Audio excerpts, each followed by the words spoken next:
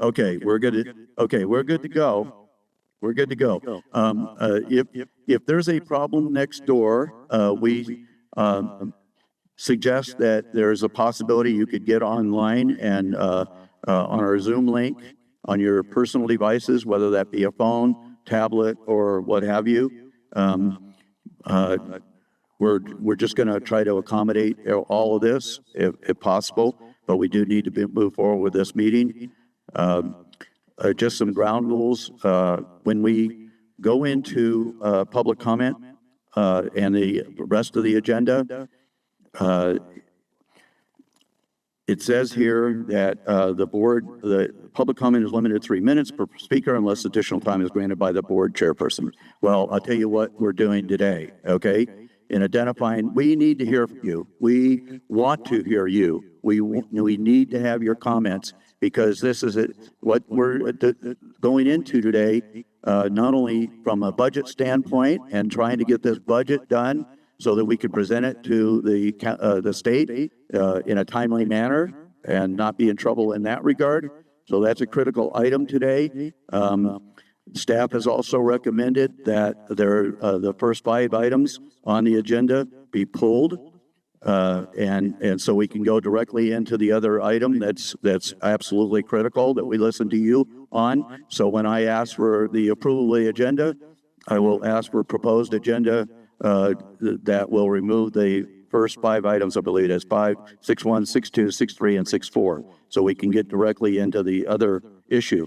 Staff is also recommending today that we, based on the input that we have received from the public, that we delay any action on 6.5 and 6.6. We'll be taking those 2 items together, and we'll ask for public comment also on that item, and then we'll go into the approval, or possible approval. Well, we have to approve the budget today, I guess, so we don't have much choice there. But I want you to know that generally we ask that you only provide public comment on the agenda item as it comes forward. Today, we're gonna allow anything that you wish to address in regards to the issue. The 3 minutes of opening public comment will entertain 3 minutes of public comment during the item 6.5 and 6.6 that will be heard together. We'll hear public comment again on the possible action for the discussion of the approval of the budget, and and then you can ask, or you can provide public comment at the end of the meeting on closing public comment. So there's 4 opportunities, and nothing's off the table today. Once again, we really do enjoy and appreciate having you here for this important discussion that affects our county. I know that some of you have indicated that you feel like this is one commissioner's idea. It is not, okay? And it's not one member of staff that suggested this. This effort to put together and address the stormwater issue in our county has been a collaborative effort by many minds and has been identified as a county issue for decades. And this board is trying to tackle that issue as well as we possibly can. But we appreciate having your input because it's just important to have your input. Okay. I hope you understand that this board also are residents of this county. So, we feel the same way that perhaps you feel. I don't want to go too far into this. Okay. So anyways, I just want to talk about the forum restrictions and orderly conduct of business because that's important. The Board of County Commissioners and this, I'm going to read this into the record. This is on your packet if you have it. The Board of County Commissioners conducts the business of Douglas County and its citizens during its meetings. The board may impose reasonable, content-neutral restrictions on public comments, such as comments that are on topics that are not within the jurisdiction, authority, or control of the Board of County Commissioners, or if the content of the comment is willfully disruptive of the meeting by being irrelevant, repetitious, slanderous, offensive, inflammatory, irrational, or amounts to a personal attack or interfering with the rights of other speakers. presiding officer, that happens to be me today, may order the removal of any person whose statement or other conduct disrupts the orderly, efficient, or safe conduct of the meeting. Warnings against disruptive comments or behavior may or may not be given prior to removal. Well, okay. Hand clapping, making comments, or gestures from the audience that may interrupt, interfere, or prevent any speaker from commenting should not occur. So once again, we're having sound issues next door, and so we ask you to keep your hand clapping.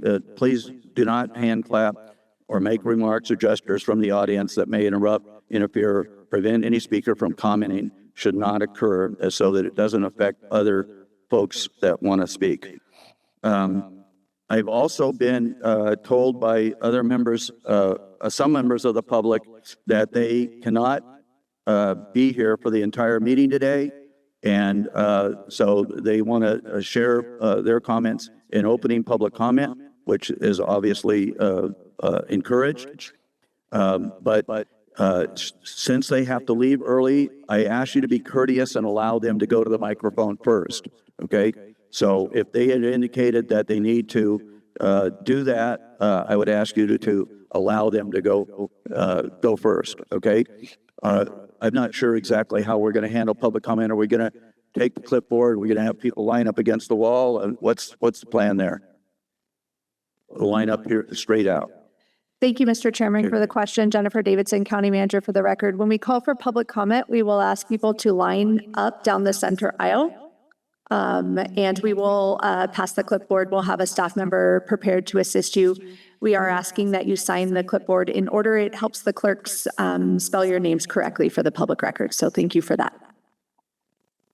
Okay, and staff asked me to indicate that the way we want to handle public comment is we want to handle all public comment that is here in this room first. Then we will go to Zoom. Ms. Rachel? Okay, then we'll go to Zoom, and then we will go to comments from next door, okay? If individuals are next door and can't hear us and still want to offer public comment, of course, we have a podium and a microphone over there, and if they can't do that, then they could actually come and deliver here, right? Thank you again, Mr. Chairman, for the question. Yes, staff will facilitate to ensure that those individuals have an option for public comment today. Thank you. Okay. Now, for those of you who haven't been here before, we welcome you, of course, and we do operate a public comment through a timing system. Public comment is limited to 3 minutes per speaker unless additional time. I've already told you when that additional time will occur. We use timing lights to ensure that everyone has an opportunity to speak. So the timing system is operated by our Vice Chair, Commissioner Tolbert. And when you sign your name, we ask you to print your name so that you can, so that we can get it into the record clearly. State your name. Your 3 minutes will begin when you state your name. And then when you, at 30 seconds left, you'll hear a beep and a yellow light. And after that 30 seconds expires, you'll hear an obnoxious beep.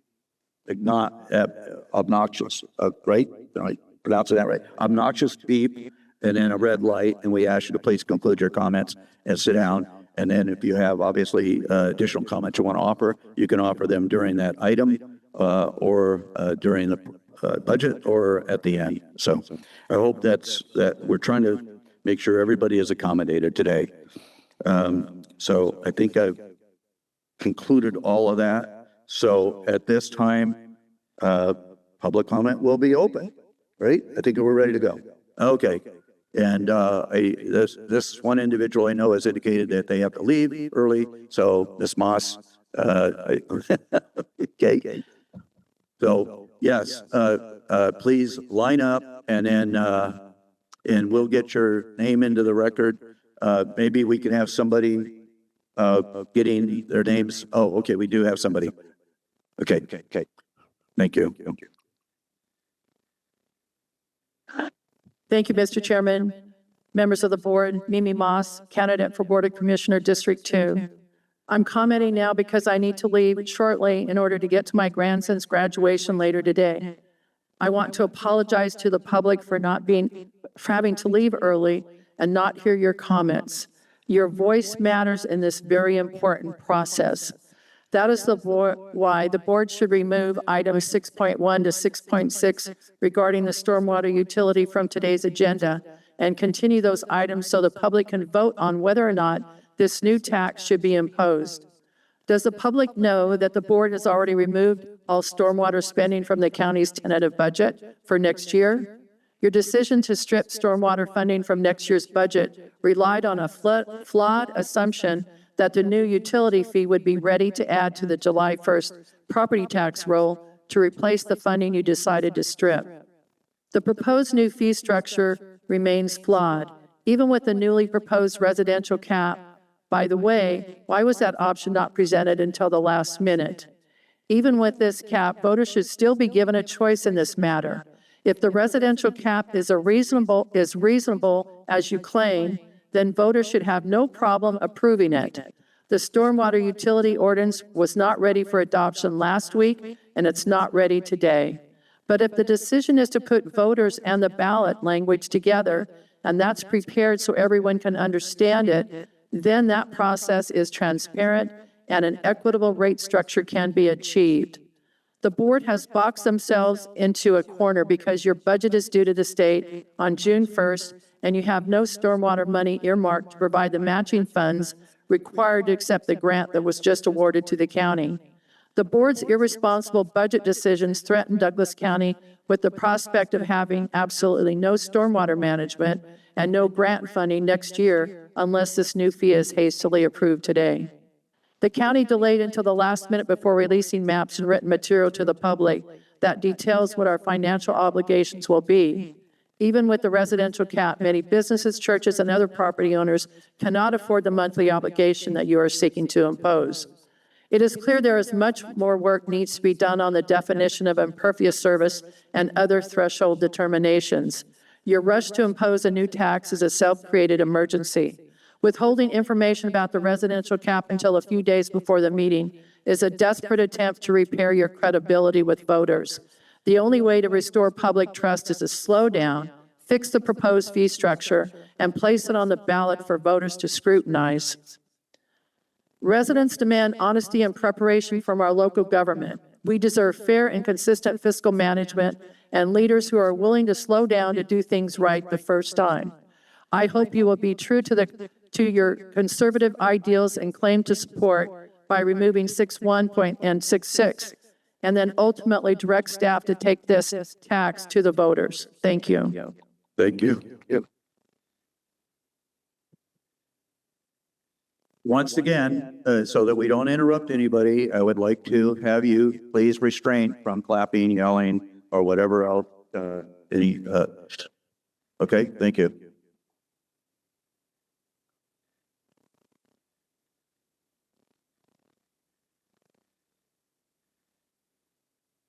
Press button. Good afternoon. My name is Richard Allen Norman.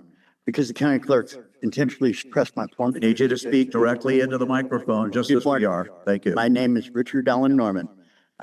Because the county clerk intentionally suppressed my formal written submission from today's printed agenda, I'm using today's open meeting law to force this evidence into the live broadcast. This packet was mailed to the clerk last Thursday and begins with the May 2020 notice and order for case number 2000108. 6 years ago, your code enforcement officers rolled the gate on Horseshoe Bend Road, unlawfully blocks a public easement and ordered its removal.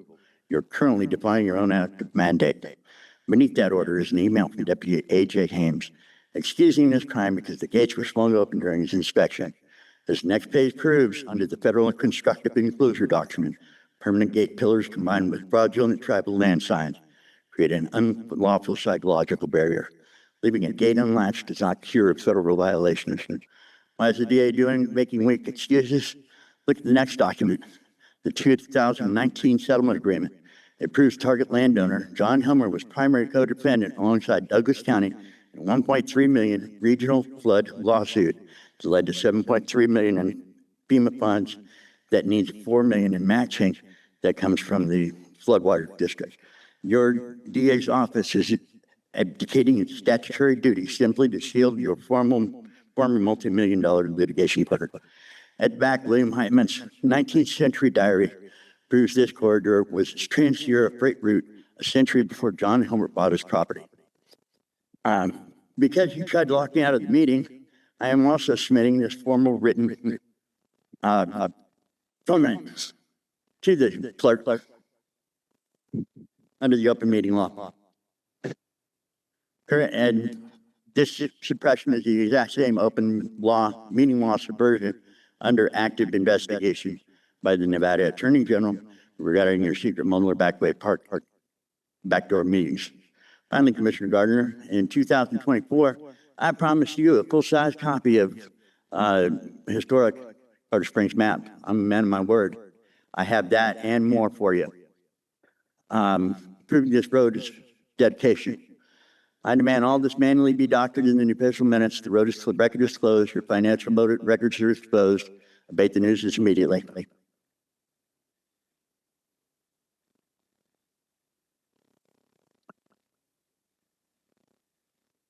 Thank you.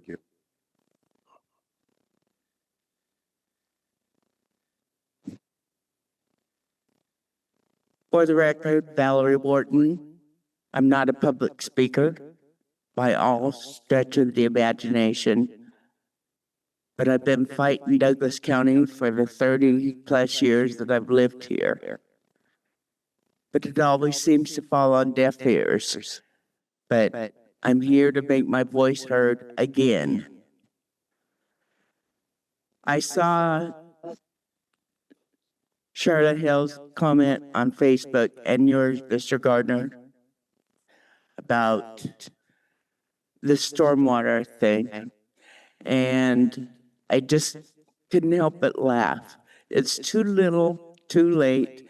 And personally, I wouldn't believe anything that came out of your mouth if your tongue came notarized.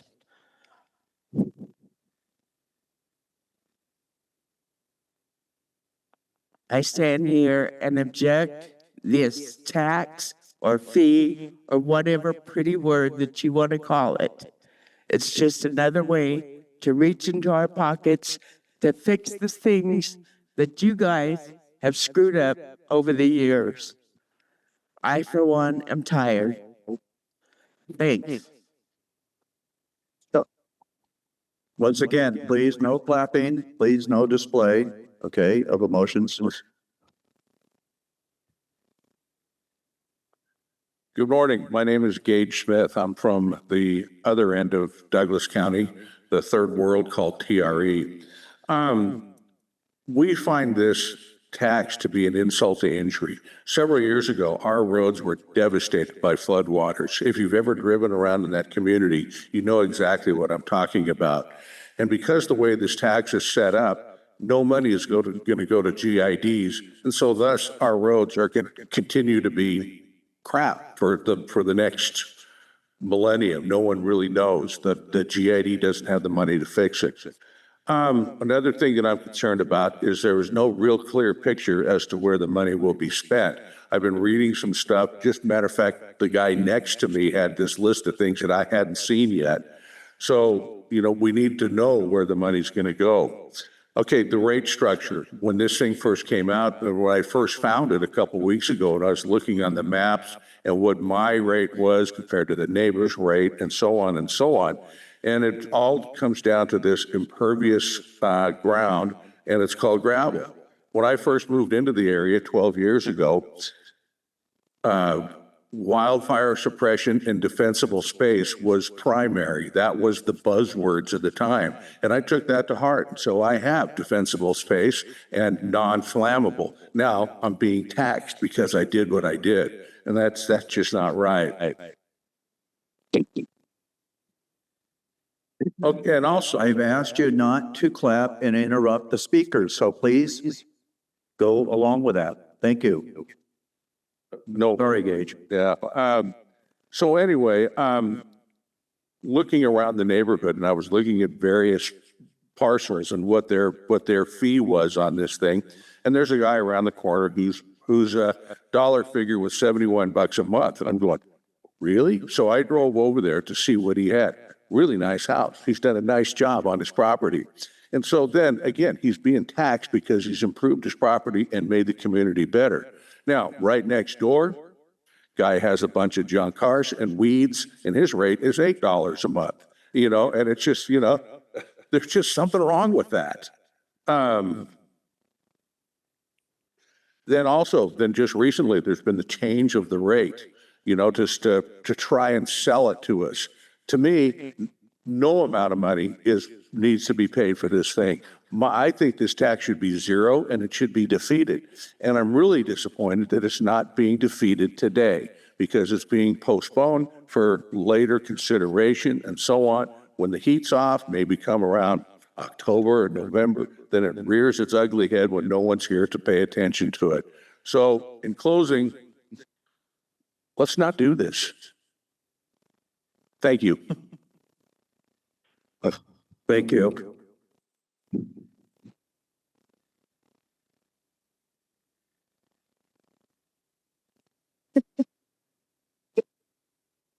Nick Meyer for the record. First, I want to compliment the board and the county staff for putting together a comprehensive stormwater master plan that details all the stormwater and flooding issues in the county and identifies potential solutions. The stormwater master plan identifies 6 different funding vehicles for funding stormwater projects and ongoing maintenance. Those include federal and state regional grants, federal and state regional loans, developer impact fees, special assessment districts, stormwater utility fee, and tax increment financing. So there's 6 different methods to fund stormwater, but the county jumped directly to the stormwater utility tax as their preferred method of funding, even though 6 other funding mechanisms have been identified in the master plan. Not only has the county jumped directly to the stormwater utility tax as their preferred funding mechanism, but the rate schedule that the county is proposing puts the Douglas County fee schedule at the highest level of stormwater utility fees in the country. The move to a stormwater utility tax is unnecessary. The Stormwater Master Plan identifies 24 projects by priority. Of the top 10 priority projects, 8 can be funded by grants alone, according to the master plan. It's worth noting that the county had the opportunity to obtain a grant from the National Resources Conservation Service that would have covered 75% of the cost of the Smelter Creek flood damage, including an engineering assessment, cleanup, and address upstream burn scar issues. Yet the county manager missed the deadline for applying for this grant. This is unacceptable. The county needs to first take an aggressive approach to securing grants to complete the top 10 projects. Next, the county commissioner should strongly consider using the tax increment strategy that the consultants identified in the Stormwater Master Plan. Our property taxes go up 3% every single year.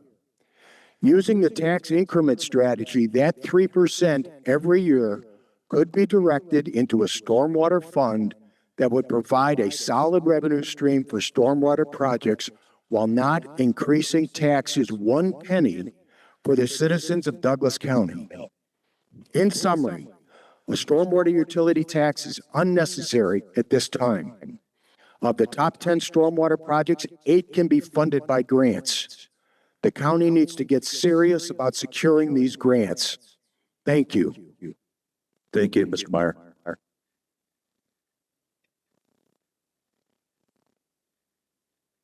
Good morning. My name's Pat Garahan. I'm a Gardnerville resident. Well, actually, I live south of Gardnerville, about halfway between Gardnerville and TRA. This proposal has obviously become volatile for a number of issues. Many I won't go into because I know others will or already have.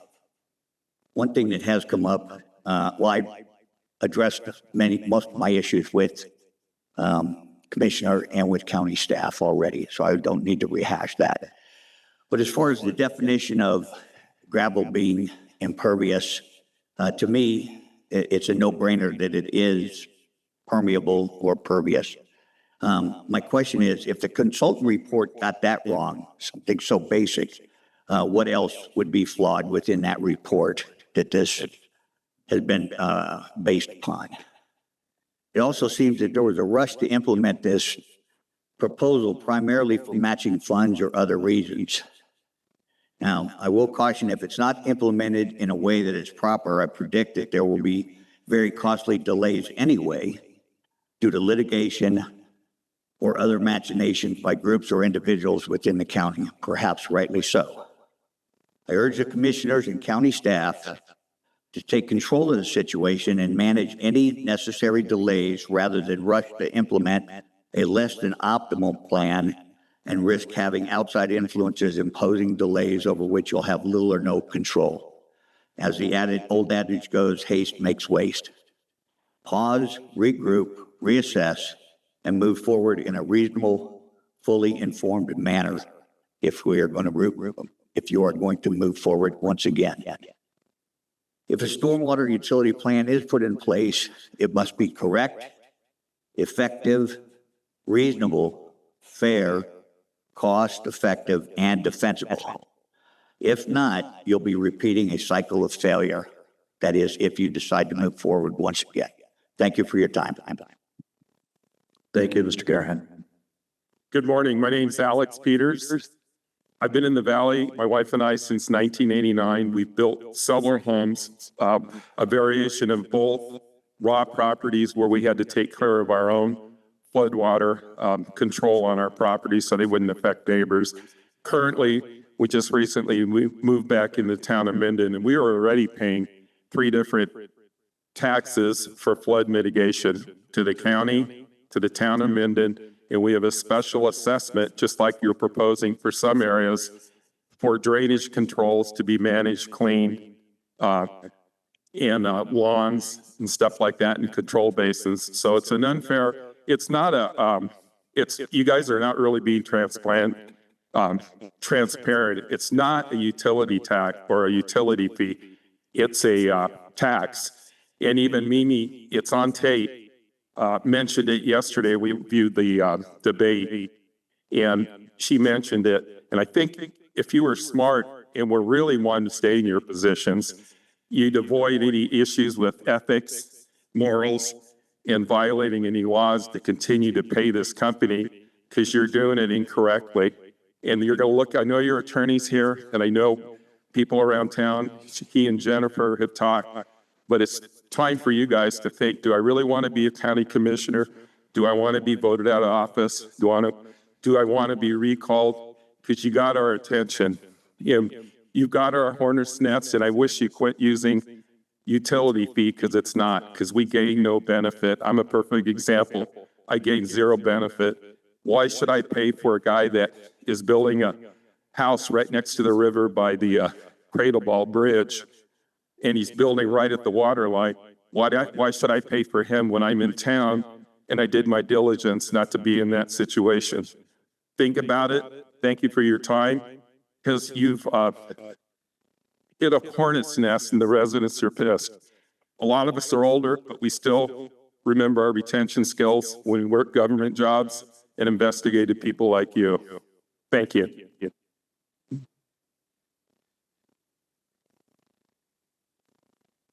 Hi there, my name is Shannon for the record. I want to be clear that I understand stormwater infrastructure matters, and some people might boo me as I walk out of this facility. But as a younger generation member, I actually can't purchase property due to the lack of infrastructure with flood mitigation in Douglas County. I have been trying to purchase land for my son, my family for quite some time, and I can't because insurance keeps denying me because of the lack of regulation controls, just for something of the public to know. However, my concern is not whether stormwater management is needed, but my concern is the structure of what is being proposed through Ordinance 1670 and 2026R. Residents are being asked to accept a permanent mandatory utility fee structure that may affect nearly every property owner in Douglas County. Yet I have not seen clearly a defined long-term limitation regarding future rate increases once the utility structure is established. Also, the county has discussed current proposed caps under this draft proposal, which I will reflect and understand. However, revisions were already made, which followed big public backlash because apparently you guys can change it because there are no restrictions in place. Many residents are asking what protections will exist years from now and not just under today's proposal. Another major concern is fairness. Do you know the county has stated that fees are based largely on pervious surface areas such as roof, driveways, and pavement? And on paper, that may sound equitable, but many rural and agricultural property owners are questioning whether they're going to truly receive the same benefit. Douglas County already regulates drainage through its own developmental code. When building a property under County Title 20, development applications are not supposed to be approved unless adequate drainage facilities are provided. Under CUD 20, developments may be served by adequate storm drainage systems based on approved drainage plans, and county may require detention facilities, retention systems, infiltration facilities, and much more. Also, this already requires permits for grading and drainage-related work as well. Developers and property owners already incur substantial costs associated with grading permits, drainage plans, engineering requirements, inspections, those systems, culverts, runoff controls, and much more. So many residents are asking whether they are effectively being asked to pay twice and continuously now for the rest of their life for zoning ordinances such that they already paid for you up front. I think residents deserve stronger guarantees regarding long-term rate protections, transparency in auditing, and clear limitations on how these funds are going to be used. Because right now, you're basically asking farmers and residents who actually follow the code controls to pay again and again for stuff that is already covered under your statute of limitations. Thank you. Thank you.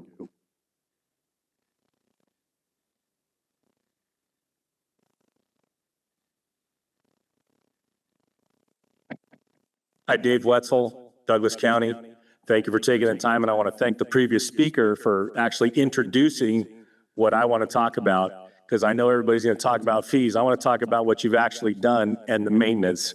Your 2024 plan that you all have been aware of, you all experienced, except for one of you on the commissioner board, I'm sure you lived here at the time, 2023, we had a decent rain. Windmill Road out in Fish Springs washed out. Let me give you some real life example of what you've done and the lack of maintenance that's in here, your document. Upstream of this little tributary that I don't even know if it has a name, going across Windmill Road. Upstream is a development, Blaze Court. You had the developer put in 4 60-inch culvert pipes across a court. That feeds downstream maybe 1,000 yards, probably not even that, under Windmill Road, which washed out in 2023. Downstream from that, let me jump ahead, is Calle Pequeño, where you have 2 30-inch culverts on a road that dips so it overwashes, okay? You got 4 60-inch upstream, 2 30-inch, and an overwash downstream. Windmill Road washes out. What did the county do? 1 36-inch brand new galvanized culvert pipe. 1 pipe. 1 36-inch is supposed to take on 4 60-inch pipes. I'm not a math genius, but that's smaller. It's also smaller than what's downstream of Windmill Road, okay? I went out and measured it today. I walked down in the mud, and it's half filled with tumbleweeds and sediment, rocks, sand, and that's since 2023 when you just put it in. There's no maintenance being done, and there's no explanation. You've got a bunch of priorities in here. 1, 2, 24 of all these grandiose projects you want to do. And I'm not opposed to some of these projects, but you're not talking about maintenance. You set yourself up for failure on Windmill Road. Windmill Road doesn't have a dip in it. It's a flat road. So now you're expecting 1 36-inch pipe to handle that roadway. You've set yourself up for failure. This plan, this tax that everybody's talking about, the development that's going on, Somebody's not thinking it through. A quick Google, by the way, a 60-inch culvert pipe, 20 feet long, is $2,500. You couldn't spend $2,500. Well, the road's, so let's say the road's 40 feet wide. So $5,000 instead of $3,000 to put one 60-inch pipe under the road. Thank you for your time.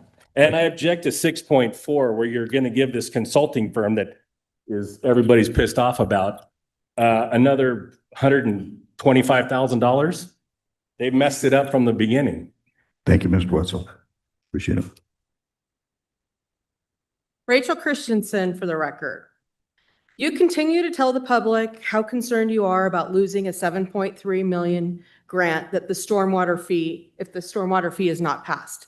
But I need to ask, where was the concern when Ruinstrasse residents lost a desperately needed grant this month to clean up the creek and burn scar after devastating floods we experienced on September 25th? A grant I had to go out and acquire because you would not help us.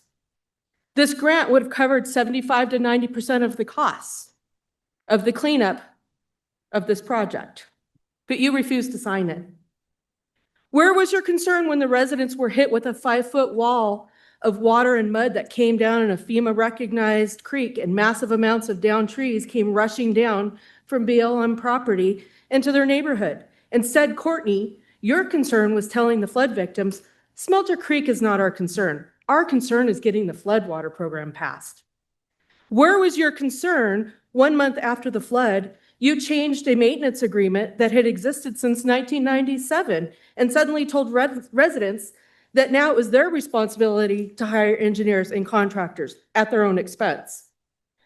Where was your concern in October when I directly asked you, Jennifer, to include local residents who understood how the stormwater affects them when putting a stormwater proposal together, only to be told that wasn't going to happen?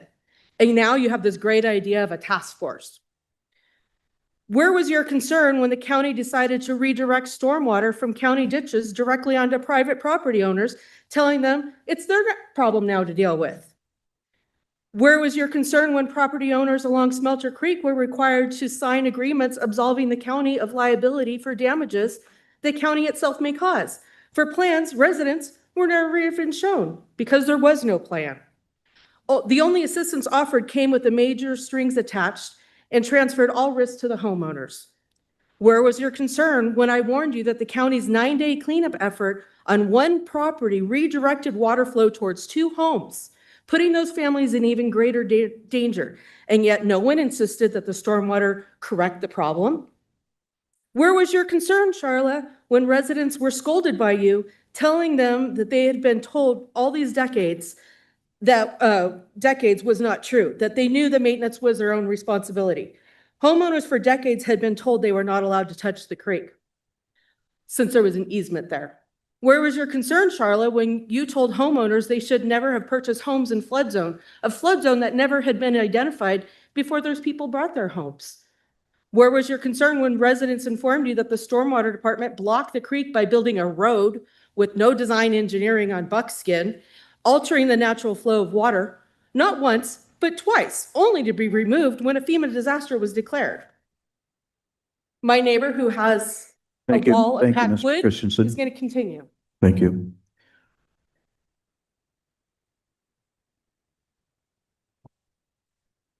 Good morning, Commissioner, Chairman, and the rest of the commissioners. Thank you for hearing us out today. I'm going to finish Rachel's statement, our neighbor. Sorry, we need your name for the record. Mindy Southern. Okay. Where was your concern when it was discovered a home the county allowed to be built directly in the middle of the creek without the knowledge of the owner who purchased it years later? That family is now left with a destroyed and worthless home. Where was your concern when residents asked for a damage assessment and you chose not to do one? These were done in Johnson Lane. Why not Ruinstrasse? Where was your concern, Charla, when Rachel attempted to discuss the county's failures during the disaster response, only to have residents' experience dismissed with the statement, well, that's their memory, as though they have, as as though what they lived through somehow did not happen. And finally, where has your concern been for the last 9 months? We have come to BOCC meetings, meeting after meeting, asking for help, explaining what residents have endured, documenting the failures, and pleading for accountability, and time after time have been ignored. So we're asking this community to trust you with more money, more authority, and more responsibility over stormwater management. Perhaps you should first answer a very simple question. Where was your concern when your residents needed you most? And to add a personal comment to that, I've heard multiple times, why are we building homes in flood zones? Well, we bought our property. It was already established, a home in Ruhenstroff. We were told, we were shown the map of the flood. We were told that the county maintained the creek. We were also told that that was a FEMA-recognized creek. We were also aware of 1997, the county, putting the easement across that creek, taking responsibility to maintain that creek.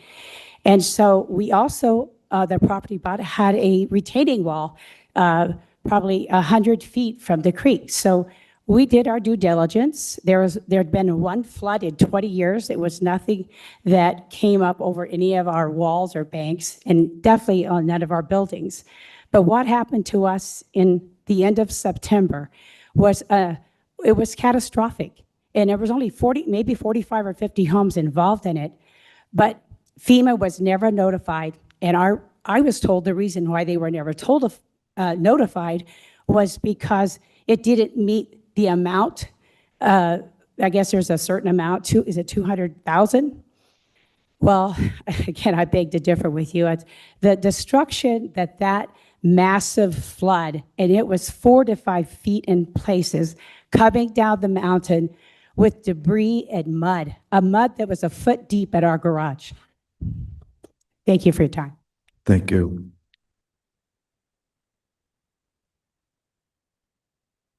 Good morning. Bill Reuter, 1912 Board Way.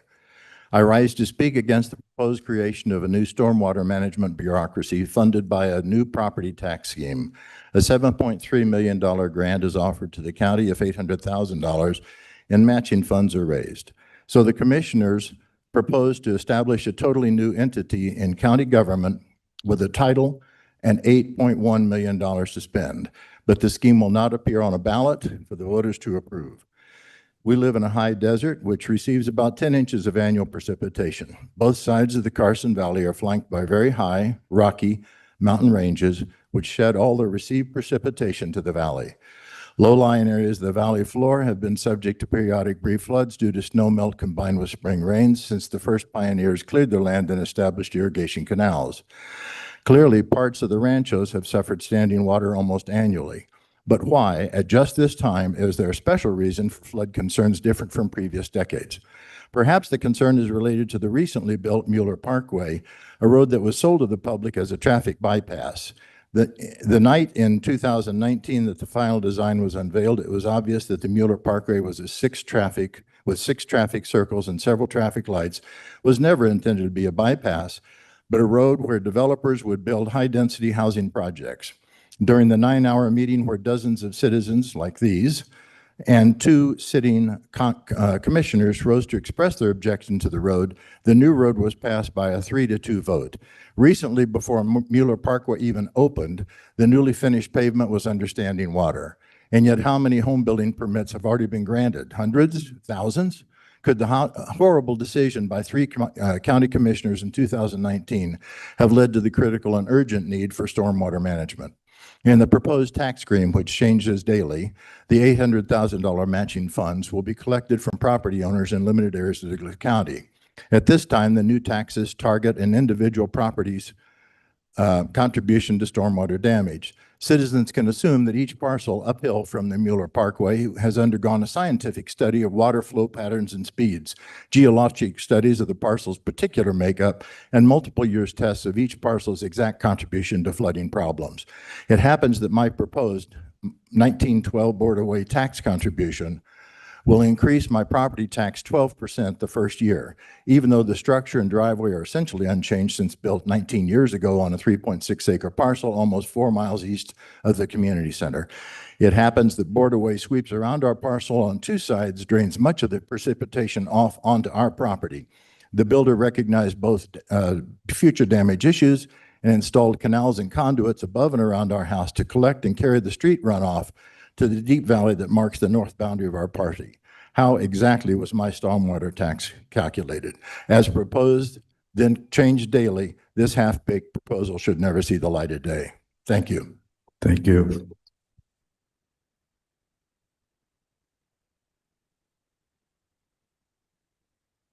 Roger, Adam. What are some facts about the new tax the BOCC intends to impose on Douglas citizens without allowing them to vote?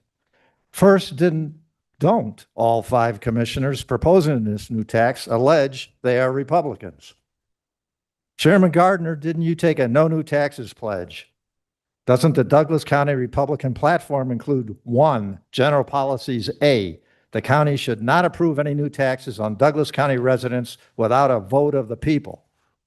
Doesn't the tax scheme's Title 20 ordinance amendment allow the county to purchase open space and critical lands while adding all of the costs to the new no permanent cap, non-deductible by the IRS stormwater fee? Isn't this an arrogant end run around previous votes of the people? Didn't 4 commissioners vote to waste first 128, now 151,000 taxpayers' dollars on FCS, an outside firm which designated gravel as impervious for the purpose of taxing citizens? On May 13th, weren't all commissioners emailed by a citizen with proof that gravel is one of the most permeable soil surfaces on the planet? Didn't the permeability study backed by 6 scientific references find gravel to be 96.9% permeable compared to concrete at 0%, compressed dirt at 32%? Didn't Commissioner Tarkanian, who voted against FCS, respond to the proof on May 13th, stating, "Thank you for this information. I was not aware"? When gravel permeability was Googled, wasn't the AI response, "Gravel has exceptionally high permeability, allowing water to flow through it rapidly due to its large, well-connected void spaces. It is consistently rated with the highest permeability among common soil materials. Yet isn't gravel still shown as impervious in the county's current map?" Who is exempt from stormwater fees? Aren't the largest ag property owners the parks, trimmers, and settlemires? How about creators of impervious surfaces, developers? Can't impact fees be charged by Douglas County as prescribed by NRS 278B.120 for stormwater projects? Isn't your stormwater scheme missing any impact fees on developers? Does this mean the commissioners do a great job of representing developers and the largest ag property owners by exempting them from any stormwater fees, but do not allow the people to vote on a scheme that assaults them with new taxes using a deeply flawed tiered rating plan which designates gravel as impervious? Didn't the county fail to notify all Douglas homeowners by mail of the fee prior to this meeting in the primary election? Aren't many unaware of the fee, despite all the people that showed up today? Don't most Douglas homeowners reside outside floodplains? Won't they be charged a utility fee for no actual utility? Thank you.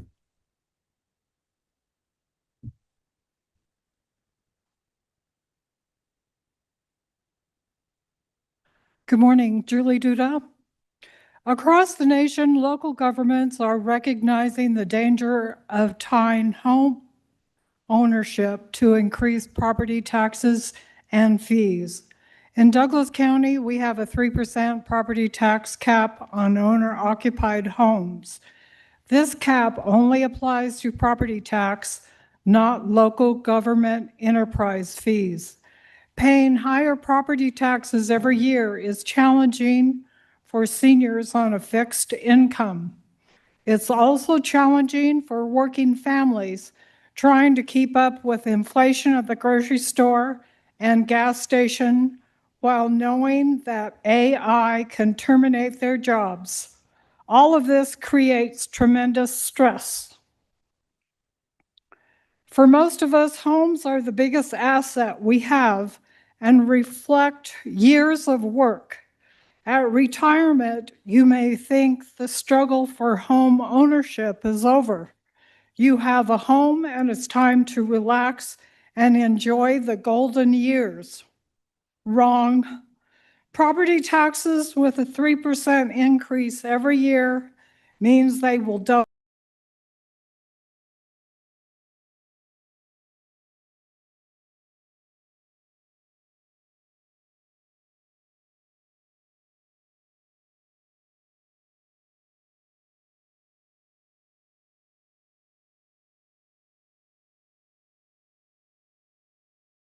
As frankly, what I've seen on the information from this consultant, and I use that term sparingly, is that it doesn't take a brain surgeon to figure out that it's just not rational. I've seen a lot of comments like mine where I look at my neighbors on all four sides of my property, and their rates range from $4 to $7 and mine is 56. And I can't tell any difference between their properties and mine. I live a half mile from the nearest county storm facility, and I am pretty darn sure that none of my stormwater goes anywhere but into the gravel of my property.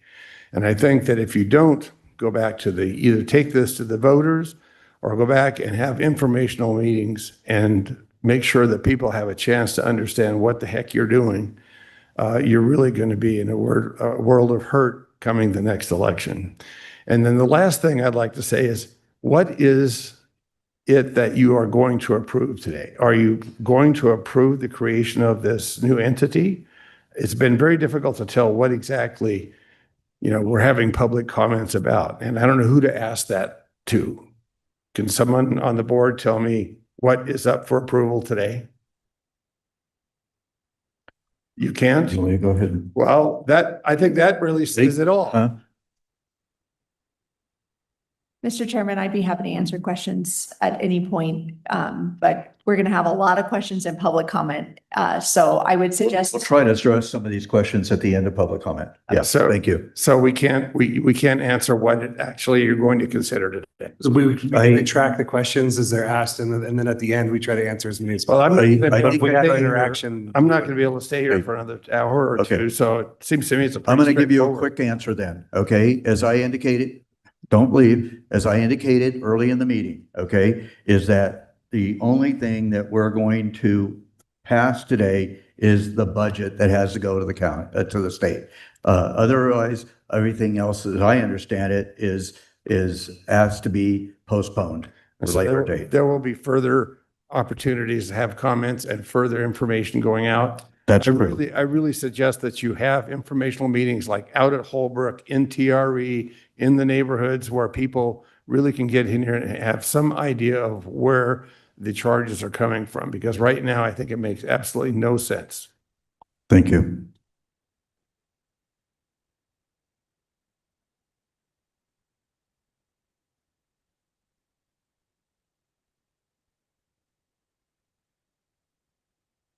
For the record, Mark Evidon. The stormwater proposed fee structure and entire program is only about halfway there. Votes by the county commissioners should be delayed, period. Why have property sellers and developers not ever paid a specific fee for the sale and eventual development of lands that are destined to become residential domiciles, either single-family, clusters, or condos? This is an important question, especially when dealing with large amounts of acreage. When sellers and then developers commit to projects, they should always be the first ones to pay fees for stormwater development because previous agricultural land turned into homes increased the amounts of impervious land tremendously. More importantly, why has a proposed fee structure for sellers and developers never been undertaken by the county board? The board should acknowledge that when land is destined for housing other projects, that impervious drainage will be increased, basic hydrology. Why are developers let off the hook time and time again in developing long-term drainage features that would be sufficient now and for the longer term. Examples are Pamela Place. Why were adequate measures not taken then or now? And I'm talking about $750,000 is on the wish list, number 10. Another example is what happened to the Buckbrush Wash and other land areas in the Johnson Lane area in 2014 and 15, because developers were not sufficiently engaged with the county on engineering and floodwater prevention methods. Why are homes built in significant flood-prone areas in the first place? No amount of stormwater prevention products will ever outdo or outsmart Mother Nature. In conclusion, revenue from a variety of sources can effectively ensure rates will not increase dramatically every year. A promise to have future increases pertaining to the current fee structure and collection process addressed at future meetings is not a good solution. Because of an overall good long-term plan concerning revenues for collection of fees, exact details on the allocation of monies to projects and the specific exact information on those stormwater projects has now been divulged to the public. The county should continue to pay for any issues until these and important issues are fully resolved with full public support and understanding. Thank you. Thank you. We're at 11:30, and some of the members of the board need to take a short break. Okay, we're going to take a 5-minute break. A 5-minute break to allow us to go to the restroom so we can come back and hear your comments without the need to go to the restroom. Okay. I think that's a great idea. Okay, so.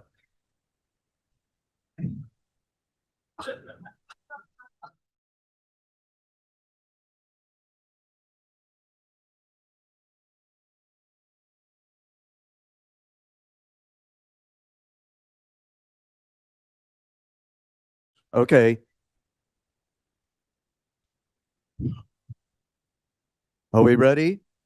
Staff? Okay, let's go. Please resume your seats.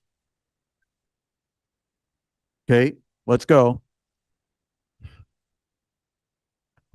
We're burning daylight, as John Wayne would say. Right, let's go.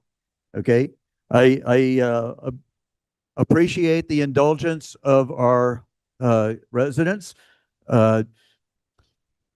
If our eyeballs start floating, we can't hear you and we can't listen to you. So it's important from time to time to take a break. And that's what we did. So we appreciate your indulgence. People have asked me, what are you going to do or how are you going to do this as we go through this? We want to, it's my desire to try to accommodate all of the opening public comment today in advance of, and then after we have public comment, both here in this room from folks next door who are being invited to join us over here to provide public comment in person here, and then Zoom. Okay, after we do that, what I desire to do is to come back and do the approval of the agenda and ask for the removal of items. And then at that time, whatever time that is, I'd like to take a 1-hour break to allow us to go get some refreshments for lunch. And then when we come back from lunch, we will then tackle item 6.5 and 6.6 concurrently. So that's the plan. And so let's resume public comment here. Thank you. Hello, my name is Rui Cunha. I reside at 1793 Grand Ridge Court, Minden. So I want to, first of all, appreciate staff and the board for convening this meeting. It takes a lot of courage. So well done. The next thing I'd like to say is I do appreciate the ideas and the proposals about putting together a task force that might move this forward as we go forward. I certainly wouldn't mind being a participant in something along those lines. Again, Rui Cunha, I do have experience in flood mitigation and those kinds of things. But I will say this: if I was the board and I had my choice, I would focus my efforts on putting together a ballot measure for November. This is I know we're calling it a fee, and I appreciate that. However, it's not a fee. This is a tax. And I think anybody who's in the room would agree with that assessment.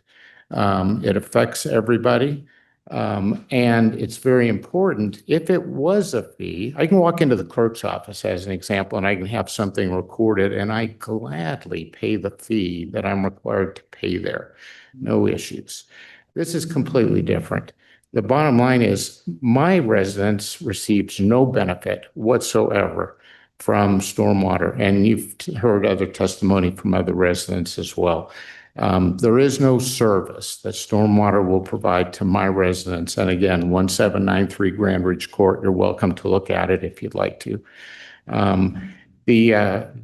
So I would certainly focus my efforts on a ballot measure. The next thing I would say, and again, I'm going to keep my comments brief because I agree with so many of the others who have spoken. The other thing that I would say is I would highly recommend that in whatever you decide, that you be certain to include a cap on what the increases are going to be on an annual basis for this fee/tax that we're wanting to put in relation to this.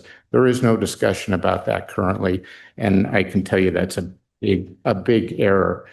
Some of the costs that are detailed in the master plan, based on my discussions with a learned gentleman just earlier, are a little suspect, if you will. So it would certainly be likely that we would see those fees increase. Thank you very much for your time. And again, thank you for your courage. Thank you. For the record, the name is Harold Jesse, and I live in the Foothill area. I'd like to address 6 things, really. One of the things is I'd like to say Douglas County should not have a storm water utility. And because one of the main things will happen is because you assume this greater responsibility for fixing things, you will want tacitly admit that you are liable. And there will potentially, therefore, be more litigation. Douglas County, and therefore the taxpayers, will be subject to more costs. The second thing is, it is a responsibility, as some of your codes indicates, that it's the developer and the owner of the land who sells, for example, areas for development. However, this utility tax, to what extent is it really also to help those developers make more profit? Because the county assumes some of the responsibility for doing this stormwater mitigation. It should be entirely the people who do the development, and they should be the ones who are responsible and who could potentially get sued if they don't do it right. By the county stepping in, you're saying you are also tacitly responsible. Regardless, if you do have such a utility, you need to address the fairness of it, where a lot of people, myself, for example, none of my water, no water do I can have a problem, and I do not contribute to the problem anywhere. Therefore, how do you exclude those people? Also, when you just look at impervious surface, if a person puts in a culvert and it puts it into a sump on their property, do you account for that? It's not a simple thing just to say what surface is impervious. In the incline area, they require driveways to be paver stones. Those certainly are much more pervious. And if they put in a culvert, then they absorb all the water too. So again, how are you going to address that? Any tax needs to remain under the 3% residential tax cap. This is a tax. It's not a fee. In fact, there are other cases that have done this. Most recently, just last week, this happened in other states. The Supreme Court in Pennsylvania ruled that a stormwater utility was not a fee, but a tax. You are going to see litigation in this situation too. Gravel has been mentioned. I just mentioned also other surfaces, for example, the paver stones. Finally, I'd like to say the 6th thing is this needs to be put to a vote. Thank you. Thank you. Carol Brundage, Douglas County resident of 38 years here. I've seen a lot. This proposal reminds me much of the water issue that many of us suffered maybe 10, 12 years ago, where they hired an outside firm and decided to hook all of the county up to water piping for Minden. This particular plan, in my opinion, is not a fee. It is, in essence, a tax. Now, when we built our home, we designed it with French drains to avoid any problems with flooding. In our area, we have within maybe 200 feet, if you took a circumference, one neighbor's fee is $22. One neighbor's fee is $81, and another is $65. Why? You look at the issues, you look at the topography, it's all very similar. With us, we did pay attention to fire suppression and literally put in probably 300 feet of gravel driveway. And trust me, we've been there 23 years. We have no issues with lack of permeability. My closing statement to you is, having watched Douglas County for 38 years, my feeling is your inability to properly plan for this issue and to execute a plan to handle it is not the responsibility of Douglas residents. You need to talk to local residents. You need to get input on where the problem areas are. I do not believe that hiring an outside agency has served you well. Thank you. Thank you.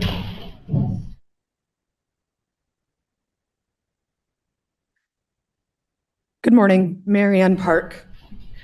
Commissioner Gardner began this meeting asking why this proposed tax is all being blamed on one commissioner, Charla Hales, and I'll tell you, it's because she has been so smug in bragging to the community about imposing this fee. So I'm gonna play a clip of her berating everybody at the Topaz Ranch Town Hall so that you can see just a month ago, this was her opinion of this tax. I guess I want to put on this thought. That's what I'm going to be like 100% frank with you. I realized that I have an election in June. I realized that I'm going to have to vote for a tax in May. I realized that it might get me not elected. And I'm telling you what, it is the right thing to do. It is the right thing to do. So if I lose the election because of this, so be it. It's the right thing to do for Douglas County. So I like to hold fast to the fact that I can sleep at night. I will have acted with integrity, having studied this issue. And I lay it out before you that frankly, that I'm not going to vote no because I want to be reelected. I'm not going to do that. Well, there you have it. Just like I said, she was smug and self-righteous, and she said that she had studied the issue. That was before the rate map had even come out. You didn't study anything. You were ready to impose your will in a paternalistic manner on everybody else because you always think you're the smartest person in the room. The recording that I just played wasn't from years ago. It was last month. She was bragging, Charla Hales, about her plan to impose this new tax on all of us when she thought that she was surrounded by friends and neighbors. She said she was being 100% frank, but didn't realize that I was recording her self-righteous tirade.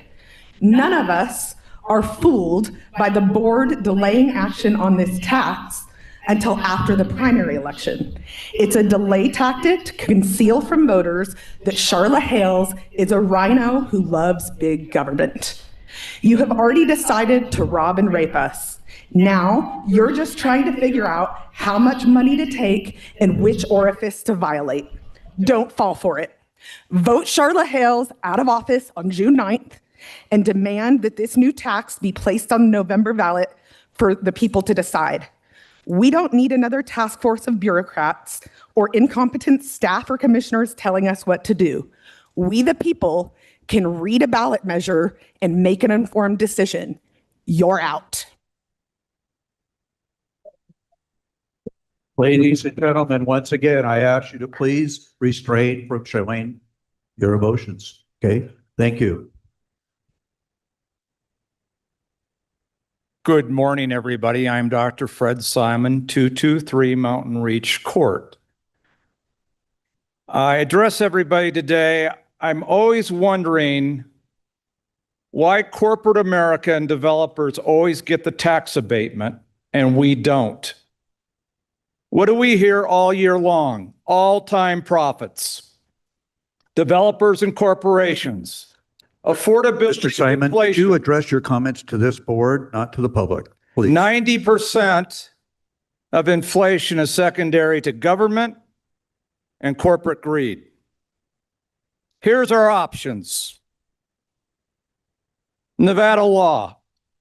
NRS 271.392 allows a property owner or resident to file a written protest requesting exclusion of their property from a proposed assessment. Do it today, people. NRS 271.306 governs written protests and objections to proposed local improvement projects. Majority protests can potentially stop the project. Thank you very much for my time. Thank you.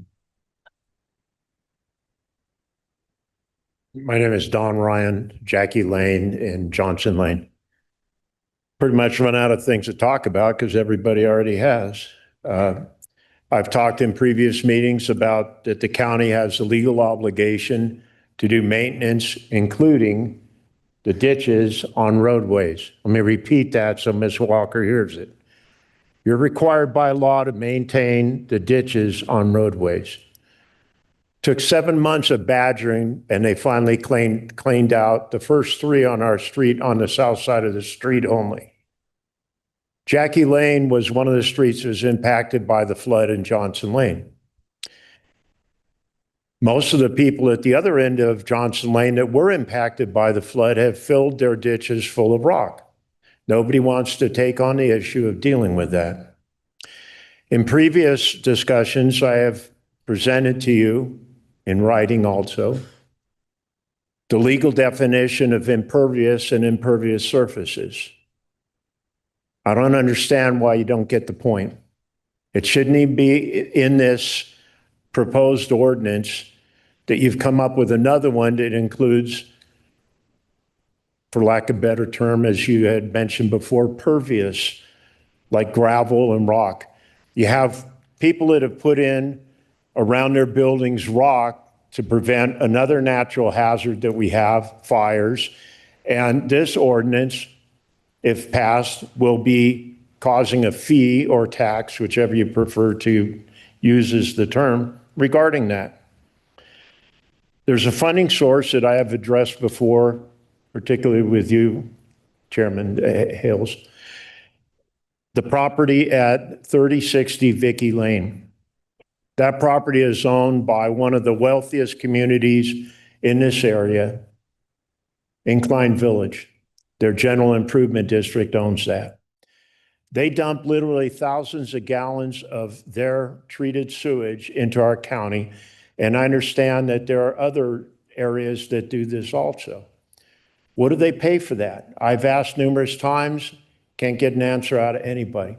How does this county benefit from somebody dumping thousands of gallons of sewage that will percolate into our water table, that they're rich people, wealthy people, and probably are on heart medications and blood thinners and everything else, and probably, who knows, cocaine and methamphetamines and the like that are going to end up in our water because this is allowed. You have people that come from California to deposit their garbage at our transfer station because it's so much cheaper than theirs. This could be a fee that could be imposed to finance something like this. Thank you for your time. Thank you.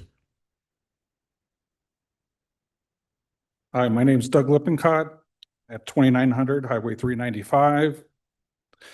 And I don't know why we're here with this candy coated over that it's a storm water drain problem. The drain problem is how you guys spend our taxpayers' money. It's not a storm, and I'll tell you it 100% because I'm right in the middle of the floodplain. I've been through the 97 flood. I've been through what other floods with absolutely no property damage. You guys, their proposal, I pulled it up today and looked. You want to charge me over $200 a month for stormwater drainage on my property when the property's designed that every bit of water flows off and into my water ski lake. So it doesn't even flow out and on. I just cannot even believe us being in the desert. I think you guys are all here proposing this for us for another fee, like the wildfire department fee that you guys got passed a couple years back. That when I was building, I had to pay $22,000 to the fire department for supposedly a fire truck in case the land around my property would burn, which is not going to happen. But if it does, there's 16.5 million gallons of water in the lake to put it out. But I still had to pay a fee. So this isn't just a fee. This is going around the property tax that isn't spent properly.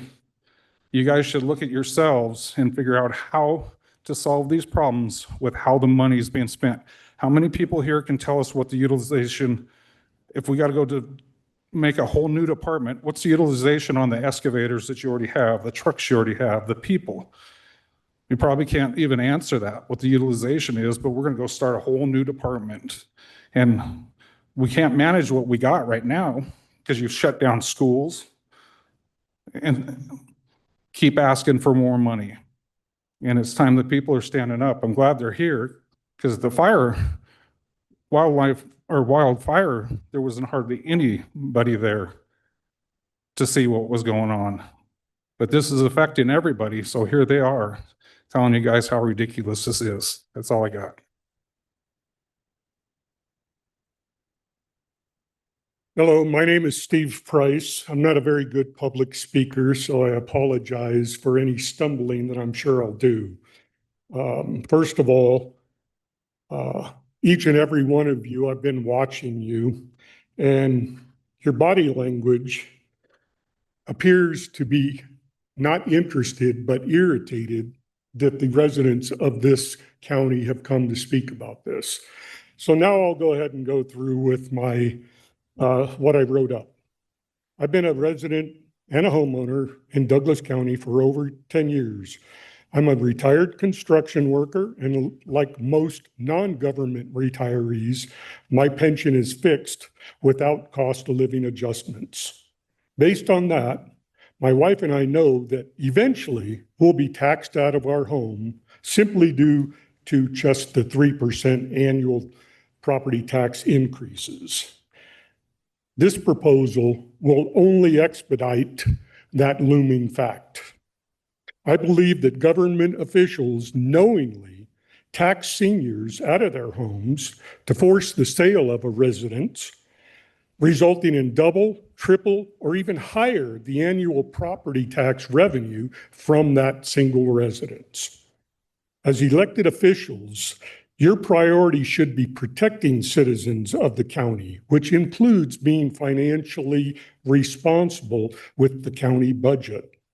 Hiring a consultant to tell you how to creatively get more money out of residents is not protecting the citizens of this county. it might be difficult to make decisions where to spend money and where to cut costs. Yes, yet most families have to do that each and every month. Therefore, we expect the same from our elected officials. Douglas County's history of being financially responsible during my short time as a resident within this county has been anything but responsible, and it continues to degrade. Now that your proposal is run into resistance by the voters, you want to defer this matter until after the election, looking at further options. Why didn't you study it before we reached this point? Then, to do the hard work, thoroughly reviewing, I suggest the county commissioners vote no on this proposal today, completely eliminating all items 6.1 through 6.5 or 6, whatever it is. I suggest the county commissioners also, after this, do the hard work that we selected you to do, thoroughly looking at every single budget item and how the money is spent. Getting rid of the wants and only having to do the money on the must-haves. Thank you. Thank you. I'm sorry. I didn't catch your name. Could you return to the microphone? Because I didn't catch your name. I'm sorry. Yeah, get 3 more minutes to finish? No. It's Steve. Is it going to take you 3 minutes to state your name? Steve Price. I said that at the beginning. No, I know you did. I just didn't catch it. Okay, That's all. maybe you want to remember it for retaliation.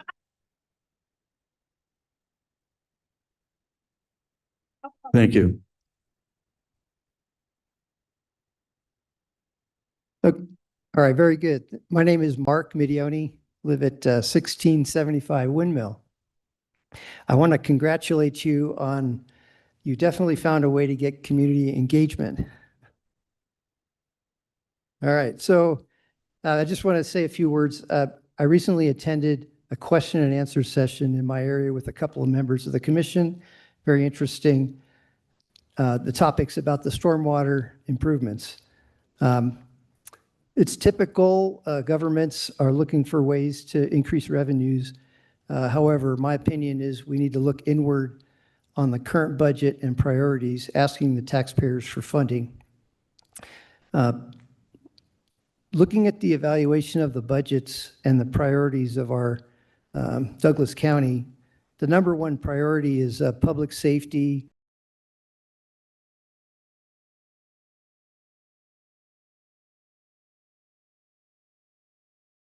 Number 3 is judicial, PA, juvenile. Number 4 is court administration. 5 is planning, community development. Number 6, community support programs. Number 7, internal services, town operations. 8 is recreation, library enhancements, nice to have. And 9 is debt service. So if you live in a flood zone, at any point in time, the right side yourself and flooding or East Valley. Stormwater management and roads are a fundamental infrastructure priority near the top of the list for county responsibilities, especially where we live under floods. Recreational activities that Douglas County supports has a significant budget, is actually low on the priority list as compared to flood management. If you look at efficiency, looking to try to find $800,000, 1% increase in efficiency in your operations, a reduction maybe of 5 to 7 people using productivity enhancement tools or other low priority expenses could easily be identified to pay the $800,000 for this stormwater fee. My recommendation, before asking taxpayers to fund new projects, run your budget through an efficiency AI tool, look for opportunities to prioritize using the 1 to N method, focus on core role of government first. After prioritizing stormwater management high on the list, you can ask the public to vote on low priority recreational activities that have been unfunded to pay for the stormwater and see if the public's interested in the new fees for these low priority tasks. In no way should this specific new stormwater management effort be at the bottom of the list or not even on the list. Thank you. Thank you.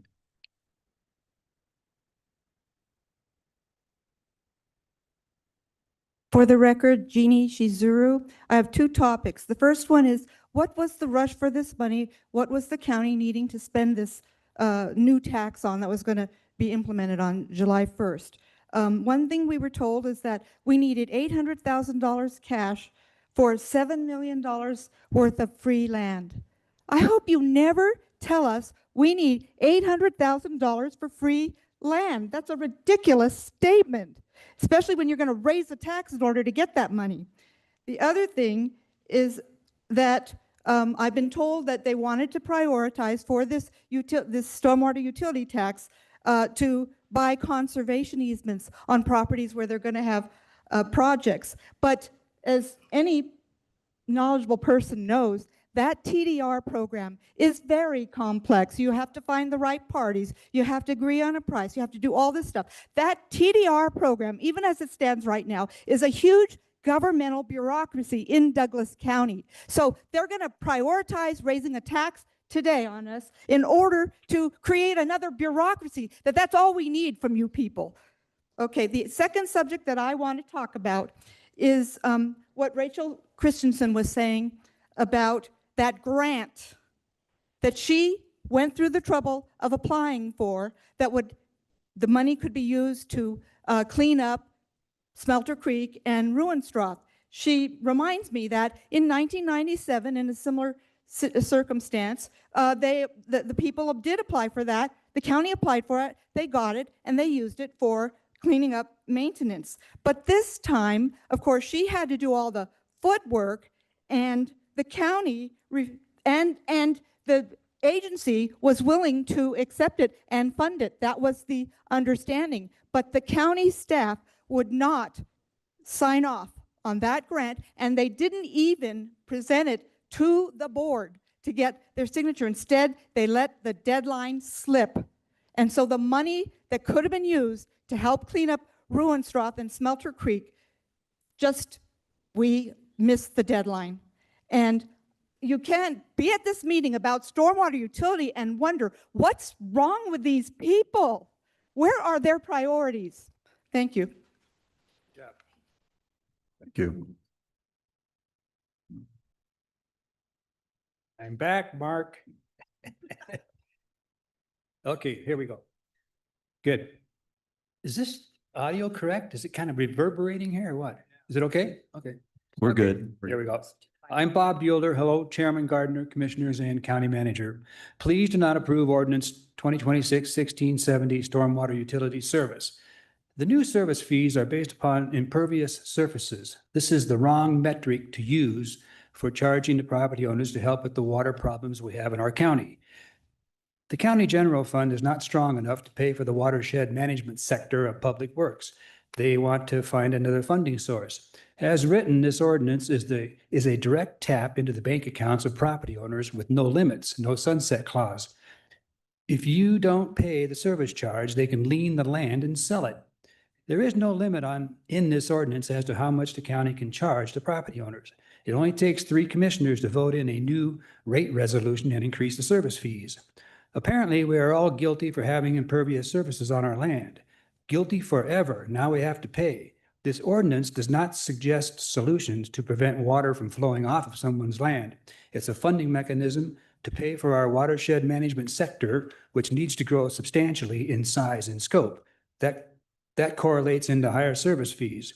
The Johnson Lane, Stephanie Way development areas were approved in the floodplain by Douglas County. Clearly a mistake. Our planning department needs better oversight going forward. The ordinance states, I'll paraphrase, real property will not be free from runoff or flood damage. It prioritizes the protection of property owners from the impacts of natural disasters, including flooding. Of course, flooding will continue. The central Carson Valley is in the lowland of a river valley. If it rains up in Carson Pass or Ebbets Pass, that California water flows down the Carson rivers and then does contribute to the flooding here in Douglas County. Its final destination is the Carson Sink out in Fallon. We cannot stop that water. That's a lawsuit in the making. We could build an aqueduct system to channel the water. The Carson River water from upstream is not ours to restrict beyond any state-issued water rights permits. It needs to continue to flow out to Fallon. This ordinance shifts the financial burden of the watershed management sector from the general fund and onto the backs of the individual property owners countywide. Why doesn't the county just increase their budget and continue to fund them through the general fund? Because this new utility can now grow into a monster and the property owners have no choice but to pay up or lose their property. A substantial portion of Douglas County parcels are not contributors to the Carson River watershed. Many parcels do not allow water to flow off their properties regardless of their impervious surfaces. Properties that retain their water should be exempt from this outrageous service charge. Why not put this to a vote of the property owners? This new utility has big government written all over it. At our expense, not good, not fair.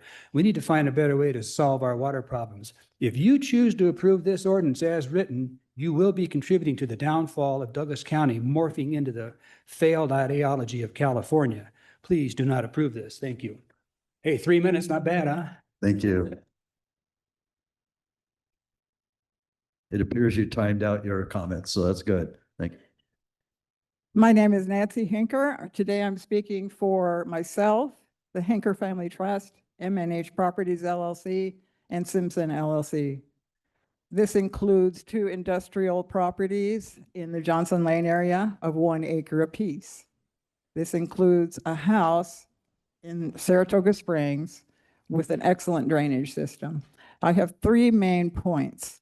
First, the impervious surface use to individualize rates is flawed and ineffective and inaccurate and is frankly false.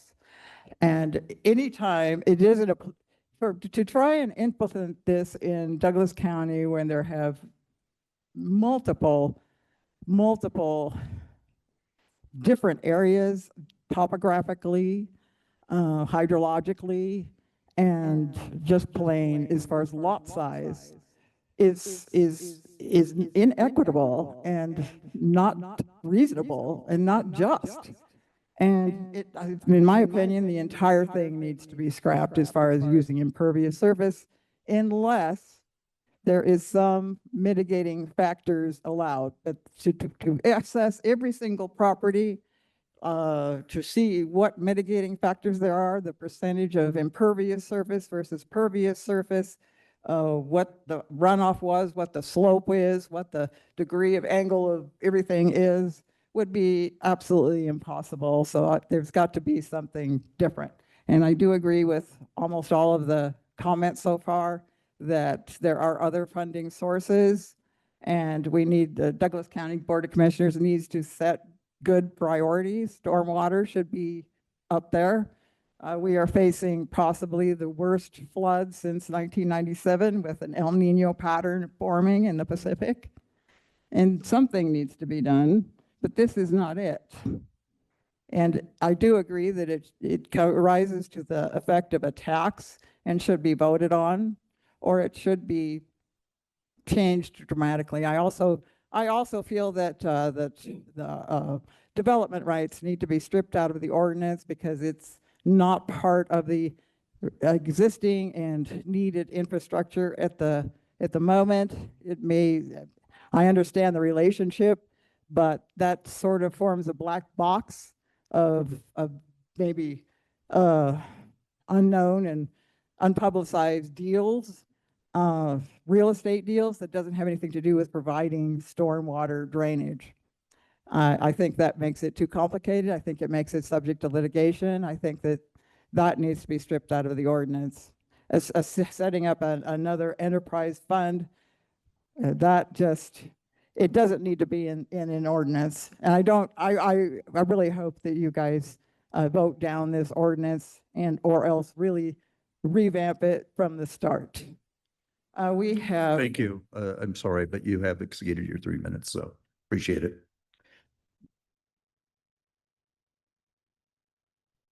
Can you hear me? Good afternoon, commissioners. My name is Leonard Campagna. I've lived off Fish Springs Road for 24 years, and I've been a Douglas County resident for 28. I live on a hillside, not in a flood zone, by careful choice. Yet for many years, I'm seeing high-risk flood areas that I have witnessed underwater in the past are being approved for new development. These high-risk choices by the homeowner, developers, and the county are not the burden of their neighbors. This proposal should not move forward today or in the future. Just vote on it and kill it. 3 of you have publicly said you are a no vote. Though it looks like one of you just recently changed to a no vote. However, we should just not waste any more money on this, not even put it on the ballot. Just vote on it and kill it. However, I urge you to go further. End all work on raising money for stormwater through any new fees or taxes. Instead, focused on waste, fraud, and abuse in the county's $271 million budget. Our President Trump created the DOGE initiative. He has shown significant savings are possible by cutting inefficiencies. Douglas County should do the same. The county should continue effective flood prevention by maintaining what we already have. Regularly cleaning ditches, culverts, retention ponds, and drains. Just do the work. We have to respect something. No amount of new taxes will eliminate the power of Mother Nature. Several states are seeing growing public movements to reduce or eliminate property taxes. Douglas County should lead by rejecting new fees and cutting waste instead.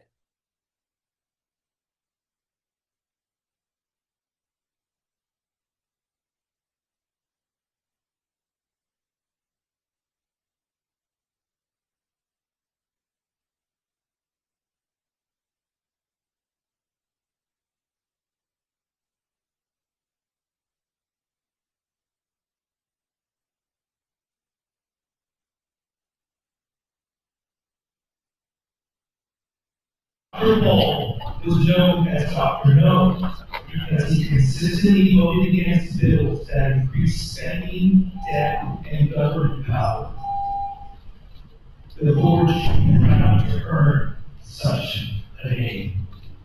Thank you very much.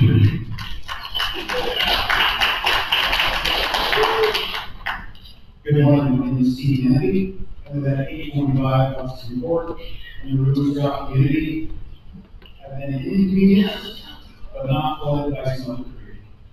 I stand opposed to the county's proposed year tax schedule associated with flood stormwater management and urge the commission to reconsider and, if absolutely necessary, adopt a flat fee as originally advertised, common to all residents of Douglas County to work on resolving the situation we are all facing with stormwater management. The root cause of this issue is not generated by my land or my neighbor's land that you are attempting to tax based on the size of my land or the improvements I have made on my land.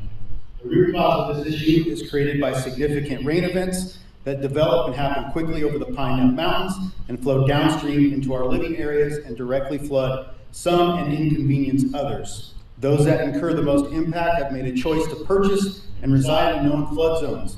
That was a choice they made, and that choice bears consequences they must face.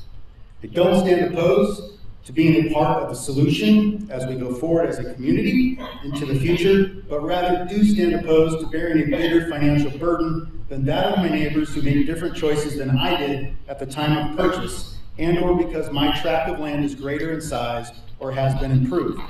The solution needs to be fair and equitable to all residents of Douglas County, as no one person or one property is solely responsible for the challenges these weather events create. At this point in time, the solutions offered for Smelter Creek have no clear path to resolution, but rely on all sorts of dominoes falling into place with the federal government, with timelines for these solutions being open-ended and unknown. I've personally witnessed several different solutions implemented at the road crossing over Smelter Creek that I must pass over to access my residence, all of which have failed, and as it stands today, we are back to what we had originally, a dip section in the road that gets cleaned out when flood events happen. These past solutions have not solved the root issue, but simply spent thousands of dollars trying different things to correct the symptoms associated with these storm events. This track record of failed solutions brings with it now a lack of trust for future proposals. It begs the question, are the monies you want to collect from me and my fellow residents of Douglas County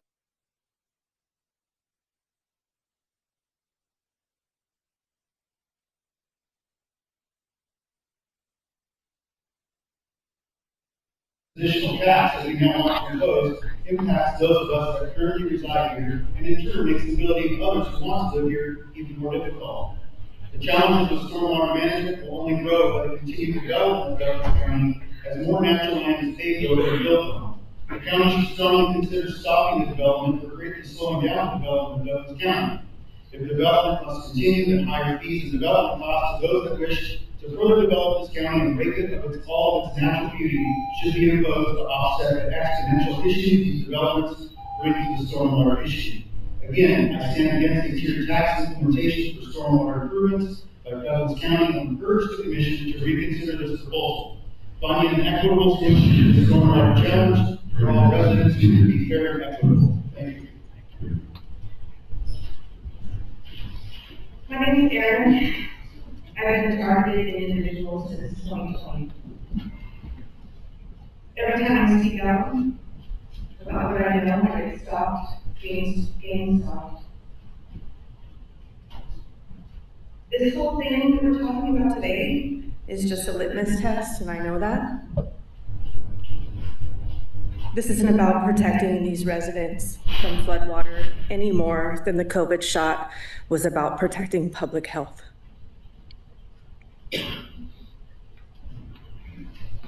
I lived with the closest associates of Larry Fink, CEO of BlackRock, a close associate with George Soros, and the people who paid for the BLM riots in 2020.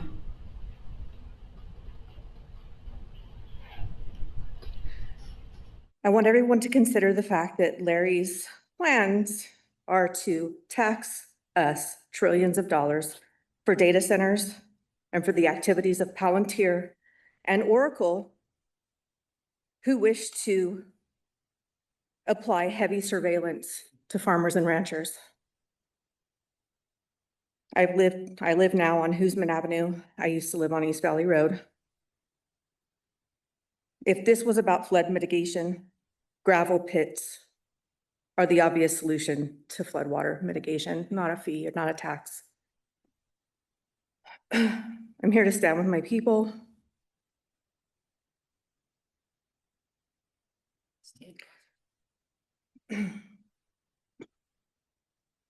There should be no tax fee or fee. There should be no tax or fee on anything natural, including hunting and fishing, of course. I'm going to say that because I'm a rancher's daughter. I want everybody on this board to know that you're going to get a lot of pushback, but it's not personal. We're pushing back against an entire system, and you guys are standing in the middle. There's no vulgarity, there's no personal attack. I know I've said some things, I've called out some names, I've posted some pictures, but it's not personal. Please don't feel threatened, because this is an entire system that is a threat to our existence.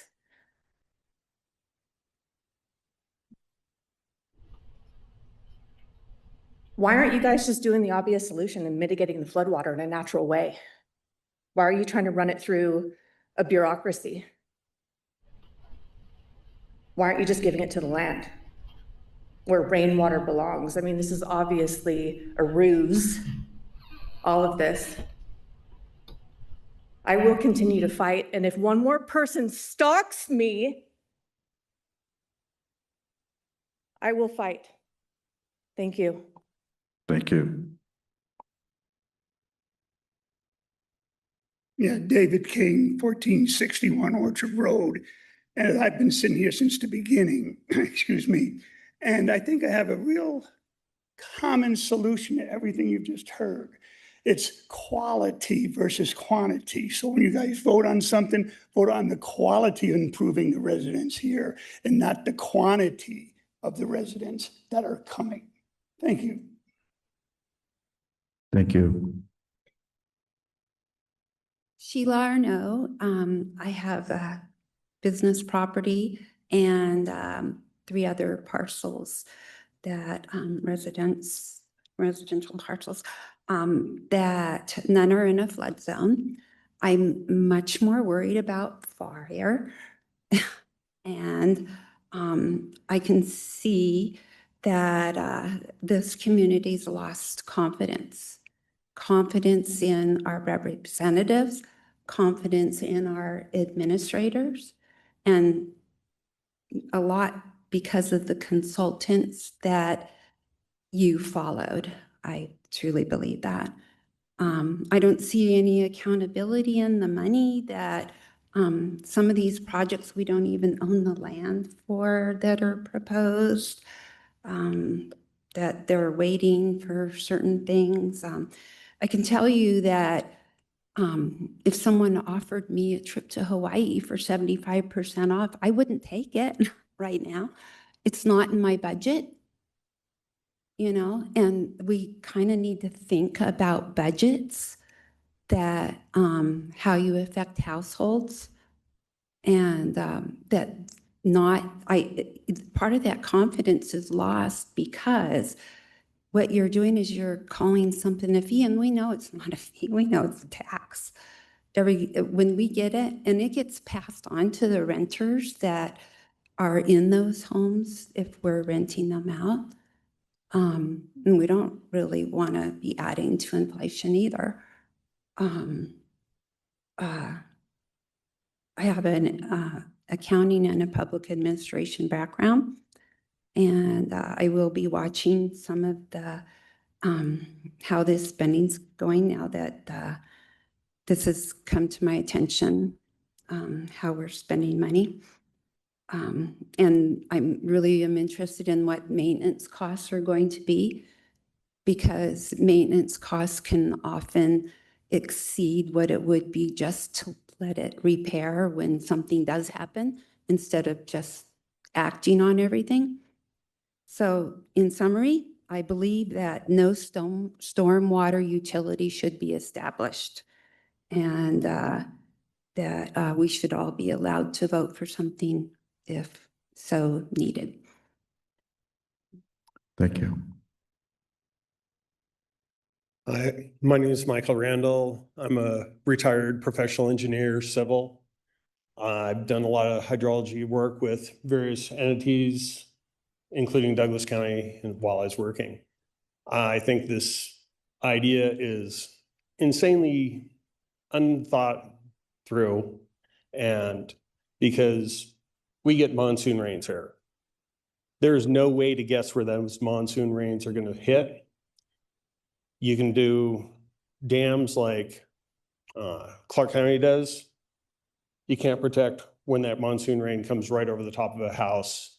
It's going to have problems. There is, which creek are you going to guess is going to get the next one? It'd be, even at the rate that you guys are producing, which was a 25% increase in my taxes, which, thank you, that'd take out my trip to Hawaii, even if somebody paid for 75% of it. It's a waste of time. You'd be better off hiring somebody just to do GoFundMe pages and raise money that way for people that are impacted. When I moved here, when we had problems, our neighbors just grabbed our tractors. We cleaned out the streets. We got to each other. I'm here with the government. I'm here to help are the dumbest words that have ever been spoken. And I wasn't a government employee. Thank you. Thank you. Hello, I'm Suzanne Parker. I'm at 2923 Pine Valley Road. It's been a very educational morning and afternoon so far. I think we're in the afternoon. Hopefully we are all kind of digesting the information. The first thing I have to say is just looking at the budget. proposal for FCS and increasing their contract by $118,000 from a 23,000 to over $138,000 contract, I would look at that budget. Because what I'm seeing is a flawed algorithm response to a request for you guys to do some type of survey that had suboptimal parameters used, such as the misidentification of permeable versus impermeable materials. From that, I would say I would divert that money into the $800,000 that we require to get our matching funds of 4.1 million. I have 3 questions to kind of draw out some information. The first one is, we already kind of covered it with the budgetary, moving those funding and not ratifying the contract for FCF, because I think they've proven very flawed themselves. The second question I have is increase, let's see, make sure I got my numbers here. Oh, the expected to be collected. So does the budget include the fees expected to be collected? And if the budget is passed, does it carry the fee proposal into action or leave it for next year? That's my first question. My second question is for you, Commissioner Tarkanian. In the eyes of the legal precedents, since you are looking at AG, is this a lawful fee, or does what we're talking about actually manifest a tax from a legal standpoint? And I think that question needs to be answered before we go to a budget and let this proposal stand in our budget. If it is standing in the budget and it does become retroactively active because we leave it in the budget, I'm totally opposed to that. Why can't we wait? If that is how this action works, you get the budget in, you don't pull this proposal, it acts as a ratification for this proposal, then you have completely tied your constituents' hands. We have trusted you, we have empowered you with the power of the people. I heard it, I'm done. So please, if you could answer that question. Thank you. My name is Joe Ortiz. A lot of people have come up here and apologized to you guys. I'm not sure why. I want to apologize for absolutely nothing. Never let a good crisis go to waste. Ultimately, that's why we're here. To make matters worse, you guys released the rate structure on the eve of a major 3-day holiday weekend, hoping to bury it. You want to talk about deplorable? It is that. I live in Fish Springs. On Tuesday of this week, my wife and I hosted Mark and Charla for a Q&A. Thank you for that. We had about 50 of our neighbors there. And speaking for my wife and I, what we took away from that meeting is the county is not giving enough information to both the board and the community. And the board is not asking the right questions. There's regular talk around the community from the county and the board about keeping our heritage as a rural community. At the same time, the county has been on a spending spree. Tahoe Blue Event Center, Courthouse, Muller Lane, Carson Valley Cinema, a world-class rodeo and fairgrounds, and the list goes on. I realize there are a lot of restrictions on different funds, but discretionary spending from both the general fund and special interest programs, AKA social services, need to be examined and cut appropriately to find the money for this project. Like the young lady who spoke earlier, she was concerned about getting booed out of this building. I share her concern because I disagree with the majority of people in here who think this tax should go to a vote of the people. The government is way too good at smoke and mirrors to put an initiative like this on the ballot. I strongly believe there should be zero consideration for any new fees or taxes. We know the county has enough money. If the county and the board does not think they have enough money, I'm willing to work with county employees and the board to set up an escrow account or something similar. My wife's going to kill me for this, and even though I likely won't get a deduction, we will donate $5,000 to that account as seed money to bring in an unbiased third-party auditor to come in and help you guys find the money, which will simultaneously find fraud, waste, abuse, and any inefficiencies in our county government.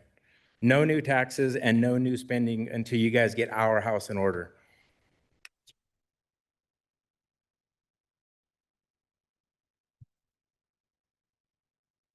Ted Gaines, resident Douglas County for only 40 years.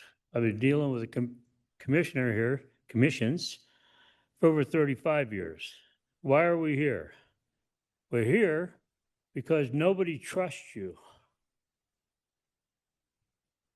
You put all these people here, and it's obvious, like the fellow said a minute ago, you didn't forethink this. Because if you did, we wouldn't be wasting our time here today. You were going to put a tax on us. Okay. County just trying to cover some of their incompetency and whatnot that was done in the past by putting this tax on, or collect money for stormwater. Stormwater was originated a long time ago. You just want more money in our county manager's fund to use for whatever. Well, let's look at Leviathan Mine. They build houses right out in the middle of a lake. And if it wasn't for John's father, Mr. Parks, making a deal with him, it would still be a lake. But they kept putting houses there.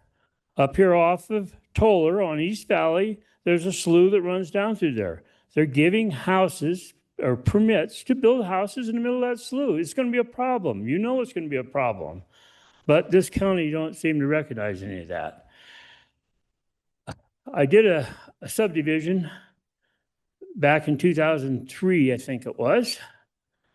And I got all the approvals of the state, the county, all the signatures from the engineers and everything. We put all the detention ponds in it that needed to be put. We did everything that they asked us of. We even gave money. I gave money to the road department to put the light in on Stephanie Road. Now, you people can make people do, the subdividers, whatever you want them to do. You can make them qualify to do this. I had to give money for the school funds like all of them do. So what happened? An officer bought a house in there, a police officer. He didn't like the idea he had a detention pond on his property. So he went to our district attorney's office. They gave him a letter to fill a detention pond in. So now, and I gave this to several county managers, prior managers, they gave him a letter to fill a pond in.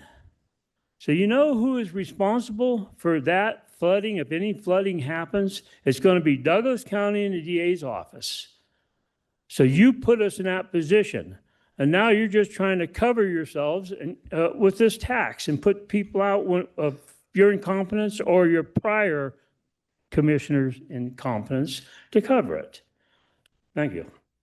And thank you, John, for bringing it all up. Thank you.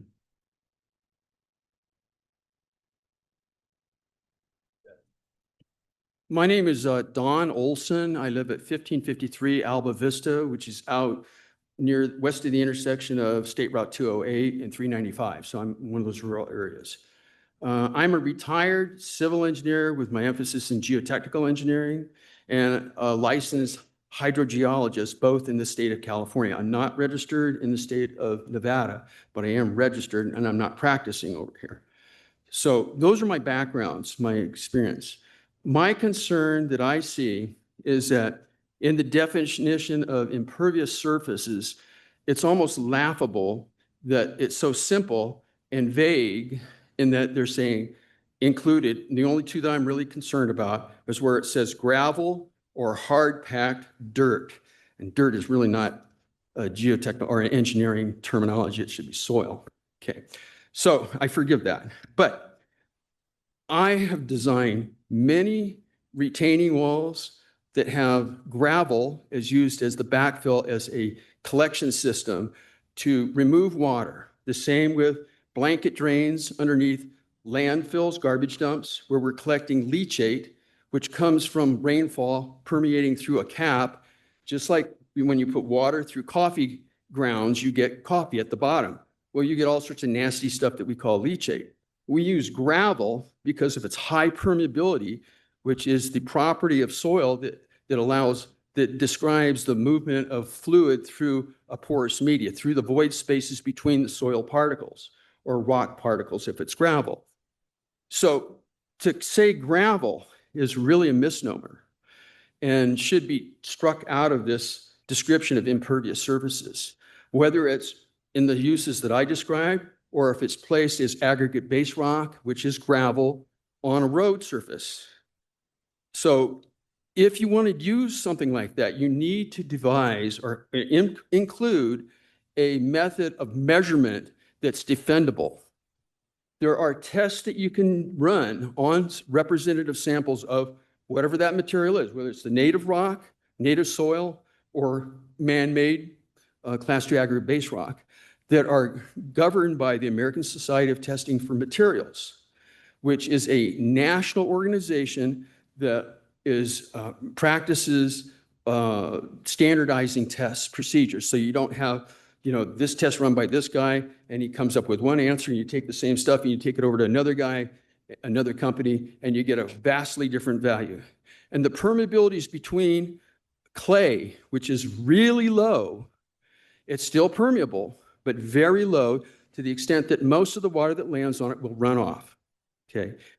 In gravels placed on a road, the void spaces are large enough that it will hold back the water. Ooh, I'm out. Okay. Can I add one more thing quickly?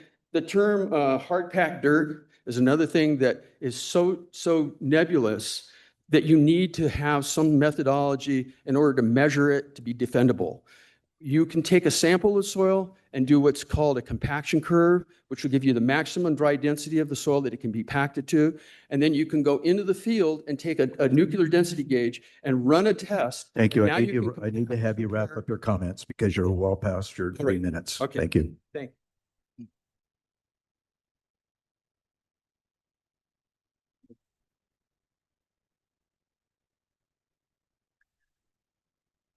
Jim Slade. Taking no action on the stormwater utility district is the best course at this time. The board has run up against a hard deadline for getting this included in the 26-27 fiscal year budget, but that is no reason to embark on this proposal when it is clearly not ready for prime time. There are far too many aspects that need to be straightened out and way too much chaos and uncertainty surrounding the rate structure to move forward now. Any rate structure would have to be defensible and equitable. What has been proposed so far is neither. I've never really accepted the idea that everyone in the county would benefit from the stormwater utility. It's important to differentiate between alluvial flash flooding and river floods. Carson River floods are usually winter events caused by sizable snowstorms followed by warm rain. The last big one, of course, was in 1997 and could well be the 100-year flood. The $140 million in projects in East Valley that are proposed would have minimal effect on that river flooding. All of the notable flash floods this century have been alluvial floods, usually the result of summer thunderstorms and almost exclusively between the Johnson Lane area and Ruinstrath. This has been due largely to residential development in those areas in the last 40 years. The developers who should have been paying impact fees all those years have paid nothing towards flood control. There were no alluvial flash floods recorded prior to the early 1990s, when development in East Valley increased, when those floods became more commonplace and have kept continuing to this day. The Community Development Department kept recommending approval of those developments without requiring impact fees. For many of those years, the planning manager and then director who kept recommending approval of those projects was Mimi Moss. That's why developers, including Park, support her, and she supports Park in their lawsuit against the county. If you believe in sustainable growth and retaining our rural character, you will keep that in mind. Now the Stormwater Master Plan has a list of priority capital improvements that total the top 24 of which add up to about $140 million, with over 99% of the cost of those projects being for issues between the Johnson Lane area and Ruinstrath. Going forward, impact fees should be required of developments, especially in the Virginia Ranch and Parks Buckeye Ranch areas, with over 3,000 homes proposed and already allowed.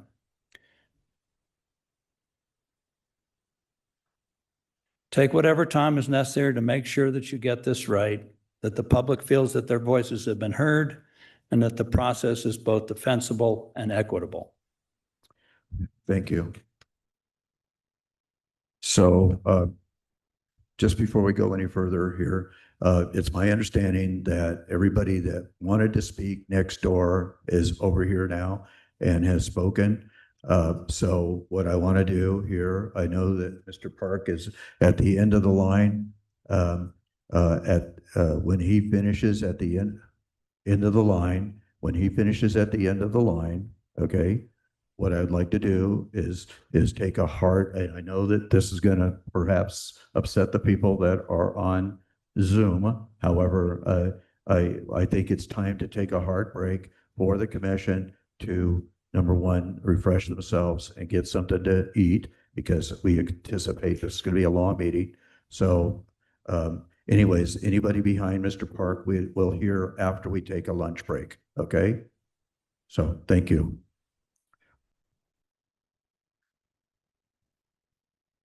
My name's Jan Heaton. I live at 1739 Eldon Way. I've lived here for over 30 years. When we bought our property, there were Jeep trails through it. And in, I guess, early 90s, we had a flash flood that came out of the mountains. We were on the property. We lived in our RV for a couple of years before it took a year to get power at on our property. So I have seen flash floods. I've seen it over the Carson River. I've seen it over Johnson Lane. I've seen it here, there, and everywhere. As I can come outside and I'm listening and I'm hearing water running and my sprinklers aren't on, my drip system's not on. So I look, oh, the airport wash is flooding. Now, people at the county have told me they've never heard of the airport wash, but the county has put up signs, do not enter when flooded, between Kathleen and Eldon, and between Sandra Lane off of East Fremont. So there is an airport wash, whether you want to realize it or not. And when Bentley bought the property, some of that water used to go into the reservoir that my dog and I used to walk down to twice a day, and she'd take a little swim. And unfortunately, that reservoir doesn't have any water in it anymore because Bentley took the dam out. And that would help with flooding in the Johnson Lane area. And I think this is unfair to have all Douglas County residents pay this. And is it a tax, a utility, or a fee? This impervious service garbage, it's like, I guess you just can't fix stupid. We live on a dirt road, and the county does absolutely nothing for us. I've been to Ron Perini, and he tells us that the county's liable for it. I've been to the road department when John Erb was there, and he says in front of my house and the neighbor's house, it's private property, and up the street it's county road, but not maintained. So it's like, you guys keep wanting money from us, and it's like our income doesn't go up.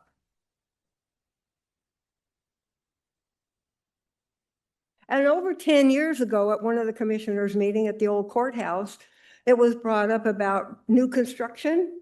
And I heard one of the commissioners say that all new construction would be built above grade. Well, about 10 years ago, maybe 11 now, my neighbors were building a house and their house is not above grade. So if it makes sense to me that if you're having new construction, everything needs to be built above grade.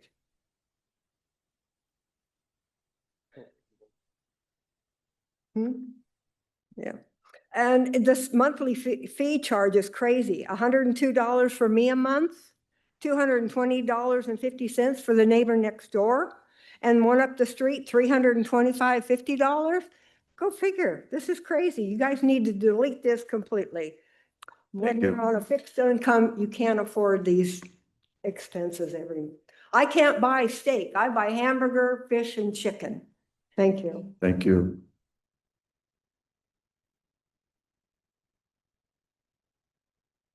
My name is John Garcia. I've lived in Rowan-Ross for 42 years. And my wife and I bought the property because it was flat, away from creeks, away from hills, away from forest. And we did it with the thought we'd be safer there. In the 42 years, I have never had a problem with flooding on my property.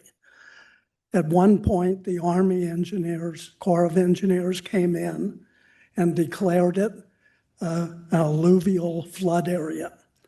And it was done, the county adopted it so they wouldn't lose federal funds.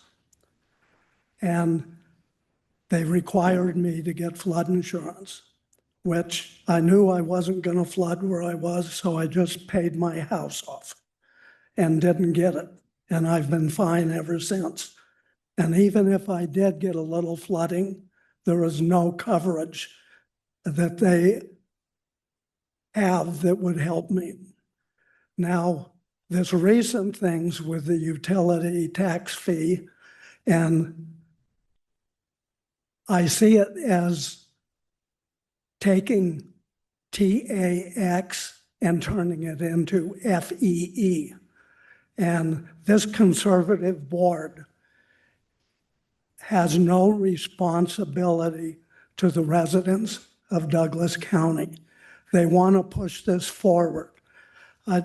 This is the first meeting I've ever attended of the commissioners. And I noticed in our local paper an ad from Commissioner Hales. Yes, contact me. So I contacted her with an email and never got a response. So I think what needs to be done is this whole board needs to be revamped. I would hope if this thing passes that it would be with a recall petition and not waiting for the next election. And those commissioners that aspire higher office from this board should be rejected.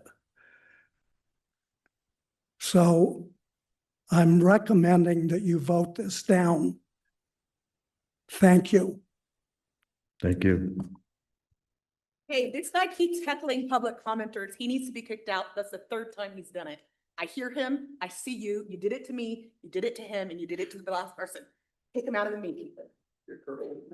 That's the third time. Okay, enough. We're gonna take a few minute break here, okay? Okay. Please, okay? Okay, Mrs. Park, please, okay?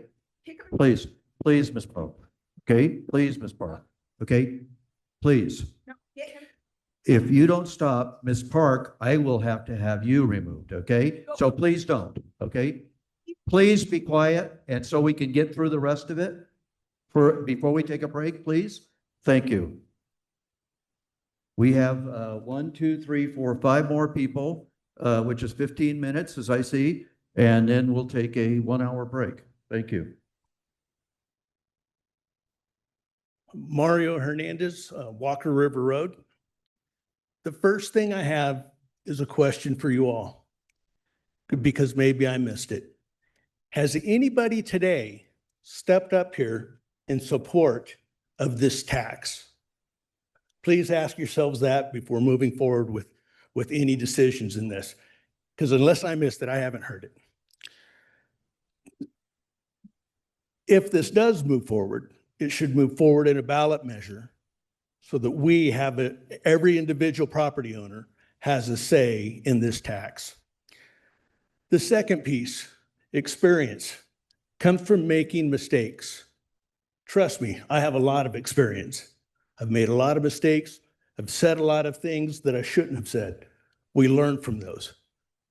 We have experience sitting in front of us now. $23,000 for a company to generate a map. And we have a proposal now to pay them $151,000 to continue with the bad product. Experience tells us that we shouldn't even have that on the table anymore. Number 3, where are the credits that you're applying back to the property owners? I've emailed you all this and asked you these questions. Where are the credits that I get on my property for following the stormwater management plan? I've installed the rain gardens that you recommend be installed. I've installed the vegetative swales that the storm management plan asked us to install. I've installed the water bars that drain into vegetative ground to reduce runoff off my property. I didn't see anywhere in the fees that showed me where I was getting the credit for doing what the county asked me to do. I also don't understand how my 1,888 square foot house has a $41 a month fee when my neighbor's house next door at 4,600 square feet only pays $9. This doesn't make sense. Please ask yourselves the very first question that I asked you. Has anybody stood up here in support of your tax? Thank you. Thank you. My name's John Coleman. I've lived in the Johnson Lane area for over 40 years. I did over 25 years on the volunteer stations before we even had a fire department, paid fire department. I have seen my share of floods. I remember the 80s floods. I remember the 97, 98 flood, which by far is the worst that we ever had in this valley. There's absolutely nothing you can do to stop the floods. The problem is the county has allowed over the years, all these people to build these developments in the flood zone. Wild Horse, Saratoga Springs, there's plenty of other ones without doing the proper mitigation for the water to be diverted out. The very first flood to hit after they built Wild Horse completely made that area a lake again. When I was growing up, Wild Horse area was a lake. You could take a boat out there, a canoe, not an actual big boat, and row around in Wild Horse and enjoy a nice little day floating through the sagebrush. You used to be able to drive from Johnson Lane at the very top of Pine Nuts all the way down to the Johnson Lane store before they put in the concrete culverts, which became a waterfall on East Valley and dropped it down 15 feet. It happens. We're going to have floods, but there's nothing you can do to stop it. There's nothing you can mitigate unless you have these contractors that build these subdivisions mitigate the water out of there and into the proper areas. I shouldn't have to pay for everybody else for being dumb enough to buy in the flood zone. I own, and my neighbors own, my section of East Valley Road. We give up an easement for the county and everybody else so they can drive through. I have maintained that easement and maintained the flood control on that and the Johnson Lane Ward wash with my neighbors for the last 40 years. And we've had no help from the county. We maintain that wash, make sure stuff goes out. But when they put those concrete diverters in, that was the worst. It plugged them up and now the wash raised up 3 feet and dropped down 15 feet on the other side. I'm not the greatest speaker here, but the floods are going to happen. And the past is the past. All these new developers coming in need to pay to have the water diverted properly so that the taxpayers are not having to deal with it, because this is a tax. And I can't afford another $130 a month. And that's what mine's going to be, $130 a month. I'm retired. I had to go back to work to pay for healthcare. And now I'm going to have to go back to work to pay for a tax again. Thank you. Thank you. My name is Mike Jacobs. I live at the base of Kingsbury Grade in a subdivision of approximately about 22 houses. I didn't become aware of this situation until probably about 5 or 6 days ago. And I checked to see what my proposed fee was going to be. And it ended up being 5 times greater than any other house in the subdivision. And it's probably the smallest house in the subdivision. And it seems to me that the county commissioners have hung their hat on an incorrect interpretation of the word permeable versus impermeable. I did not have time to legally research to see if there was a statutory definition in Nevada on that or a Supreme Court decision, but I did look and see on wikipedia.com to get the definition of permeable, and it clearly stated that permeable is gravel and coarse sand. Well, where I live is all decomposed granite, very coarse sand. So my proposed fee is 5 times greater, and I think that you need some guidance on if this goes through. You need some clear legal guidance as to what is permeable and impermeable. And I am suggesting to you that your legal advisor is the Honorable Zach Waddle, and get him to write a legal opinion telling the county commissioners what is permeable and impermeable, specifically directed to the fee on a particular house. Thank you. Thank you.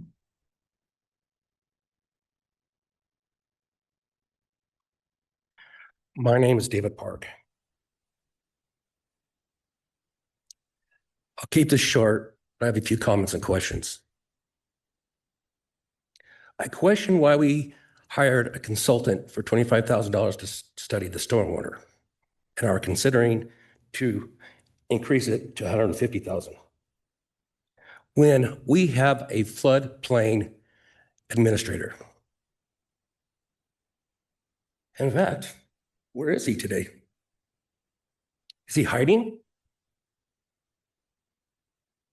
He's not even here. You would think we're discussing stormwater and floodplain, and the floodplain administrator would even be at this meeting.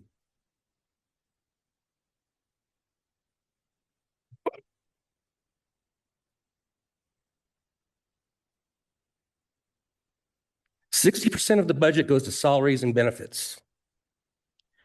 Maybe the board should consider cutting that down a little bit, and we could use that funding towards the stormwater project.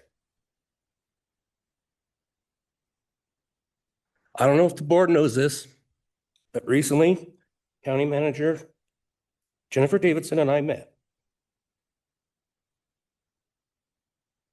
I offered to her a solution to fund this program,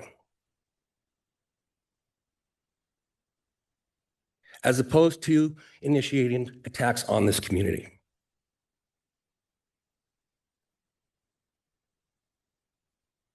The offer still stands. If you want to reconsider, you'll know where to find me. Thank you. Hello, my name's Don Bauman. I live at 1455 US Highway 395 South down in the Holbrook area. I have 33 acres. I know what permeable material is. Apparently they consider all my rock driveways permeable material. It's not, or impermeable. It is all permeable. Less than 1% of my acreage is non-permeable. And that's the 2 roofs on my home and the mother-in-law house on the property. We have a floodplain going through the middle of my property. Property goes like this. And then 70% of my property is mountain. There's nothing in this flood control package that's ever going to affect my place at all. 4 years ago, when we had the major storms, it took out our driveway. I talked to the county. They weren't interested. I had to put in 6 36-inch pipes myself to make sure that the river will take a 100-year flood and go through there. Now you want to tax me 33% more than my existing taxes at $1,100 a year so that I can help people that apparently can't figure out where to live. That's not my problem, but yet you're going to tax me 33% more on my property taxes based on information that you have out there that's 100% garbage. I worked in the material industry for 37 years. My aggregate driveways are permeable. Basically, you guys are affecting our livelihood because we're on fixed income, and now you want to raise my taxes 33% for something that will never benefit me, ever. Thank you for your time. Thank you. Once again, please, folks, please control yourselves, okay? Anyways, it is 1:10 and we're going to take a break now until 2:15, okay? At which time we'll come back and we'll address the individuals that are on Zoom that wish to offer public comment. If there's any additional people here that want to offer public comment, let's go ahead and do that too, okay? Please, okay? Please. Thank you.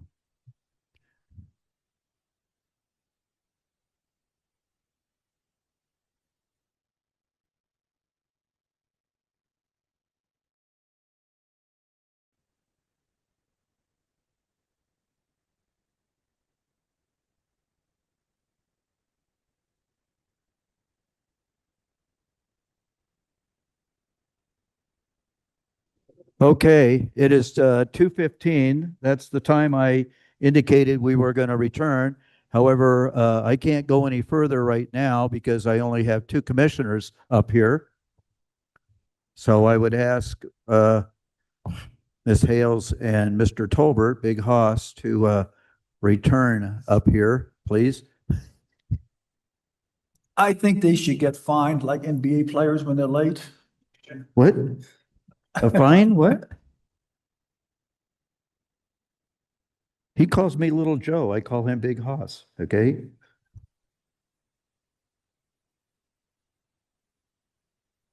Okay.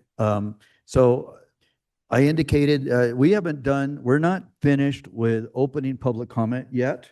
Okay. So we needed to take a break. I hope all of you had an opportunity to refresh yourselves as well. I would recognize the fact that we started at 10. Here it is, 2:16. We did take a 1-hour break. However, we have, and I promised when we left here that if there was additional public comment that folks here wanted to offer, that we would allow that when we came back from the break. However, I want to also recognize the fact that we've had people sitting online on Zoom for 4 hours and 15 minutes now.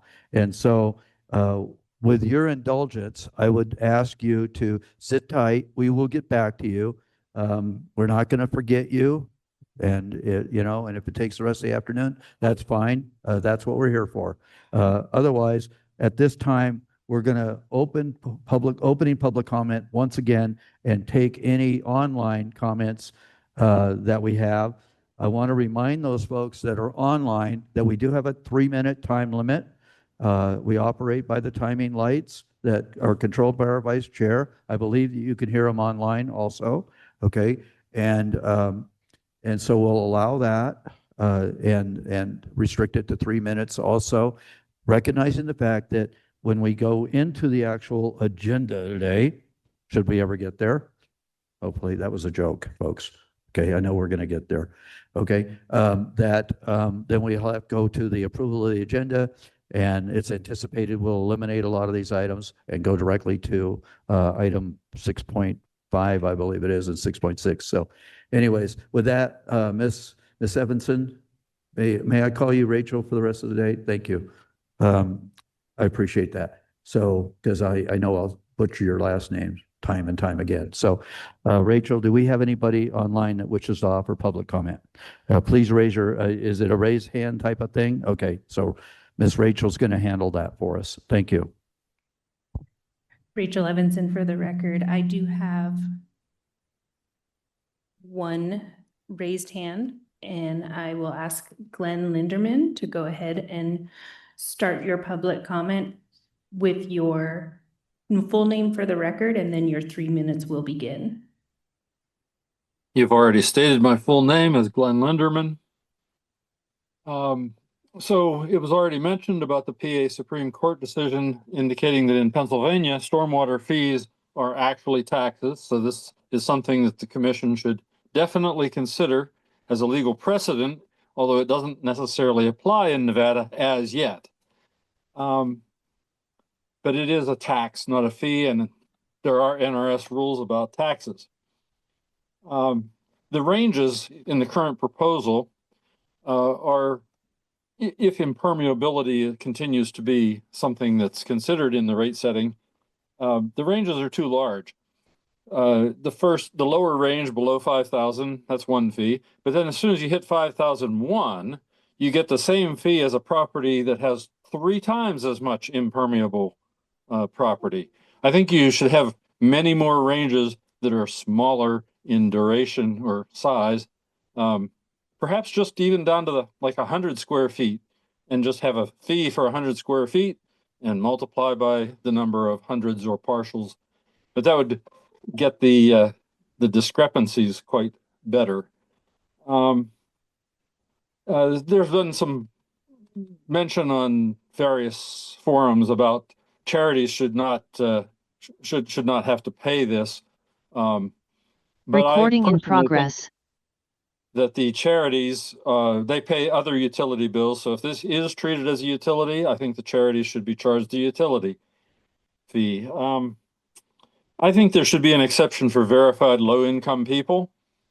NV Energy offers such a thing for their utility. It's been mentioned about gravel not being impermeable. That's certainly true. And whoever came up with that scheme of calling gravel impermeable clearly didn't do their homework.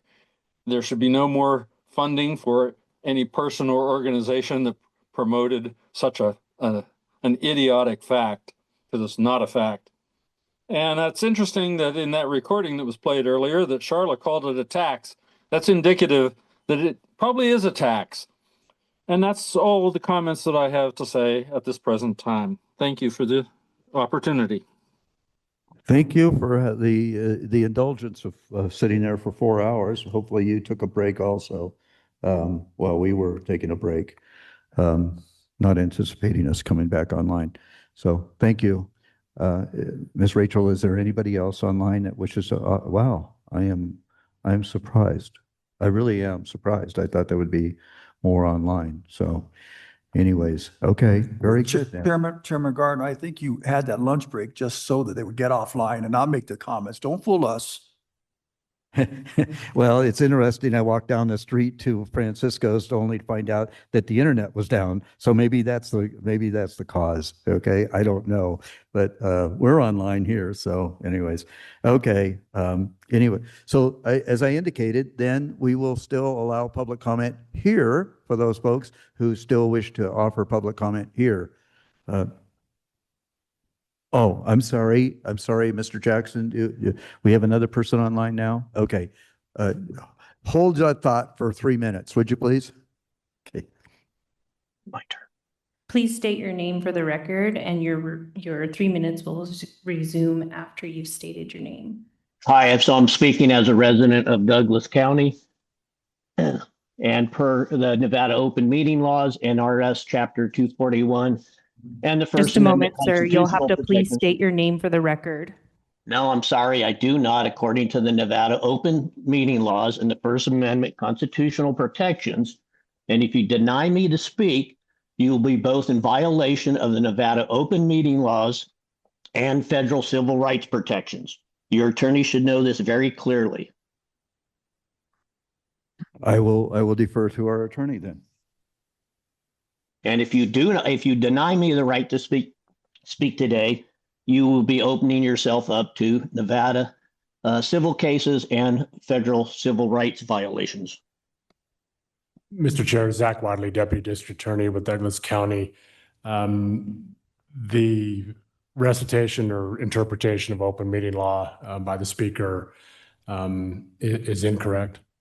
We require a public record be kept of the meeting.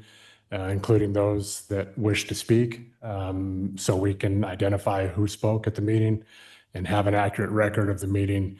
So if the gentleman is unwilling to identify himself in any fashion, then his public comment will not be taken. You can call me Citizen X. And if you deny me access, then you will be looking at potential civil litigations for my civil rights. You are incorrect, sir. Deputy District Attorney Zach Wadley, again, the opinion of the office, my office, has been made and clear on the record, and we'll go forward. If the gentleman is not willing to identify himself in any fashion, then we can move on to other public comment, Mr. Chair. Okay. I already identified myself as Citizen X. You can put that in the record.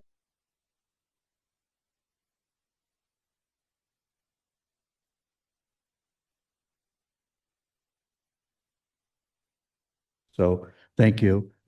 Miss Rachel, is there anybody else that's online?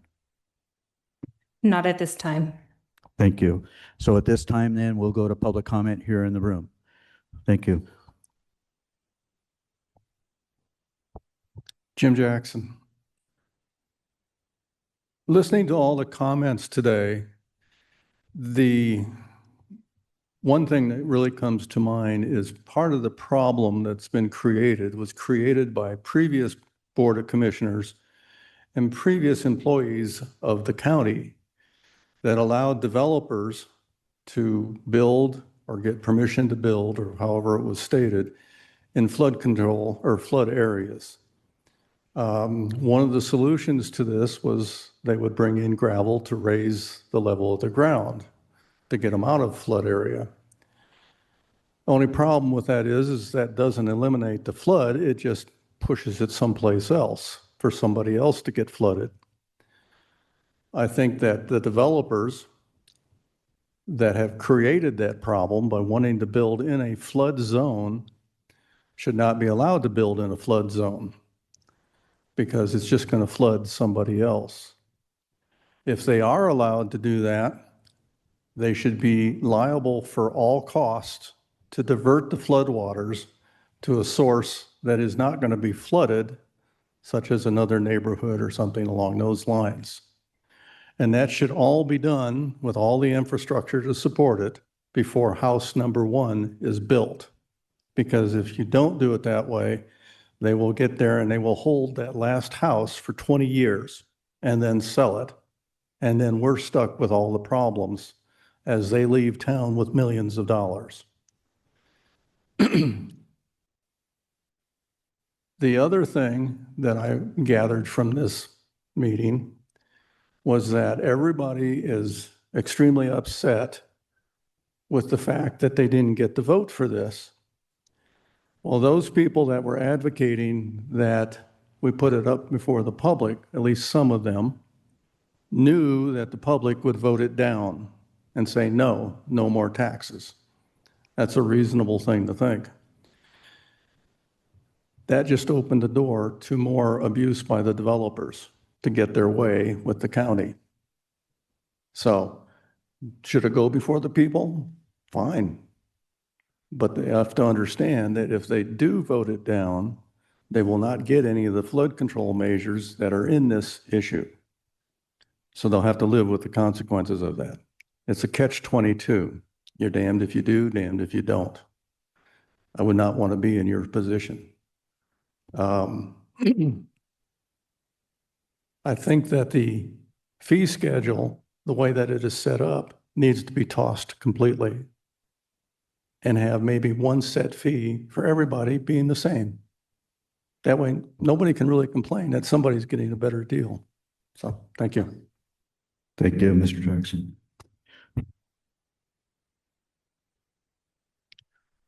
James McCallum for the record. I think in all this impervious, non-impervious, all the minutia that's been debated here all day, we kind of get lost.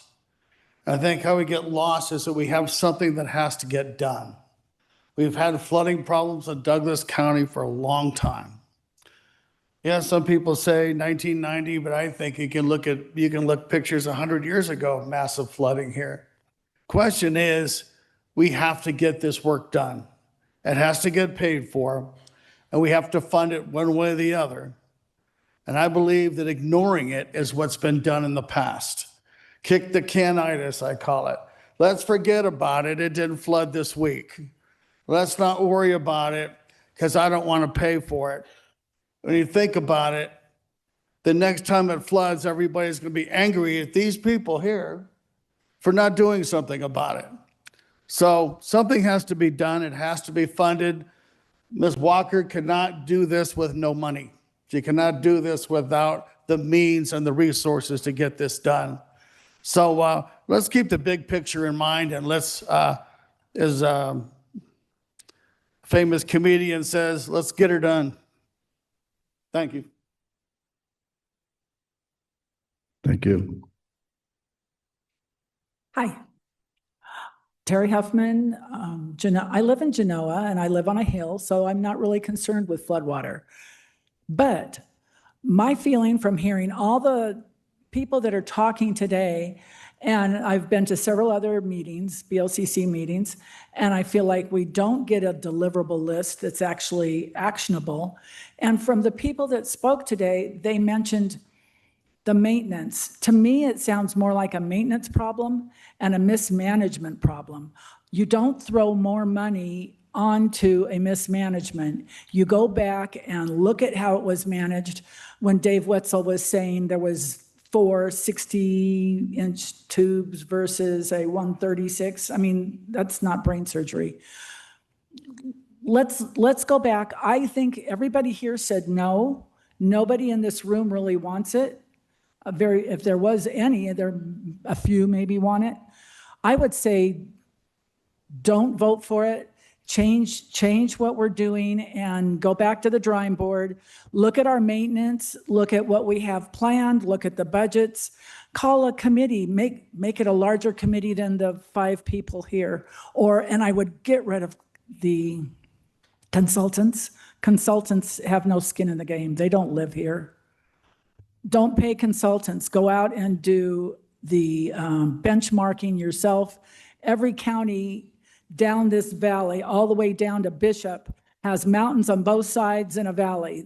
They've done it. Go back and see what they're doing. Thank you. Thank you, Ms. Huffman, and thank you also for serving on our audit committee. Is that correct?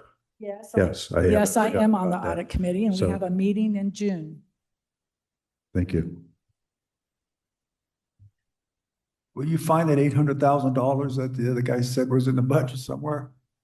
I would love to, if I was allowed to audit.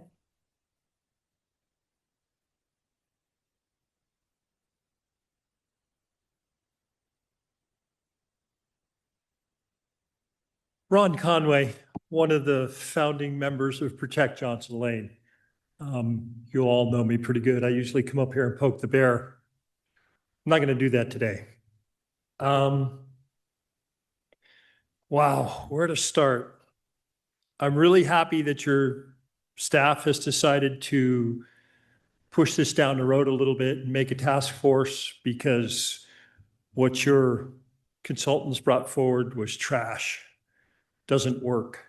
Can you get money back from them? Really, seriously, that was sad. What people really, and you're in a no-win situation. If you do this, people are going to be mad. If you do that, people are going to be mad. What you have to do is what's best for the vast majority of this county. What people don't understand is water, Mother Nature, takes the path of least resistance. And if there's something in the way, it changes to a different direction. So if you build houses in a flood zone, it's going to go somewhere else. It's nature, Mother Nature. You can't fight Mother Nature. All you can do is try to control it. That's rule number 1 in construction. Don't fight the water, control the water.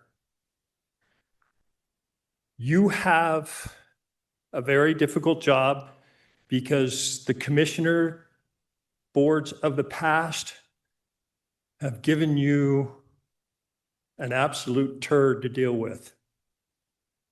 They have taken care of their friends, meaning the landowners in this valley who want to build in flood zones. At this point in time, it's Park Ranch. They want to build 2,500 homes right in the middle of a flood zone. Where is all the, and they need the dirt to bring it up out of houses, up out of the flood. Where is all that water going to go? Someplace else. The end result is the developers want to put money in their pocket. Make them responsible for figuring out where the water is going to go. That should be their responsibility. And I believe, and I can't believe I'm saying this board, almost as it sits, I believe is the board to handle this problem. You can't make it go away. Deal with it. You change this board somewhat, and we're going to have a quarry, and we're going to have 2,500 homes sitting in a flood zone. That water's going to go somewhere else, and this is all going to start again in 10 years, 20 years. It's not going to change. Thank you, Mr. Conway.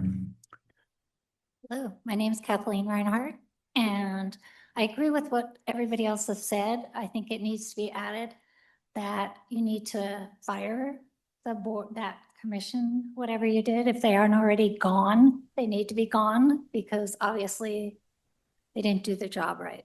And the second thing I think you need to do is consider, okay, there's a lot of single mothers with kids that are barely making ends meet, keeping their home. There's seniors that are just living on Social Security. There needs to be a limit that, say, $50,000 that they can prove that's their income. They're out of it because this is they are not making it now. And so to go across the board isn't fair either. So. Thank you.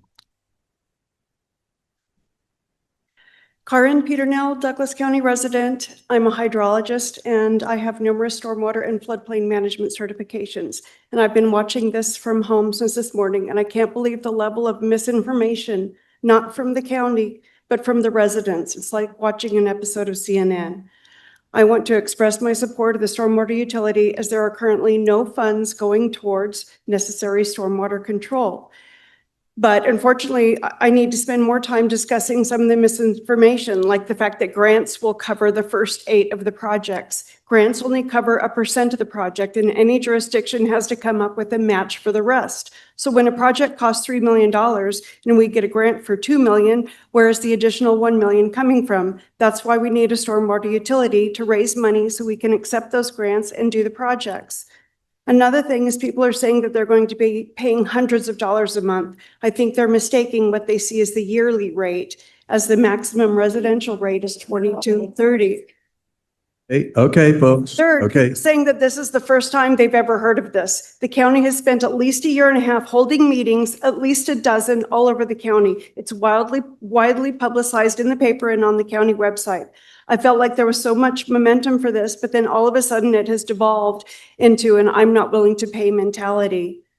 I was the first stormwater program manager here in Douglas County, and I only lasted a year because that was right after the 2015 alluvial fan floods all over the county. And I would go talk to residents and tell them, if you would just pay something like $5 a month, the cost of a hamburger, towards a stormwater utility, then we could start implementing projects and making real flood control solutions. But every single person would sit there and say, I'm from California and I moved here to get away from all these fees and taxes. Well, I'm not sure what people think when they and tens of other thousands of people move to a community where there's now more of a demand on water, wastewater, garbage services, everything. People talked about the 6 options for funding in the stormwater master plan and why any of them weren't considered. Well, they were. The county spent extensive times evaluating how much they would get from the different options, and this was the only feasible solution. There are thousands of stormwater utilities across the country. This isn't a new idea. It's a proven solution to a flooding and stormwater problem. Every jurisdiction in the country has a stormwater program and deals with stormwater problems. Our neighbor, Carson City, has had a stormwater utility in place since the early 2000s. And they can apply for 0% interest loans because they have the money with which to pay it back. Kudos to you, Charlotte, and I'm glad that lady recorded you at the TRE meeting saying that you believe this is right. That shows conviction and support for county services and standing up for what's right, and that's who I want to vote for. This is decades overdue. There are no money trees to come up with that extra $800,000 to pay for the necessary expenses. Thank you.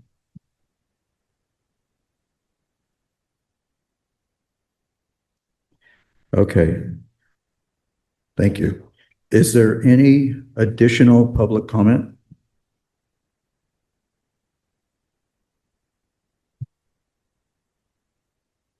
Hi, I'm Nancy Peters. My husband spoke this morning, and I just want to follow up with a few things here, a few thoughts of my own, because he doesn't speak for me. Although we're in agreement on several things. As far as this stormwater utility tax, I am against it, and this is why. We live in Galante, on Galante, in Minden, in Montera. We have holding ponds that were developed. When that area was developed, we have holding ponds and we have drainage and infrastructure that the builder put in. So when we bought our house just this last January, it's 10 years old, we did our due diligence. We looked around the valley. We've been here for 38 years. And we knew where we wanted to live because we wanted to make sure that we were not in a floodplain. We wanted to make sure that we didn't have high fire danger. So that's where we chose to live. And we pay an extra $172 a year to live there just for that one assessment on top of our property taxes that take out money for stormwater. Also, we obviously have a GID that takes money and funnels some of that to the county for stormwater. So this additional fee or tax, whatever you want to call it, it's all semantics at this point, would be a fourth tax on us for this. And I'm against it. I'm looking around at the different areas that flood that my husband and I are aware of. They are not in GIDs.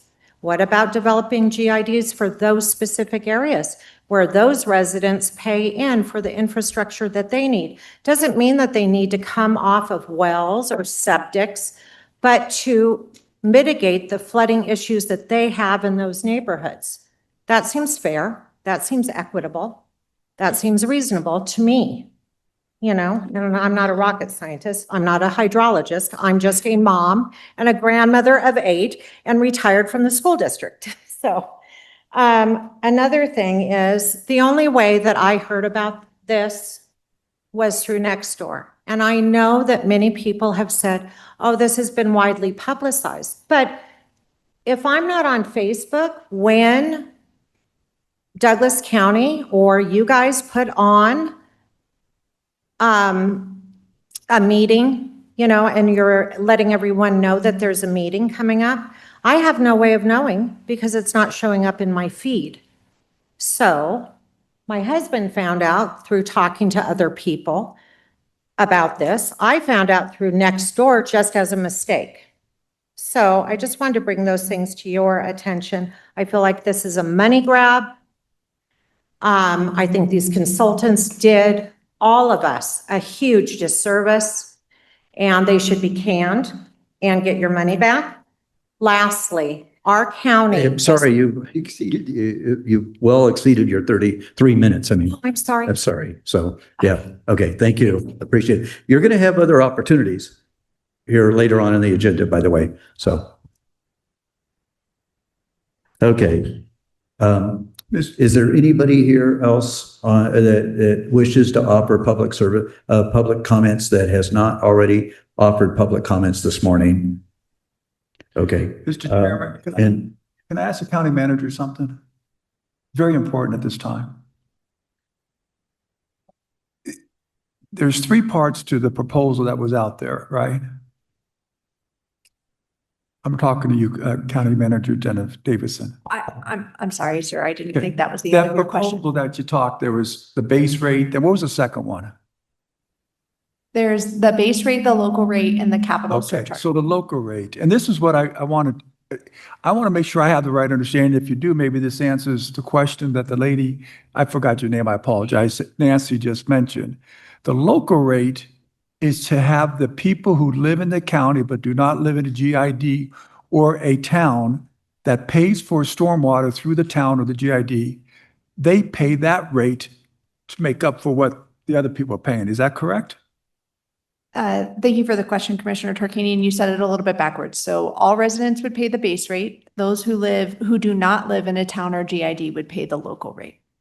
I'm just talking about the local rate, Yeah. which is, I think, what she was referring to, which I think is a great point. Because a lot of people, for people that don't understand how GIDs work, like I did when I got here, they're paying a portion of stormwater management for the local roads through the GID or the towns.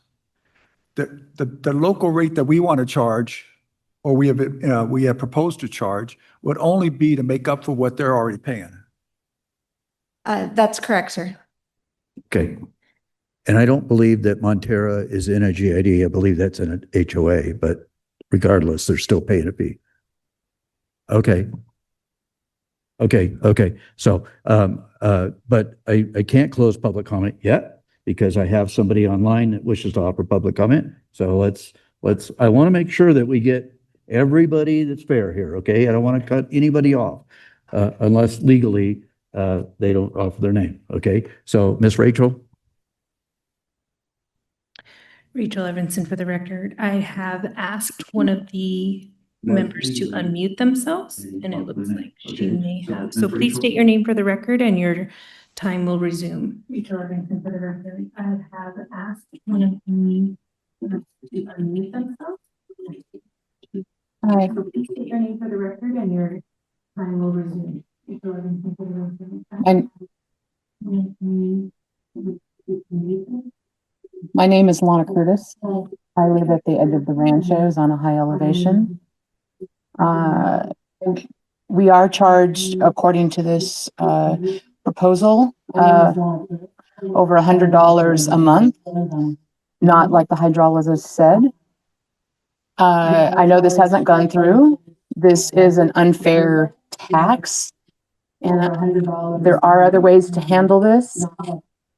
Having an outside agency. I'm sorry, ma'am, but we're having come trouble. in and try to control or Ma'am, propose we're having trouble. fees on residences are not right. Come in and try to control or propose fees.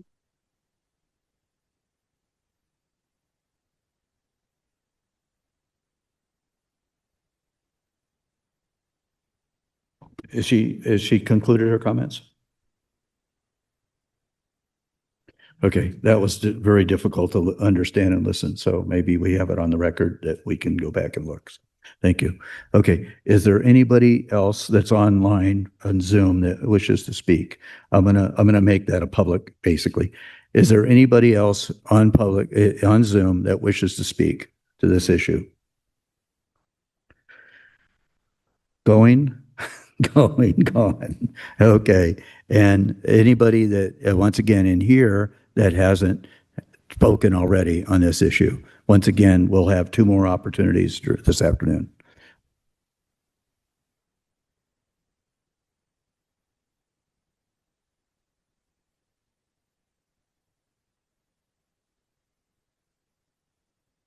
Okay, thank you. So much to say, but what I'm really concerned about is how little everyone kind of knows about this. And I know I've spoke with a couple of the commissioners about how the GIDs work and how we pay money in and money comes back in a little bit. But also all these folks that have been up here, so the gamut of different places. We have GIDs, we got HOs, we got people in places that have been built that maybe developers should have done or not done. But the fact of the matter is none of us really understand the whole scope of this. And it feels like that. There's not an encompassing rules and regulations where everybody can go, okay, I get this or I get that. And so where my real concern is, so many people feel like they can't trust you. And surprisingly, I have now felt that people feel there's a retaliation that could happen to them. Citizen X, really? I mean, I don't know, maybe there's other issues there, but I've heard other people talking in the background today about retaliation, and I hope that is not something that's really happening to them. And I just ask that maybe, I know one of the commissioners talked about gaining trust. There's some trust to be gained here, guys, and it probably starts with better understanding by everybody where everybody is in this whole process, because we're all different in different places. Thank you. Thank you, Ms. Tanner. Okay. Once again, anybody else in the room that hasn't spoken yet that wishes to? Going, gone. Okay. Then at this time, I will close public comment and bring it back to the board. I don't know that we have any questions that we want to answer at this time, right? Okay. So at this time then, we'll go into the regular agenda. Once again, commissioners, staff has recommended that we remove item 5, items 6.1, 6.2, 6.3, and 6.4 from this agenda. And so I will entertain a motion, unless you, otherwise you want to do that. I'll entertain a motion to approve the agenda as proposed minus those items. Mr. Chair, I move that we approve the agenda minus items 5 and 6.1 through 6.4 as proposed. Second. Okay, motion by Commissioner Tolbert, seconded by Commissioner Tarkanian to approve the proposed agenda minus items 5, 6.1 through 6.4 as suggested. Sensing no further discussion, all those in favor signify by saying aye. Aye. Okay, the motion passes 4-0 with 1 absent. Okay. Right? Okay. Okay. Now we can get to the meat of the matter. And so on 6.5 and 6.6, we're going to take those together, and we will have the presentation by staff. Once again, it's my understanding staff has recommended that we take no action on these items today. And I believe they have some items or suggestions going forward with this. So I'll read both of those things into the record. They're both being presented by our Assistant County Manager, Ms. Wendy Lang. So we'll hear those 2 items together, and then we will take an additional 3 minutes of public comment on that combined item from members of the public. So, Ms. Lang, you ready? Oh, I need to read it into the record, don't I? Moving ahead of myself. Thank you. Both of them. Okay. Yes, I said that. Yep. So for possible action, discussion to adopt ordinance 2026-1670, an ordinance establishing a countywide stormwater utility by adding Appendix G, stormwater utility service, to Title 20 of the Douglas County Code. That's the second reading. And then also for possible action, discussion on the possible adoption of Resolution 2026R-033, a resolution establishing certain stormwater service rates, fees, and charges for the Douglas County Stormwater Utility. Resolution 2026R-033 references an Exhibit A, which lists the rates. 2 versions of Exhibit A are included with the supplemental materials. Part of the board's consideration of this item will be to select which version of Exhibit A to include with the adoption of Resolution 2026R-033. If adopted, the resolution shall be in force and effect from and after the first day of July of 2026. Once again, Ms. Wendy Lang, our Assistant County Manager, is going to be joined today by Ms. Courtney Walker, our Stormwater Program Manager. So, Ms. Lang. Thank you very much, Chairman Gardner, members of the commission. Wendy Lang, Assistant County Manager, for the record. I thank everyone for their comments, input, and engagement here today. This is an important part of this process. process that we have been working on for several months. And at this time, our staff recommendation is to continue to engage in productive dialogue. We hear loud and clearly that there is more to be said and more that our residents would like to share with us. And so I believe in the supplemental materials earlier this week was a recommendation from our county manager and myself asking the board to consider additional ways to engage with the public, including a task force, and we'll chat a bit more about that. I just want to point out right now on the screen is a PowerPoint slide with a QR code and an email address, and I would very much like if interested parties would please sign up to receive future notifications on conversations on this topic, including next steps about how we might move forward, future board agendas, future public meetings that are related to this. I would very much encourage you to sign up using the QR code or the email address. If neither of those options work for you and you want to see me after this item, I would be happy to take your email address at that time as well. And I think our county manager may want to say a few words as well. Thank you, Mr. Chairman, members of the board, and members of the public. Jennifer Davidson, County Manager, for the record. We had prepared about, I think it was around 16 slides, somewhere between 16 slides today, with some background information and going through the two different versions of the rates that have brought us to the discussion today. But I don't necessarily think that conversation is warranted at this time, especially when there is an acknowledgement by the staff and as part of this public process that these rates and these proposals aren't anywhere that they need to be. Frankly, we have more work to do. But if the board wanted to have that conversation, we can go into the slides and those presentations. At this time, our recommendation is still for you to take no action today.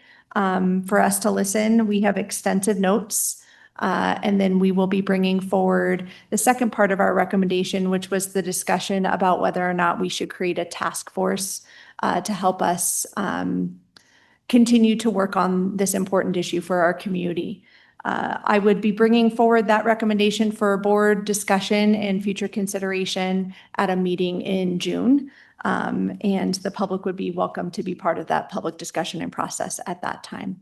With that, Mr. Chairman, I turn it over to the commission for any questions you may have. Okay, thank you very much, and I appreciate that acknowledgement. I know that is something that we've been and staff has been working on, this stormwater utility process for probably 9 months or so, maybe even longer than that, okay?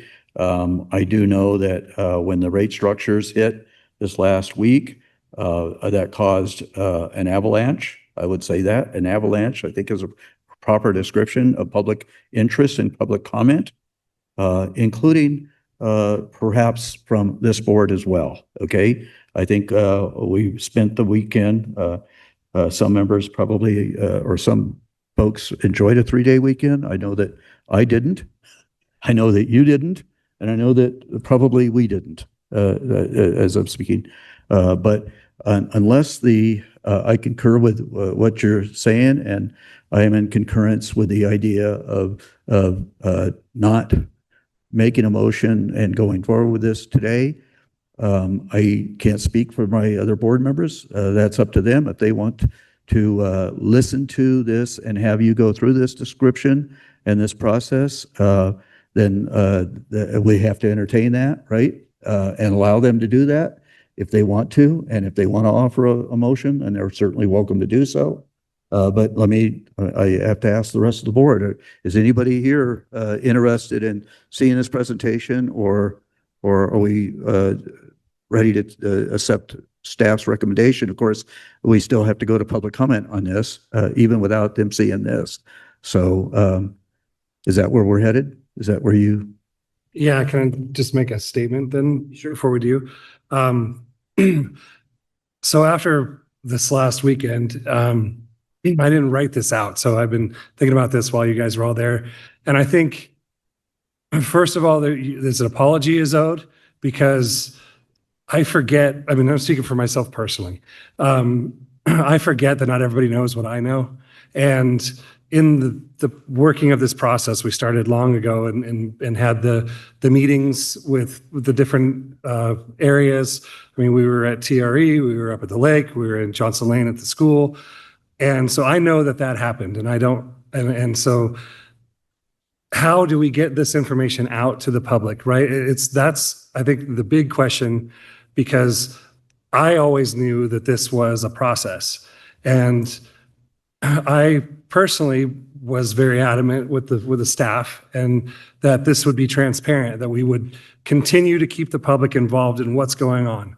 And that them trying to follow through with what I was personally pushing caused this uproar, because we were given the rates the last time we had seen them was in a table format, and I've talked to some of you about that. And when you look at the rates in a table format, they look okay. This is what we had talked about, and we're seeing that, you know, mostly people are going to be paying the $22 at the most, and then there's the measured, but only a small percentage of the public is going to be in the measured. But then when that hit the map, you guys were seeing it when we were seeing it. So it looks like we were disorganized. It looks like, you know, what the heck were you guys doing? That was never the intent. What happened was you were included at the same time as we were, and I can probably speak for the board where none of us anticipated people's rates would be in the $50, $60, $100 at all, ever. That was, I never contemplated that personally, but when you see it from table to now the next phase, that's where things, I think, really got people like, whoa, I'm going to be paying how much? I'm like, no, we never intended for that. So that's where I think this disconnect was. I honestly don't know what the best way is to keep people informed and in the know. I know we post on social media, but that's not really an appropriate outlet to put out, disseminate things. So we put it in the paper. Is it a direct mailer? But how do we justify a direct mailer at the cost of that every time there's something like this? So I know that that's an issue. I don't know what the answer is. I'm completely, you guys have my email, my phone number. If you have a good idea on those, how do we keep you involved? And I feel I should take ownership of where we are today and the anger that was over the weekend, because that was truly an intent to be transparent on how we were getting there. And I swear to you, I was just as surprised as you were when you saw those. And to those people that were hit with that shock of knowing they might be paying $3,000 a year for this, you were absolutely right to be upset. Absolutely. I would be upset myself. And so I just wanted to make sure that we put that out there, that staff was doing what they were asked to do. The consultant was only part of putting together the fees, because putting the fees together is a science that specific people know how to do. So I know they're taking a beating today too, but they actually were following the direction that we gave them over the process. And again, I was in the process from the beginning, so I forget that you don't know what I already knew, and I take for granted that, so I have to apologize for that right there. But I just wanted to make sure that everybody knew where it was that we were coming from. Thank you. Any other commissioners wish to add to that? You're good? Okay. Charlotte, you're good with that? Did you have? I mean, are we discussing now? Is this, we're going to go to? Yeah, we're public going to go to comment? public comment after we make some comments, but I mean, if you don't want to make a comment and we No, can go to I'll public. Okay. make comment after, as is our practice.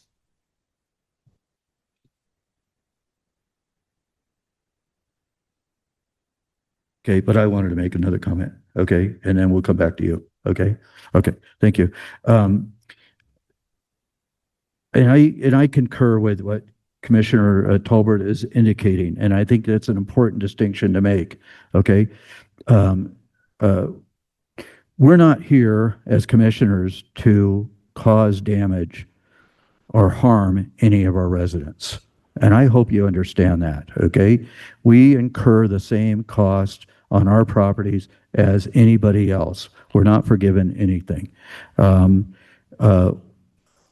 want you to know that this is not an issue that is just come before boards of this nature. This is an issue that has been before many boards before us and has been kicked down, the can has been kicked down the road for decades and decades and decades. And even to the case where when this stormwater division was created in 2018, it was approved by all 5 commissioners. So it was a 5-0 vote, a 5-0 vote with no funding source whatsoever, okay? And staff was told, create this division and go forward, okay? Go forth and multiply. No funding identified. And so what did staff do? They did that at the direction of the board. And they moved $1 million out of the road maintenance over to fund this division. Okay? With no sustainable future funding available. That has been the dilemma. And I reached out to all 5 of those commissioners over the last month and asked them, what were you thinking? How were you thinking? And I got crickets in a lot of cases. That was disappointing, okay? I salute them for doing this because it was a critical and important department, and it has proven dividends for our community for the last 8 years.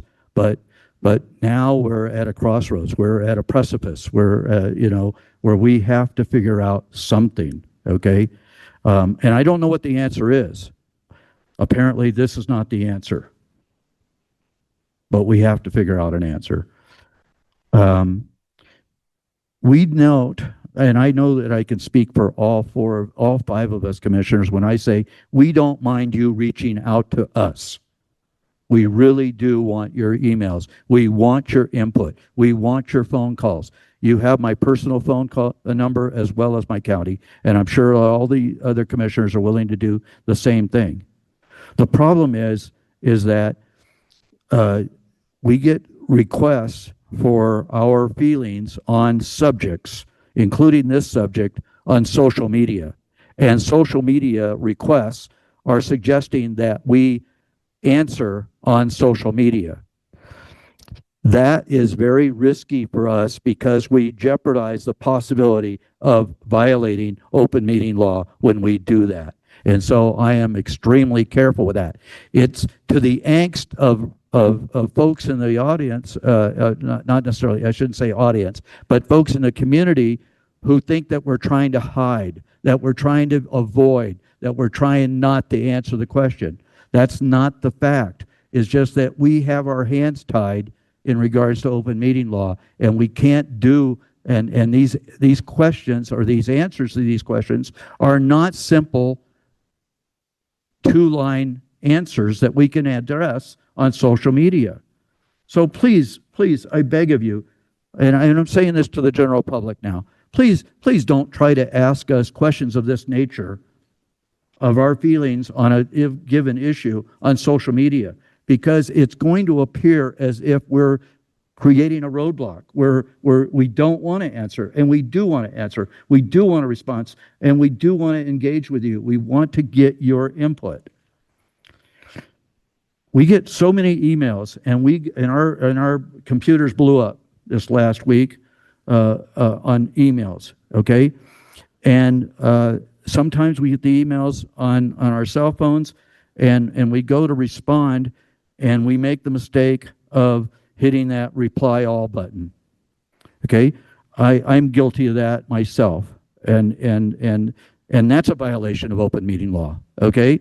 We have to be very careful about that. Please understand that when you send us an email, we can't hit reply all, because then it's alerting our other county commissioners of how we feel on a given issue. And that's a violation of open meeting law, okay? And that's very restrictive on us. It's not pleasant. We have people come to this forum and other forums and they say, it looks like the Board of Commissioners hasn't talked to one another at all about that issue. They're so discombobulated. Well, that's true. We can't. We can't get them information before the public gets the information. And then we can't talk to one another about it until we get to this meeting and it's in a public forum. So, there's just those are the restrictions that we have. And it's extremely frustrating, by the way. It is, right, guys? It's extremely frustrating because we would like to discuss issues before we get to this, but we can't. And so that's, so anyways, I was going to say when we go to these items, please indulge us if commissioners have questions. But anyways, County Manager, you had something to say. Thank you. Yes, Mr. Chairman, members of the commission and members of the public, Jennifer Davidson, County Manager for the record. I did intend to state earlier the fiscal impact of our recommendation. I know we had some members of the public wondering what this means for the stormwater utility and for the budget moving forward. So I will just briefly summarize what that fiscal impact means if you choose to take no action on these two agenda items. And then you will subsequently, following these two items, consider the budget for the stormwater utility. But I'm going to give you a little bit of a preview now because I think it's relevant to these conversations. And I think it's relevant to a question that we received from at least one member of the public. Agenda item number 7 on today's agenda includes an option for the Board of County Commissioners to adopt a final budget for the stormwater utility of $1.4 million at the current level of service that the county currently provides.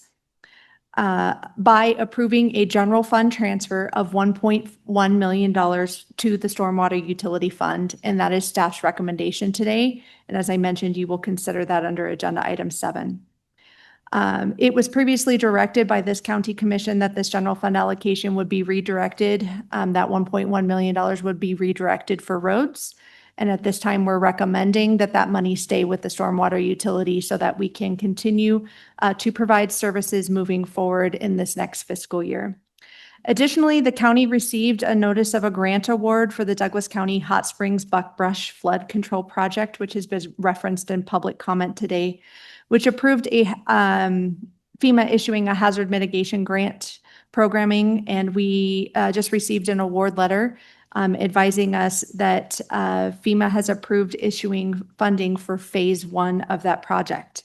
Phase 1 of that project is for approximately $1.2 million of grant funding, and the county is expected to provide approximately $135,000 in matching funds.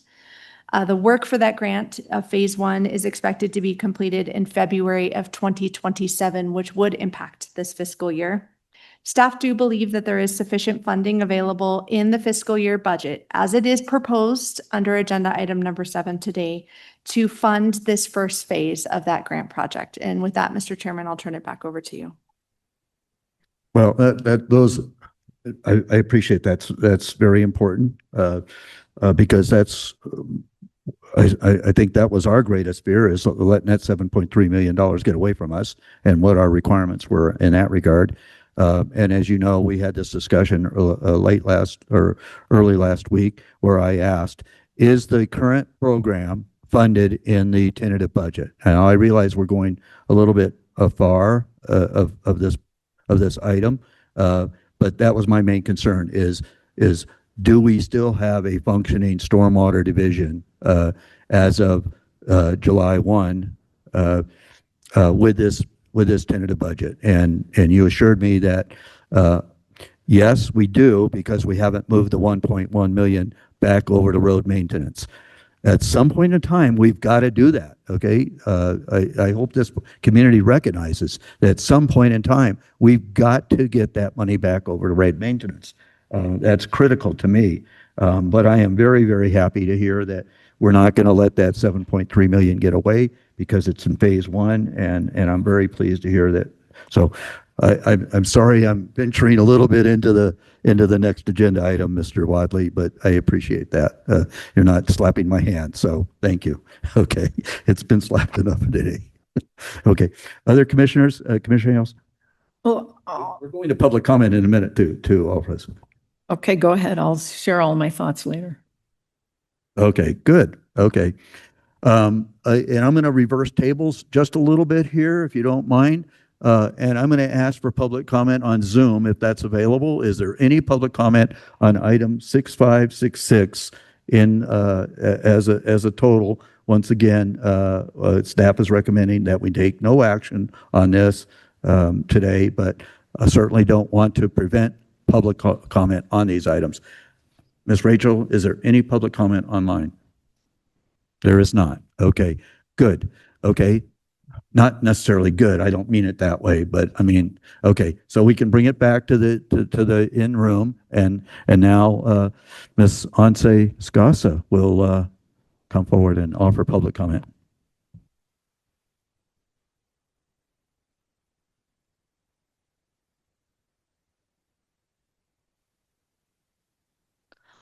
For the record, Ansi Scassa. Sorry, I might get a little emotional. I just get emotional when I speak. It's not like any tie to anything. I've been here since the beginning.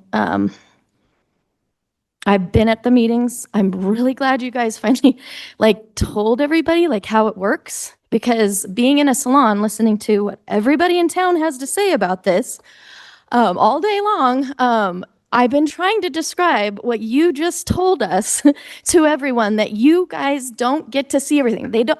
One of my clients, she described the way that you guys handled this, what would the girls that work for me feel like if this happened to them? And I said, my job is a dictatorship. I don't get to have a board. I'm the only person that gets to make the decision. If I tell a girl, I don't like that trash can, get that out of here, it's ugly, she has to do it, or she leaves. That this works totally differently than people's businesses. And the community needs to realize that being a commissioner and how this all works, they need to come to these meetings, show up. I hope that this whole, thing with everybody being pissed off about this, get pissed off and show up. Come to these meetings. And guess what? It's been in the newspaper. And people have told me, well, I don't get the newspaper. Well, that's a shame. Because the newspaper for hundreds of years in this country, well, we've only been in the country for 250 years as of this year, but the newspaper was where people found out their information. So there's no excuse for not knowing about what's going on if you do not read the newspaper. And social media is dangerous. So that's all I have to say, but I am in support of stormwater. I think that you guys have some work to do for sure, and I know that you guys know that. And I hope that the community can calm down. That's it. Thank you. Jeremy tells me you don't have any problems expressing things to him.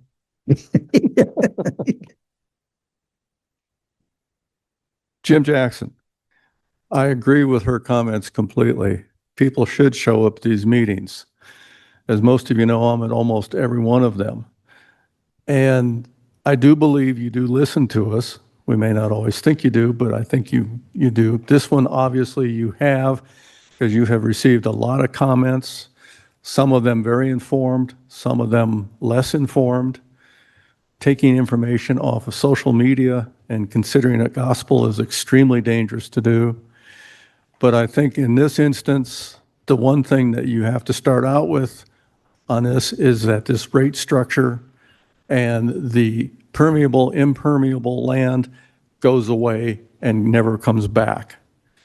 The rate structure, I think, if it's going to be equitable, should be one fee, period. And it should be a very reasonable fee, not hundreds of dollars, not $50 or whatever, but something that's reasonable that anybody can afford. We do need to have flood control of some kind. I also think that it is very important that the public understand that you were saddled with these programs from previous boards that weren't looking out for us. They were looking out for the developers. That was very obvious. And county employees were looking out for the developers. That's extremely obvious. The more you listen to it, the more you research it, you find that out. I think that not kicking this down the road is a good thing to do, to solve it while you are the commissioners to do it. I'm afraid that if we don't have it solved now, it'll never be solved in our favor. So I think it's extremely important that you figure this one out.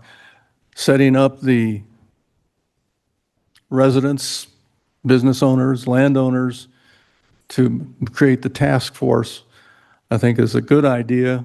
I don't know how equitable it'll be between all of them because we all have different ideas. We're all informed differently on what we think it is. But just as an example, on my property, when we first started this, I thought it was going to be like $20 a month.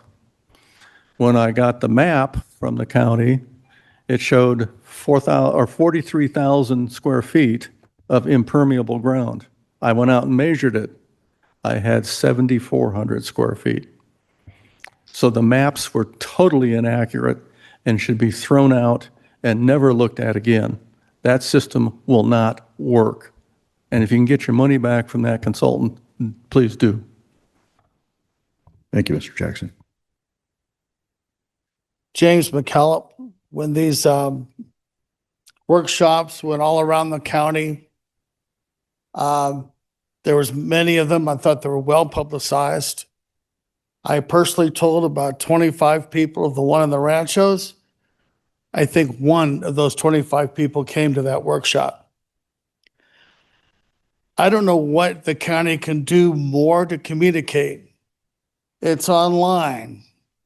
It's in the paper. It's in the online version of the paper if you don't get the paper. There are ways to find out what's going on in your community. It is your county. It's not their county. Well, they're included, but it's our county, and you have to care a little bit. And I think people that, we lined up outside, people are literally telling me they heard nothing about stormwater until yesterday. I don't know what you do. Maybe you need a workshop to talk about a workshop. You got to do something to get people to care. Maybe something more that, well, again, it'd still be depending on the paper. But we need to talk about where you get information on meetings, on the website, basic things that people don't know. And they're lost. And they're like saying, well, it was never publicized. It was never talked about. It's been talked about for months. And it's just frustrating. We've got to find a way for people to know ahead of time. Instead of coming here the day of angry, they would at least have an idea of what's going on and that there's a process that they can participate in. Thank you. Thank you, Mr. McKellop. Mario Hernandez. I have to agree that I believe the information was out there. I've been watching the information. First of all, I still don't support this utility, but the information has been out there in the paper, online. Commissioner Tarkanian sends out was it the post-meeting buzz or there's ways to get the information and see that what the agendas are going to the county site. Anyways, I support the task force idea. Please make those meetings public and please be sure that they're advertised well ahead of time so that those of us that aren't on that committee can still come in, or on that task force can still come in and try to give our ideas and our input into that process. Thank you, Mr. Hernandez. Excuse me. Good afternoon. My name is John Piggott. And if I repeat things that you've heard so much of today, I apologize for that. My comments were prepared and they were focused solely on the document that I read over the weekend. The proposed document expressly states that the this is a quote, stormwater utility models provide an equitable distribution of cost to customers, property owners, in quote, in parenthesis, in relation to their impact or on or benefit from public stormwater infrastructure and maintenance activities, close quote. Such statement is not truthful and accurate. The models do not provide an equitable distribution of cost to customers. A review of the rate map for the Ruhenstroth neighborhood, in which I'm a neighbor and a landowner, proposes rates that seem to be nearly randomly applied to the various parcels. While I understand there must have been some rhyme or reason for this wide and large degree of variation, I nevertheless can see no logic or understanding how such rates were established. The explanation of exempt, large, medium, small, and measured parcels is confusing and inconsistently applied. My parcel is located at 770 Buckskin Lane. The adjoining contiguous properties to my immediate north and south, both the same size as mine, have significantly lower fees than my parcel. $127 a month, $22.22. Parcels to the east and west are drastically inconsistent. 4 separate properties to the east have 3 distinct different rates. All 4 parcels are of identical size and the same size as mine. With respect to impervious versus permeable land, there's no clear objective definition or way for me to understand the determination what's impervious and what's permeable. That appears to be highly subjective to me. When viewing the Ruhenstrath neighborhood map, there are 13 parcels identified as exempt, yet each one of those parcels is completely surrounded by parcels which are not exempt. So how can such a landlocked parcel be exempt? Do they not benefit as well from public stormwater infrastructure and maintenance activities? Identifying such parcels as exempt appears also highly subjective and illogical. Does that mean I'm done? Unfortunately, yes. Oh, can I But- have 10 seconds? Another bite of the apple at the end, What? another 3 minutes. So if you want to Well, I make it. just have 10 seconds. I say unless these inconsistencies,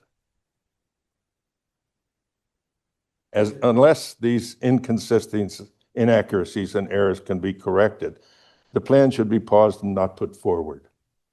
Until a plan can be put forward that's fair, equitable, accurate, and reasonable to all Douglas County properties, this effort must be stopped. Thank you. Thank you. Sorry to run over the time.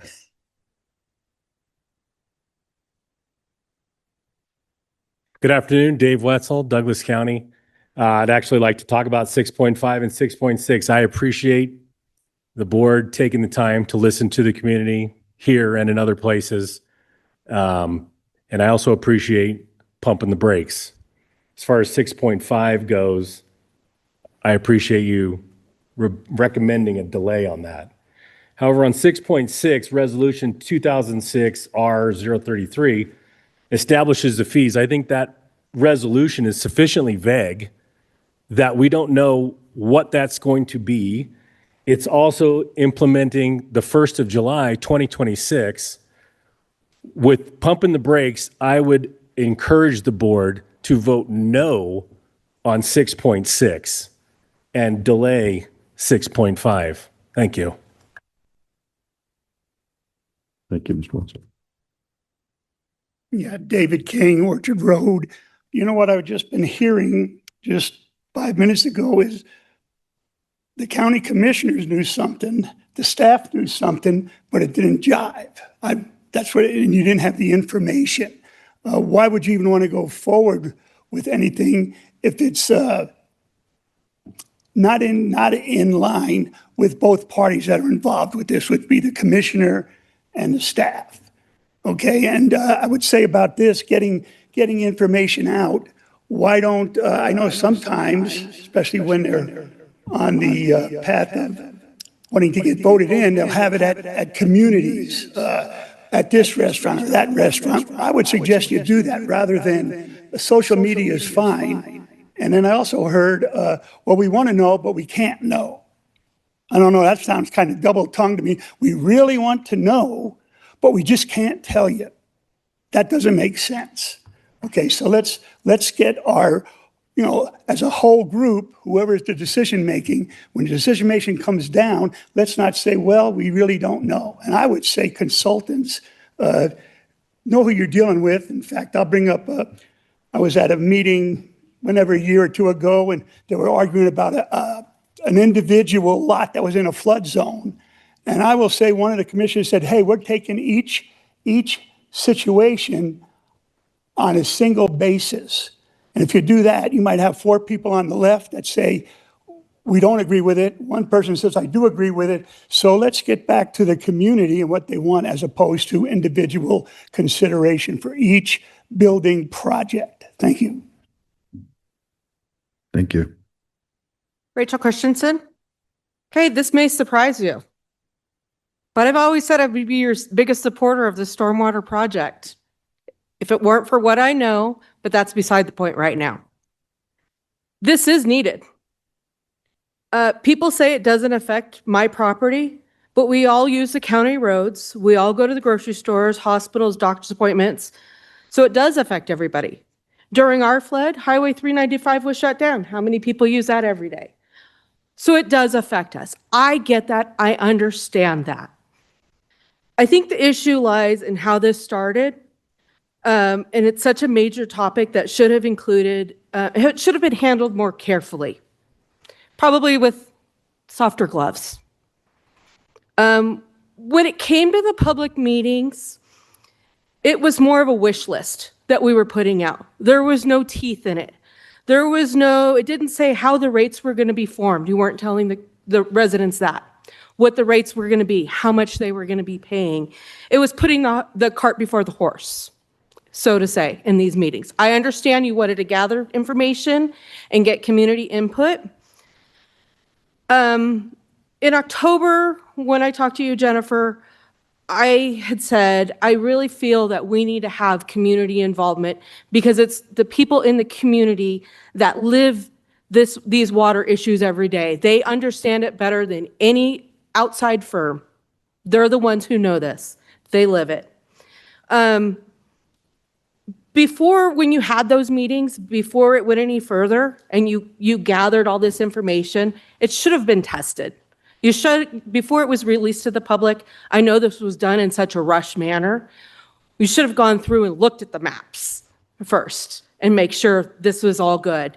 And then taken it back out to the community with a plan and explained it to them. And I think you would have had a better response. You also only reached out to businesses for surveys and not residents. That probably wasn't taken very lightly. Most importantly, you needed to listen to the public, but I think you are now. Referring to the exempt parcels in Bruinstroth that was just brought up, that's Settlemeyer's property, which he does nothing to do it, but he's an exempt because he's a rancher. However, this land is not ranched. There is no ranching done on it. It is in the middle of a housing development. So how does that play in that too? Thank you.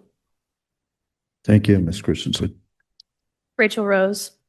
As a born and raised resident of Douglas County since 2005, I am disappointed with the lack of acknowledgement for the people in Douglas County. In presenting a final product, whether that be a fee or a tax, with evidently little planning. I've spent my entire day listening to the public comments, which are overwhelmingly in support of scrapping the plan that was riddled with uncertainties. The only positive thing that I have heard has been the honest remarks of Commissioner Tolbert. I agree with the people when I say I am in support of denying the stormwater utility proposal. Thank you. Thank you. Don Ryan. I want to commend you for the statement that you gave, and I wish that you had given that at the beginning of this at 10 o'clock this morning.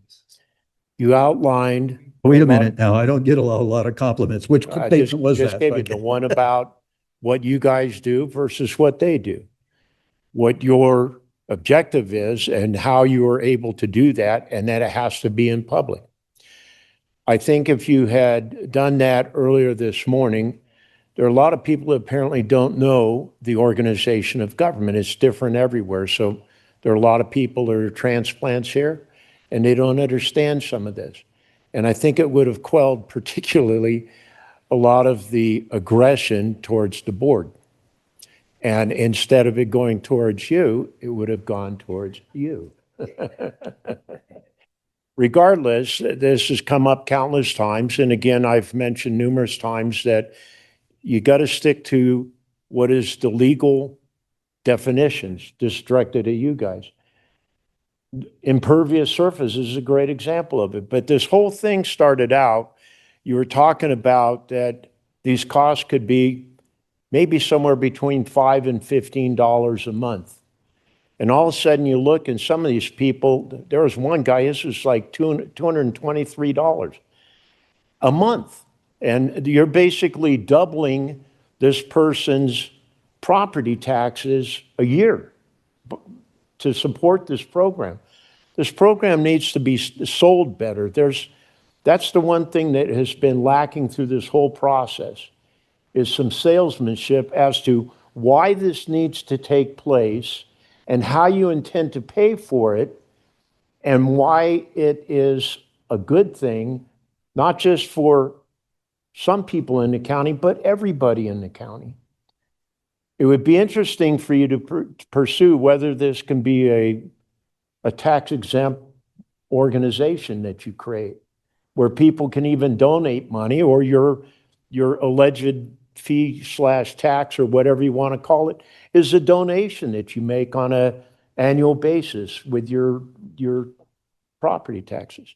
I think there's a lot of avenues that have failed to be explored that really need to, that could promote this much better, because it is to the public's benefit. You just need to sell it. Thank you. Thank you. Hello, Terry Huffman again. I was not planning on speaking, or I would have written something up. And when I spoke the last time, it was shooting from the hip. So I just wanted to make myself clear that instead of spending money on consultants, we should put more money into code enforcement, which is actually proactive. We know that every time it rains, the gutters get full. They get full of tumbleweeds and rocks and trees. And maybe a little bit more money to people that are actually doing the job, doing the maintenance. So my suggestion is, don't make more infrastructure, fix what we have. Thank you. Thank you.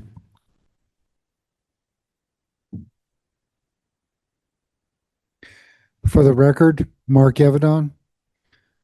Commissioners Hales, Tarkanian, Rice, Tolbert, and Gardner. The can was not kicked down the road today. There were a lot of public comment. There was a lot of written comment. You heard and saw, listened to it all. And that's a good thing. There was a point in time not too long ago, well, 5 years ago, I was a regular speaker and I stopped because things just weren't getting anywhere. At least I felt like it wasn't. So here it is, 2026. We have important issues, a lot of important issues, even if it means, even if it means revisiting the master plan and putting forth things to be changed. I think that would be a big help. So now the question is legacies for the commissioners that are serving now, for their future possible endeavors. What kind of legacy is going to continue here? Is it going to be a good one, or is it going to be a bad one? The choice is yours. Thank you. Thank you. Good afternoon. Suzanne Parker, once again. It's been a long day for all of us, but it's been a good purge, I think, for the population, and a good occasion for us to give our opinions on what's going on. But I do have some questions. The first one is when you say no action, the budget proposal due to the state that we have coming up, what does no action mean? Does that mean that you still have to try to include it in time for it to go to the state? Or is this proposal now going on to next year? So I'd like to know what that definition is, if someone can tell me what that is. Anybody? What does no action mean? We will answer that question at the end of public comment. for Okay. you. Okay. And then as far as what's the table to map, was that a function of FCS and their services to you? Because if it was, then once again, question their ability to fulfill your requirement as a staff when you go out and get that contract to have those services to actually do their due diligence for you because you hired them for that job. And if they can't do the job, we should not be looking at putting them on the budget proposal for next year and increasing their contract by $118,000, which could be going towards the matching numbers required at $800,000 for our 4.1. And I guess we'll have to wait because I didn't realize we were going to answer this question. The legal precedence or the definition from our district attorney and our possible AG candidate, what is this proposal and its definition? Is it a tax or is it just something we call a fee because it fits our agenda better than having to fight the fight for a tax and go out to the people? Because the fee doesn't require you to go to the people and have a vote, where tax does. It's not just semantics. Words matter. And that's all I have. Thank you.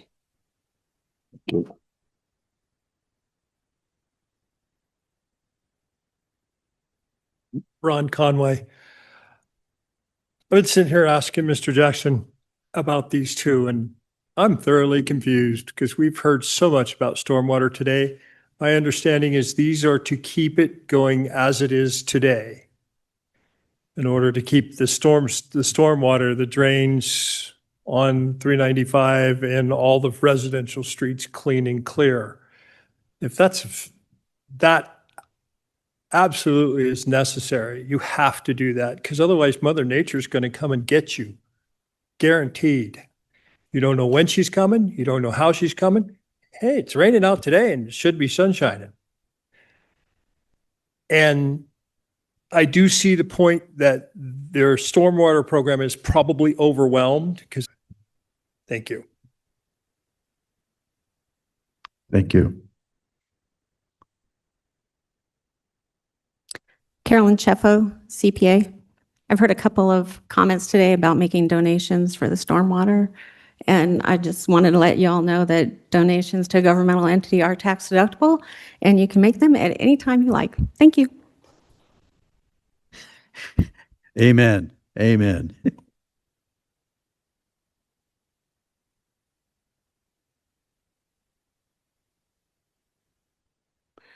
My name is Leonard Campagna. After listening to hours of this, I see overwhelming opposition to these fees.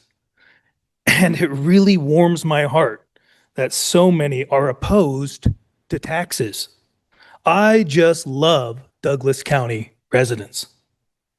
After living in Douglas County for 28 years, I have seen nothing but the cost of living increase. And let's be honest, the government is the single largest contributor to those increases. You mentioned you want to know what to do. Stop being part of the tax problem and be a part of the solution. 3 commissioners have already expressed they will vote no. So just vote and kill this proposal today. I'm speaking to staff because I encourage staff and management to refocus on cutting waste, fraud, and abuse in the county's $271 million. There's tons of money. You do not have a revenue problem. You have a spending problem and just don't want to admit it. Just maintain what we already have. Clean the ditches, culverts, and drains regularly. And if you need advice, come out and watch me do it in front of my own house, because it doesn't get done frequently enough. I don't want the debris in front of my house, so I clean it. No amount of taxes will defeat Mother Nature. Vote no. Whenever staff brings this up, whether it's in 10 minutes from now or an hour from now or a week from now or a month from now, vote no. You'll be famous for it. Thank you. Thank you. Additional public comment here? Going, gone. Well, do we have any public comment online? Yes. We do. Go ahead and state your name for the record and your time will start. Glenn Linderman for the record. When others were discussing the issues of GIDs and local entities having a service charge already, it did raise the issue in my mind that the primary benefits for a lot of these infrastructure improvements is to people that are currently in the floodplain. There's been a lot of discussion about the developers not paying to mitigate, not building mitigation infrastructure. Clearly, although sadly, the people living in those areas have actually benefited from the reduced cost of their homes and properties because the developer did not have to pay for that stuff. So it does seem reasonable that the people living there now would have to pay a greater portion of the cost than the rest of the county residents. So districts should be formed to pay for the bulk of the infrastructure costs that benefit that district. And so we know that there are costs, and as others have mentioned, things like roads that get flooded affect everyone that uses those roads. And so there should be some perhaps base fee for everyone in the county, but the bulk of the cost should be paid by the people who actually will benefit the most. That's the end of my comment. Thank you. Thank you. Ms. Rachel, anybody else online?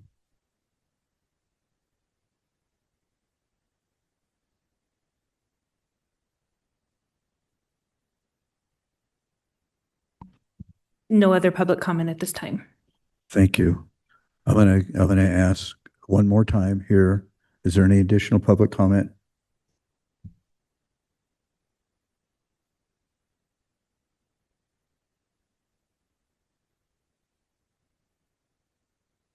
Or forever hold your peace.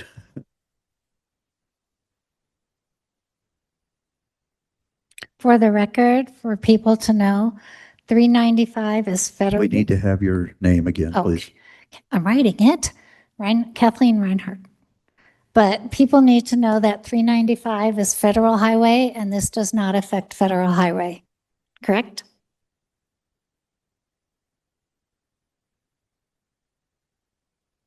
Okay, thank you. Hey, with that, we'll bring it back to the board. Commissioners, I know there was a question that was asked regarding the question of taking no action. Ms. Davidson, would you like to address that question? Suggesting taking no action today? Thank you, Mr. Chairman, members of the commission, members of the public. Thank you for the question. The recommendation to take no action today will result in no rates, no ordinance being passed and no rates being adopted. The county will therefore, when you move to item number 7, have to adopt a balanced budget that anticipates those things. And I've explained that earlier when I went through the fiscal impact, but I'll just reiterate briefly here. What that means is we have included in the backup materials for agenda item number 7, a version of the stormwater program that is fully funded without these rates in place. So approval of a balanced budget is not in any way retroactive approval of these fees, so long as the board takes no action to adopt these fees or approve this ordinance today, which is exactly what we're recommending you do. I hope that's clear. However, the program itself stays intact and is continued and continues to be funded in the manner in which we funded in previous years. We are recommending that be the case. It requires formal action of the board in consideration under agenda item number 7, correct? Which we will discuss further under that agenda item. Okay, thank you. Okay. Commissioners, any additional questions or observations in this regards to 6566? Since a member of the public asked about 395, I know that was something we covered in a previous meeting. are we responsible for keeping 395 open, or is the state? So thank you for the question, Jennifer Davidson, County Manager. For the record, the state NDOT is responsible for keeping 395 open, but many of the drainages, regional and local drainages that we maintain do contribute to water that goes that way. So it's not as black and white of an answer, but if there is water crossing 395, the responsibility for reopening that road and doing any maintenance on 395 is NDOT's responsibility. And any culverts under NDOT under 395 would be managed by the state. It's my understanding that the county does bear some responsibility in keeping water from going. Like, we're not going to get NDOT to put upstream drainage to prevent water on 395. Is that accurate? Thank you for the question, Madam Chair, or excuse me, I keep calling you Madam Chair because we had you for a year last year. Thank you for the question, Commissioner Hales. So Jennifer Davidson, County Manager, for the record. Yes, the short answer to your question is yes. I think there's opportunities for us to partner with the state. I think the FEMA funding that we have sought through the Department of Emergency Management, a lot of the grant applications that we are pursuing, the state would jointly join us in recommending those applications because of the impact on state infrastructure. There's a lot of opportunities for us to partner with the state to solve problems, and we will continue to have those conversations. Okay. Okay. Yeah, I have comments. It's just Oh, time. okay. So I guess just to sum that up, like most things having to do with stormwater, it's not as clear as or as easy as one would hope right off the bat. Your concerns are legitimate and serious. I hear your anger, your frustration, confusion. I agree with Commissioner Tolbert that an apology is in order. When I saw the rates that went out, I was horrified because those rates were never intended by this commission, this county commission. And I immediately felt terrible that some of you were going to be burdened and worried until we could sort this out. And I did what I could to advocate to at least get some county action to address those concerns of the really, really high fees.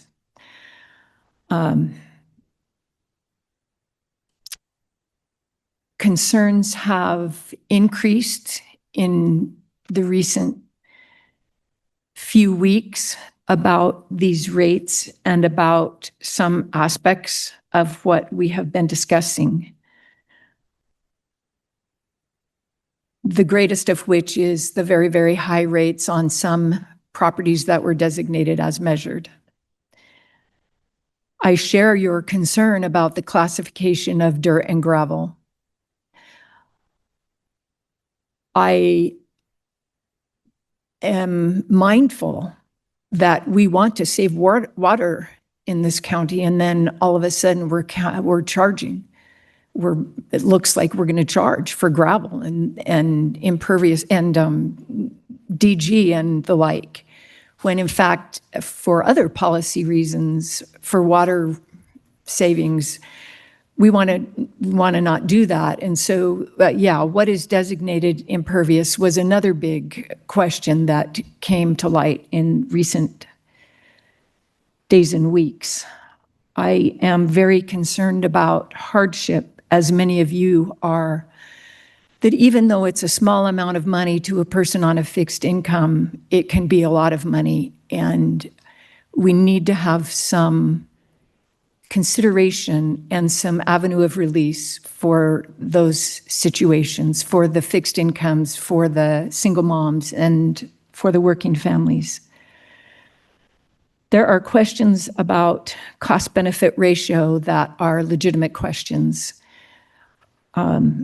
In other words, we don't want to be putting in projects that cost more than they would ever conceivably save if they were used.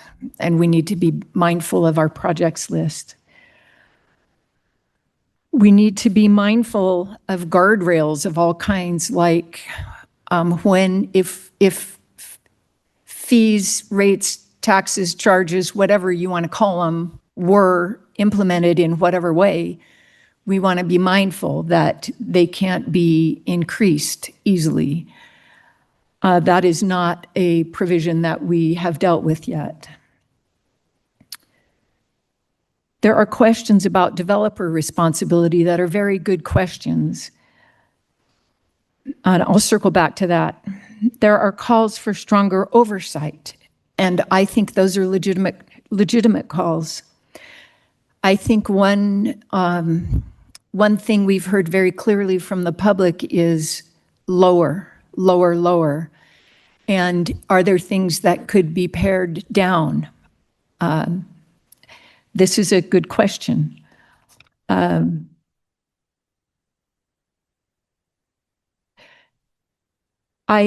All of this to say, I am very grateful for the community engagement. And I am very grateful for the list of 13 people I already have who have volunteered to serve on a task force. I am very grateful that we will have more help shouldering this burden, because it is a burden, it is a problem. I wanted to share some thoughts about how complex this problem is. There was public comment about if you fix drainage, you'll be liable. There's some validity to that. There's also some validity to the point that if we don't fix drainage, we'll be liable. And evidence of that was the $1.3 million settlement in the Johnson Lane flood lawsuit. And of that amount, only $800,000 went to flood prevention, and the rest, in the range of $500,000-600,000, went to plaintiffs' attorneys. That is not good use of taxpayer dollars. Another example of the complexity of this problem is there have been a lot of calls for personal responsibility, which I respect and support. People who bought carefully, is it right to make them pay for people who bought cheaper, but in a flood risk? Balancing that, we have the concern that if, with personal responsibility, property owners build berms or deflect water away from their property, they're going to hurt their neighbors. So we have to be careful not to create policies that encourage that kind of behavior. Another example of the complexity is grants. Today, some public speakers have criticized accepting any grants, and other public speakers have criticized not accepting grants. And there's good points to be made on both hands. And I appreciate those points. I've heard those points. I care about that. I care about all of it.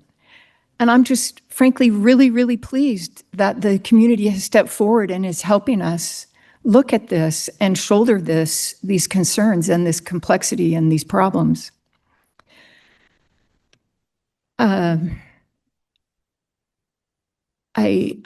Just going down my list of things I wanted to cover, I have tried to be responsive. I have returned many, many emails, many, many phone calls.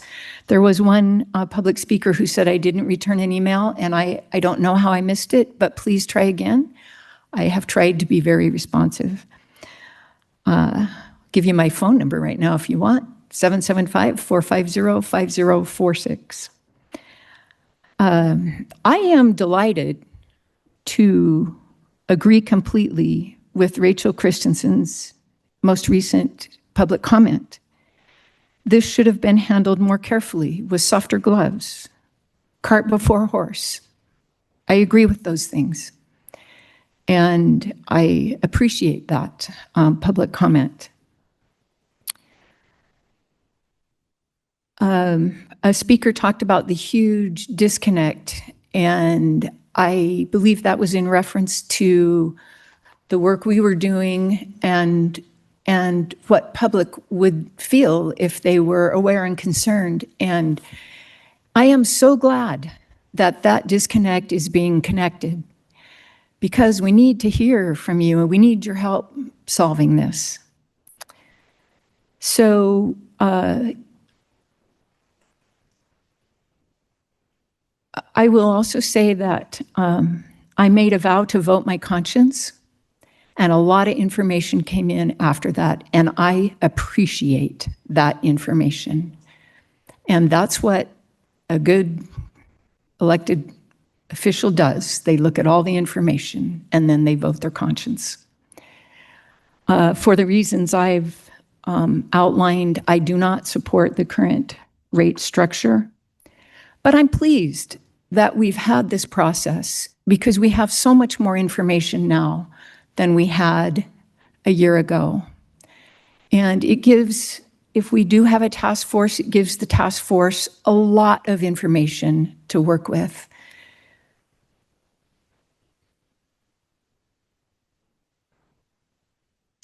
I will address communication. I know that Commissioner Tolbert has already talked about this, but I do hope that you will sign up for emails so that, I mean, every time we mail a piece of mail to every single resident, it's many, many thousands of dollars. And if that is what is needed, so be it. It's better if we can stay connected electronically. So please sign up and please stay connected. One other concern that I had that I did voice earlier is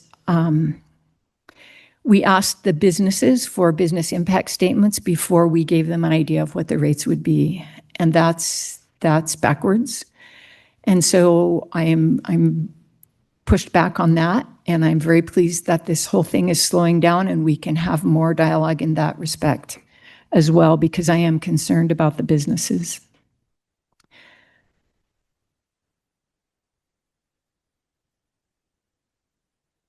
I believe that's all of the points that I wanted to make, but I'll just end by saying thank you again for engaging. It's been helpful.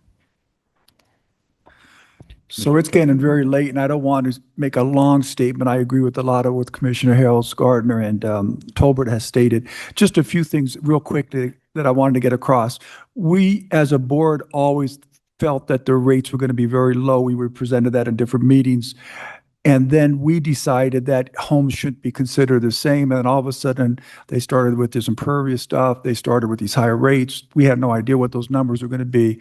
And just hearing the amounts that were there, I think shocked all of us on the board and made it an easy decision not to move forward with it right now. When we talk about the base rate, we had some speakers talk about how, you need to clean out the culverts, you need to clean out the gutters and so forth. And this is the same with the other one, the local rate. That's all that money goes towards. It's not to stop flooding in different areas of where homes were built in floodplains. It is just to maintain the operations of what's already been built on county roads and county culverts and drainage ditches. And I think everybody would agree that should be the county's responsibility to do and to do a very good job of it, along with doing a very good job of maintaining roads, which we do a poor job. No, we do a horrible job doing. And somewhere along the line, we have to figure out how we're going to get that money to do two of the most important jobs that the county should be doing. I'll end with this. And my lack of not talking a long time doesn't mean I'm not concerned. I just don't want to take up all your guys' time. I believe that we have a really tough job to get this thing done. We tried to get it in before the end of the start of the new fiscal year. I think that was probably a mistake. We rushed through things. We didn't have things adequately analyzed and evaluated. It put a really bad perception to the public that we were doing things that is not the intent of the board. We would never vote for some of the things that have come across at the end. I do believe if you give us a chance, I think you'll see we'll have the best intent of trying to find a solution to a very important problem for the county. Thank you, Mr. Tarkanian. I appreciate those comments. And so I have some comments I also wanted to make, and I'll try to keep them as short as I possibly can. And I'll finish with, I'll start with what you're saying about, this is an important issue, before the county. And I can tell you, in conversations with Commissioner Rice, I know that Commissioner Rice expressed extreme disappointment that his doctor would not allow him to participate today because he feels that this is an issue that he would like to see resolved before he leaves office on January 1st. I don't know that we're going to get there, but I'm hoping that we do, because I know he wants to be part of this solution, not a part of the problem. So I wanted to preface that.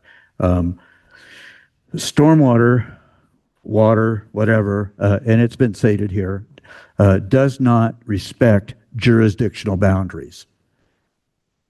Does not respect jurisdictional boundaries. Perfect example on September 25th when we had the flash flooding through Romanstraat. That started on federal land, went into county land, went into private property, back into county land, back onto private land, and finally onto 395. I was trying to get home that evening from, and I live in Topaz Ranch Estates, trying to get home that evening, and I had to delay my trip because 395 was closed. I can assure you that when that water goes through all those jurisdictions, Ms. Walker and her department don't say, oh, not ours, not ours. The fire department doesn't say, not ours. NDOT doesn't say, not ours. Okay, the feds, probably, Rachel, I see you shaking your head, and I would say the feds probably say, sorry, not ours. Right? Okay, yes. So we employed all resources available that evening to resolve that issue, to the betterment of our community. So when you ask, is 395 a fed problem, a state problem, or a local problem? Well, once again, it doesn't follow jurisdictional lines. And so if there's a storm culvert that's clogged up that is on 395, our team is probably going to go out and repair it versus waiting for NDOT to get there and do the same.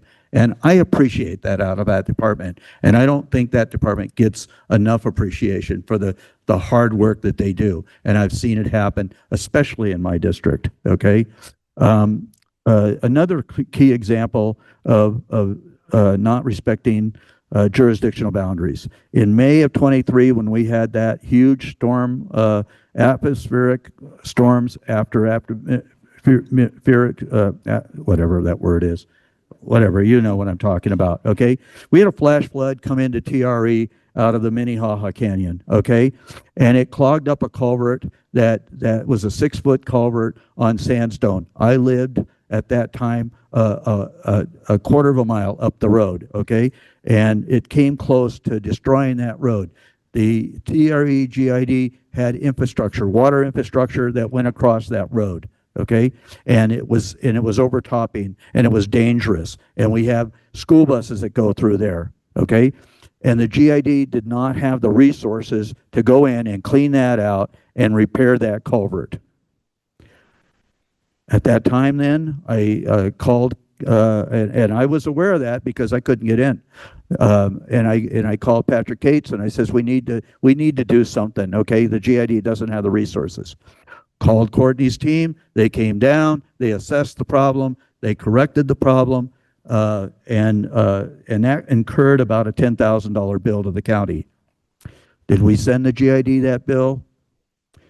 No, we did not. We ate that. This board ate that bill, okay? The county taxpayer ate that bill, okay? So when you say that stormwater doesn't affect your property, maybe not directly, but indirectly, I think we're all affected by stormwater. When we talk about grants, we talk about grants as if it's some ominous body out there that has this pool of money that they're trying to figure out what they're going to do with. Grants are nothing more than your tax dollars coming back to this community. And we have a responsibility as a board and a staff, we do a great job of the staff, of going out and finding that federal, what they call federal money. That's your taxpayer money that we're bringing back into the community. We can't let that go, okay? That's unconscionable, because if we do, guess what? They're just going to put it in another community. So they're taking more of your tax money and giving it somewhere else, okay? That's not fair to us, I don't believe. And so we actively, on a regular basis, work with our federal delegation, our U.S. senators, our congressmen, and our local representatives here to bring those grant dollars back into our community. So I can also say, you know, and I know we're members of this community also. We don't have any desire, no wish to harm anybody in this community. Now, we have a very vulnerable population. We understand that. We recognize that. Okay? Especially in my district, in TRE, very vulnerable population. They're living a very sparse lifestyle. Okay? And if we have people that, and that was one of the things I wanted to make sure we got into and want to get into an eventual solution, is that we need to recognize that. And if a family legitimately can't even afford $1 into this program, then we have to recognize that and be cognizant of that and be respectful of that, and make accommodations for that. Okay? That's where I am. I have equated this to the public in this manner, okay? And I think, all of us in this room, I believe, have been out to buy a new car. So this is my new car analogy, is that we go out onto the lot and we think we know what we can afford. We start at the base model, and the salesman walks over and he starts adding bells and whistles to that bill, okay? And we said, that doesn't sound like it's going to add much. That doesn't sound like it's going to add much. And then we sit down at the negotiating table with a sales manager, and he slides the paper over in front of us, and we go, whoa, where the hell did that come from? That's not what I was buying. And I think that's what the program, I think that's what we looked at here is maybe too many bells and whistles, okay? And now we need to get back down to the base model. And hopefully the task force that I'm in support of can do that, okay? Tell us what we can afford and make sure that everybody is comfortable with that process, okay? Are there there's still going to be people that are not going to want to pay a single dollar, okay? They're not going to want to pay a single dollar. And they say that they're not affected. Well, once again, I think I've shown that everybody is affected in some manner.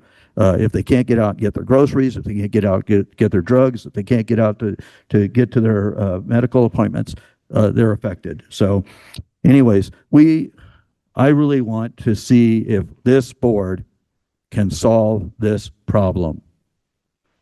I am hopeful that with public engagement, with business community engagement, we can get there in a reasonable amount of time.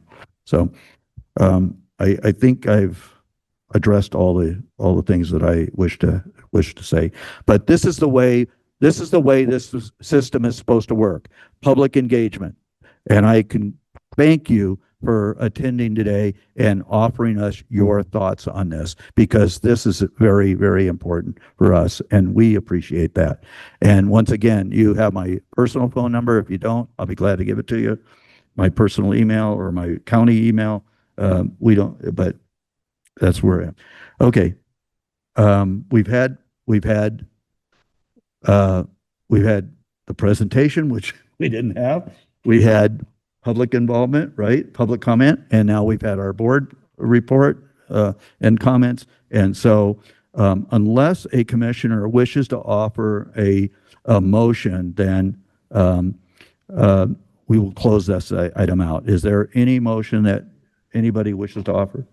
I don't suspect there is, but okay. then as far as I'm concerned, this item 6.5 and 6.6 is done, and hopefully we'll go to item number 7. I'm going to take a short 5-minute break if you don't mind. Let's return at 4:20 then. That's a 7-minute break, and then we'll go into item number 7. Thank you.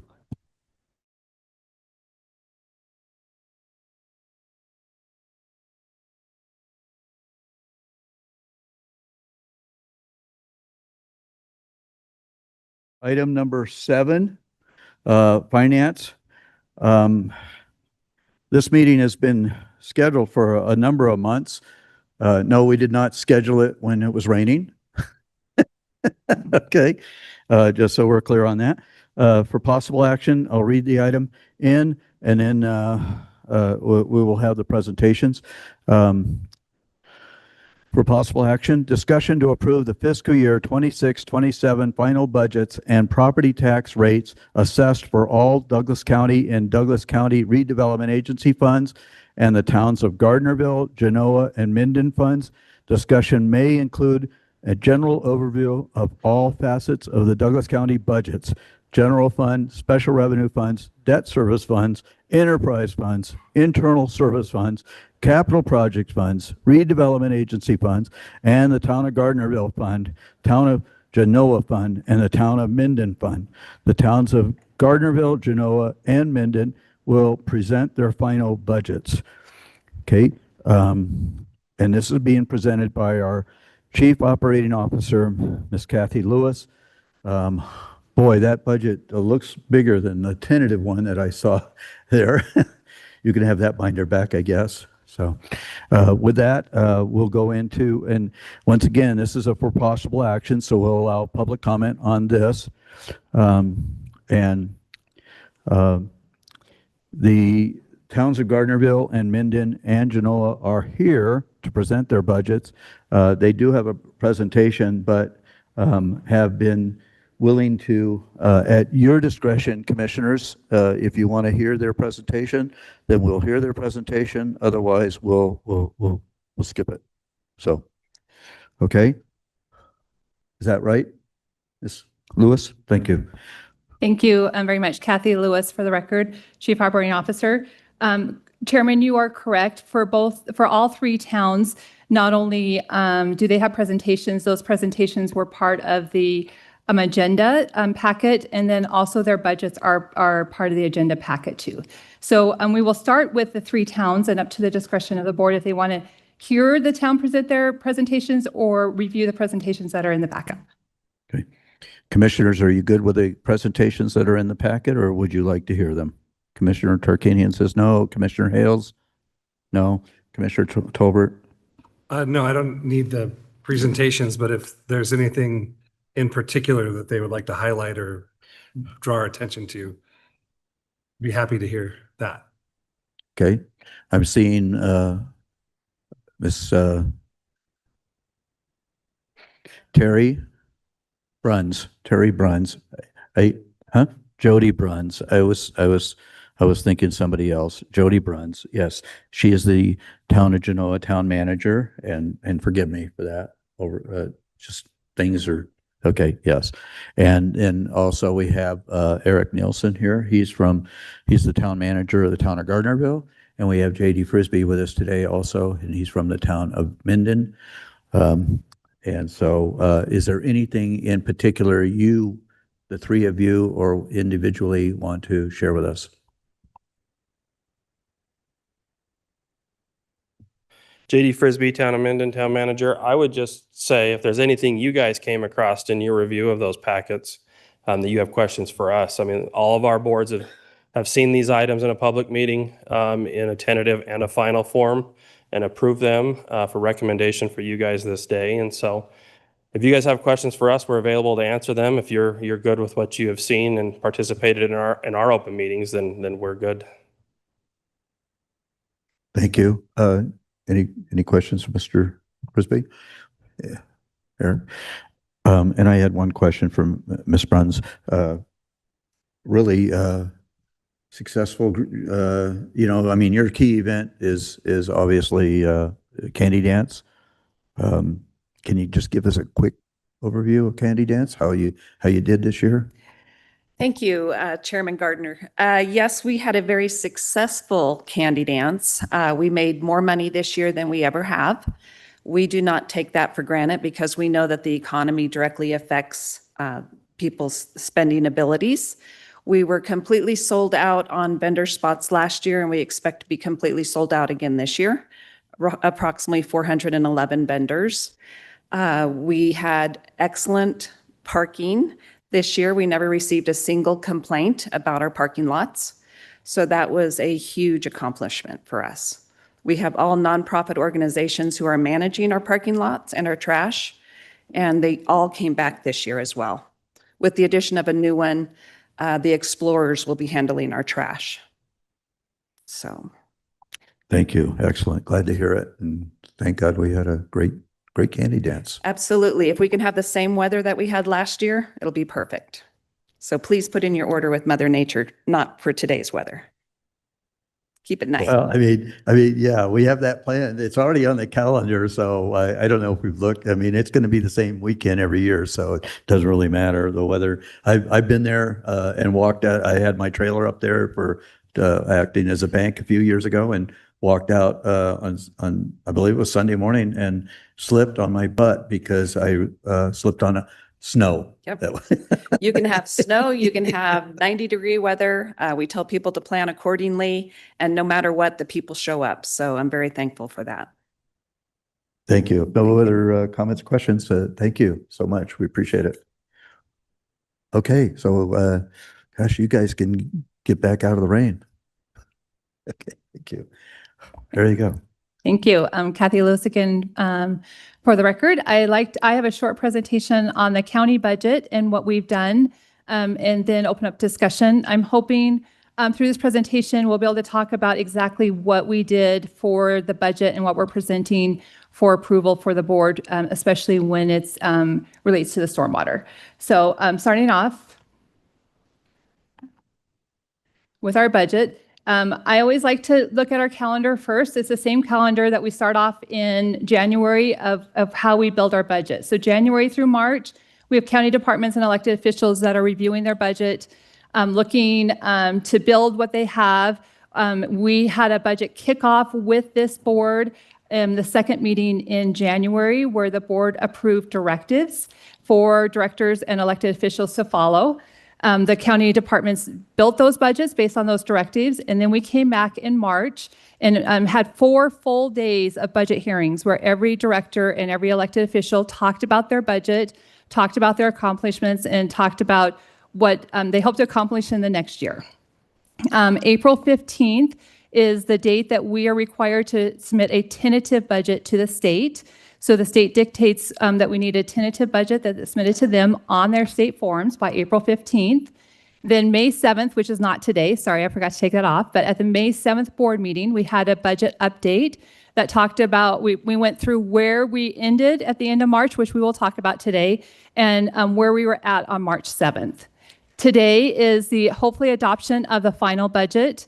It is the one required hearing that the state requires every public entity, every government to have one public hearing at least, and it has to be these last 2 weeks in May. So this is our public hearing for our budget, and we need to adopt a budget by June 1st. We have in the agenda packet, and then we also have our final budget binders, which we have a couple in the back.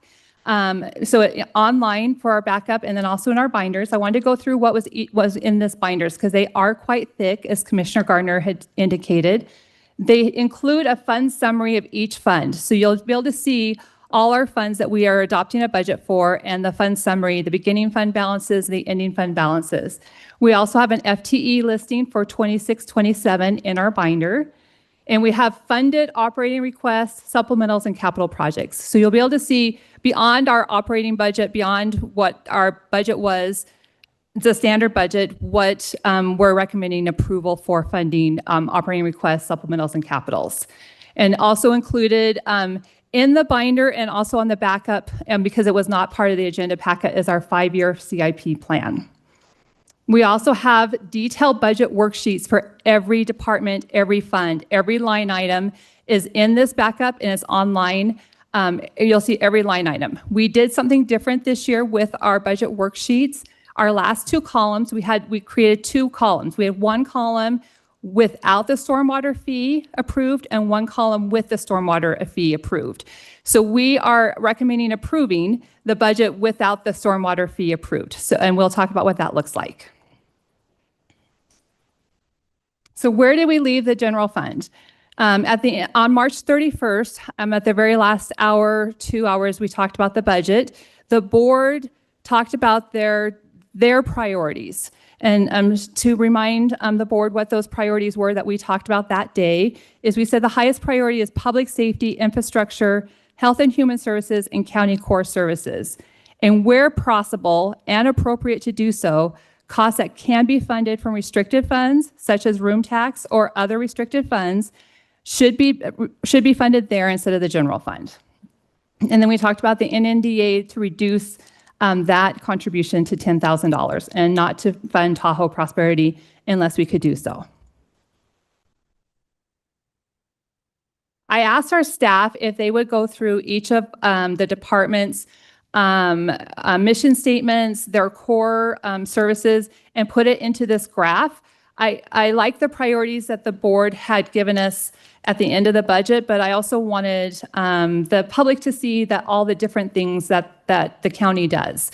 There are many different services that the county provides, very varied services that we provide.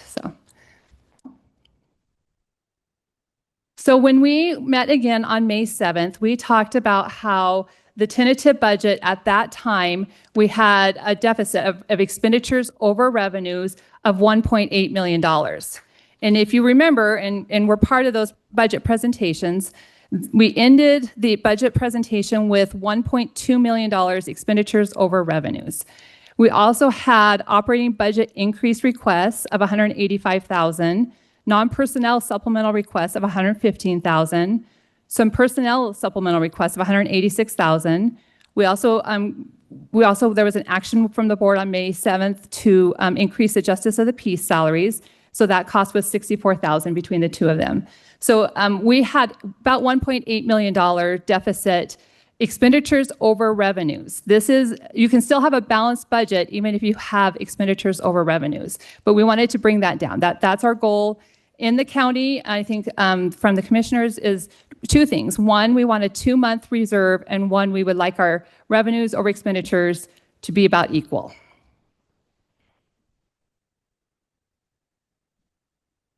So how did we do that?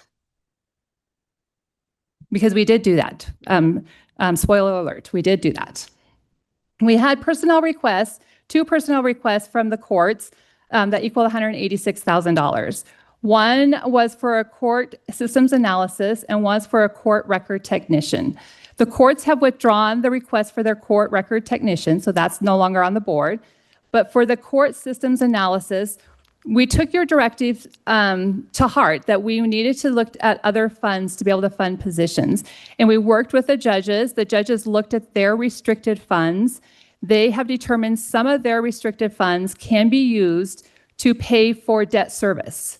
So the debt service that we were paying in for the Justice Center out of the general fund will be paid out of their restricted funds, and the general fund revenues freed up from that debt service payment will go towards this position. They are willing to do that for up to 5 years to fund that position. I wanted to do this FTE reconciliation. Sorry, I've been thirsty all day.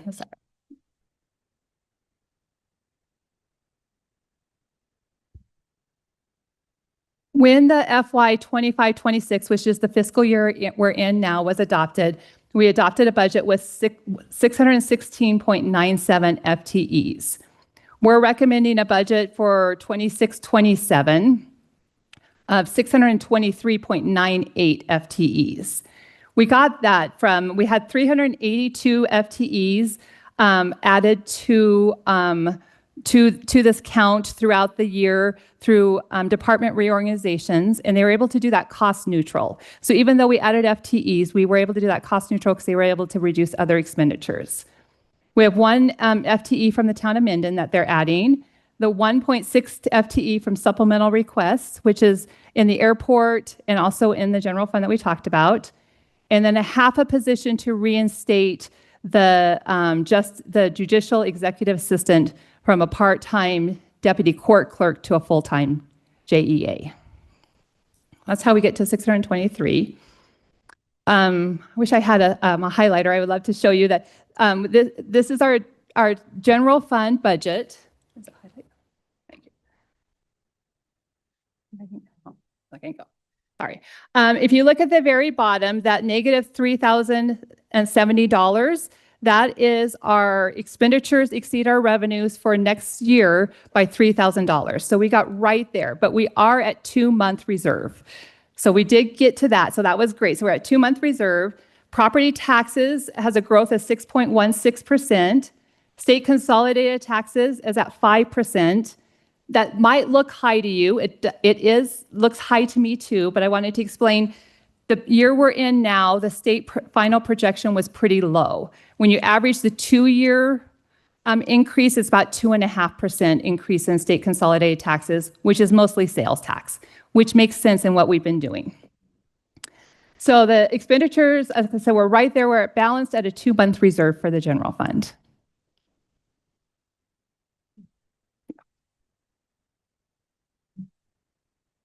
I know that was a huge concern of ours going into this budget cycle is when we first looked at the $1.2 million that we were in a deficit, and then it grew to 1.8.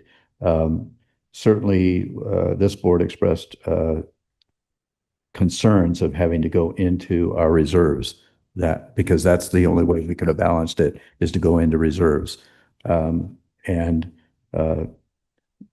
I think we all expressed that was unacceptable. So I'm very pleased that we could get down to this so you're saying we're basically about $3,000. Okay. Thank you. Appreciate you sharpening your pencils.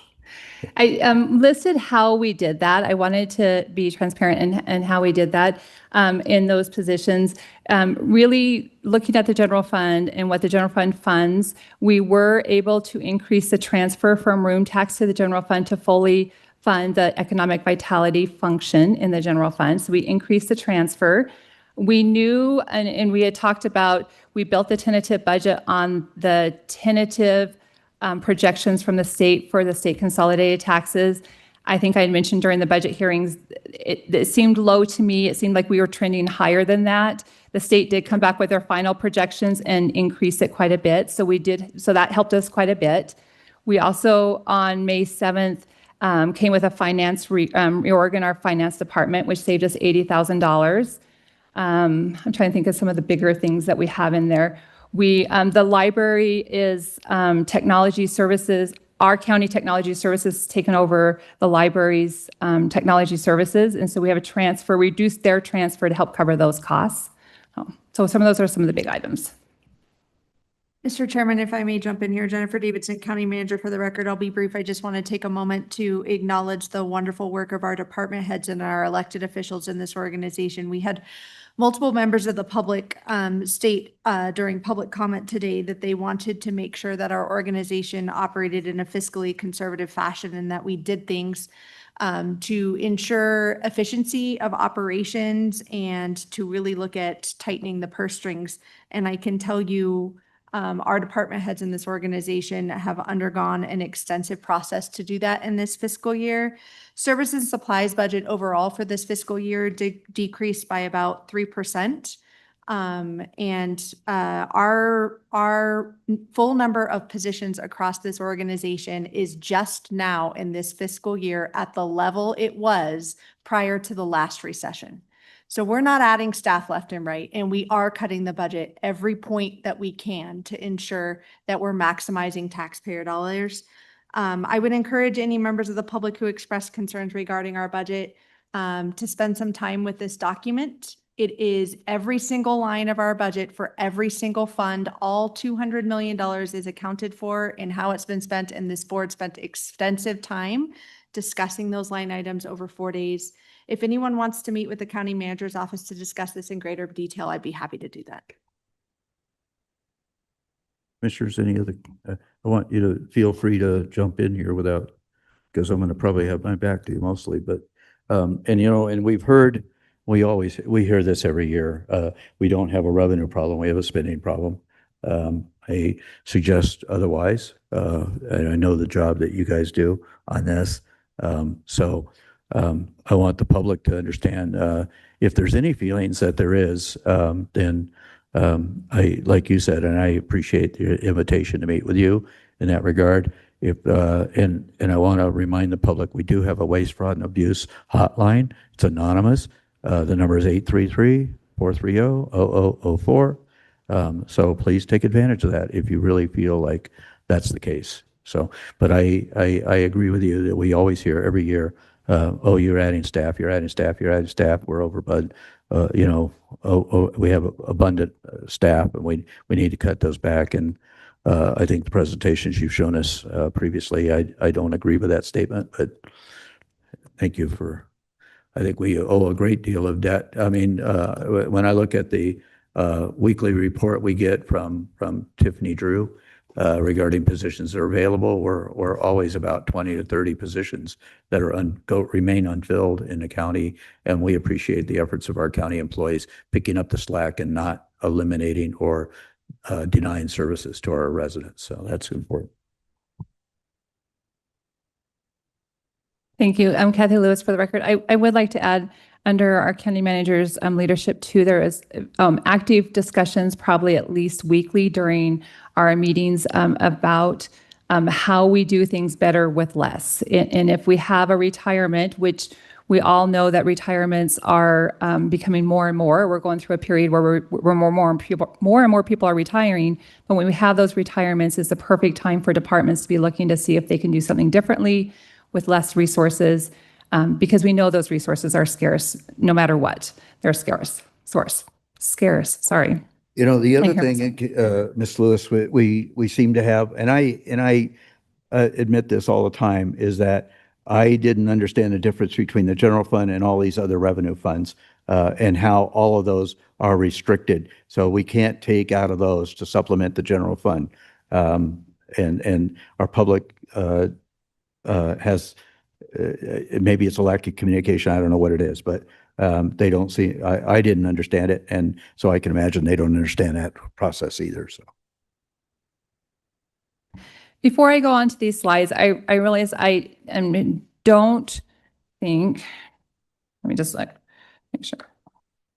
I don't have a specific slide talking about the stormwater fund. So I will tell you that the stormwater utility fund is an enterprise fund that's in our in the county. That enterprise fund is funded.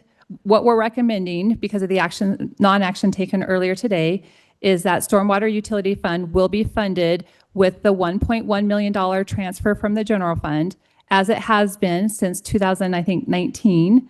And interest revenues that they have, interest earnings that they have on the money that they have in that fund. So that fund will be funded with those two things going forward for the next year, is that general fund transfer that we currently have done in the past, we'll keep that for next year to fund the program. So these slides I'm always put in here.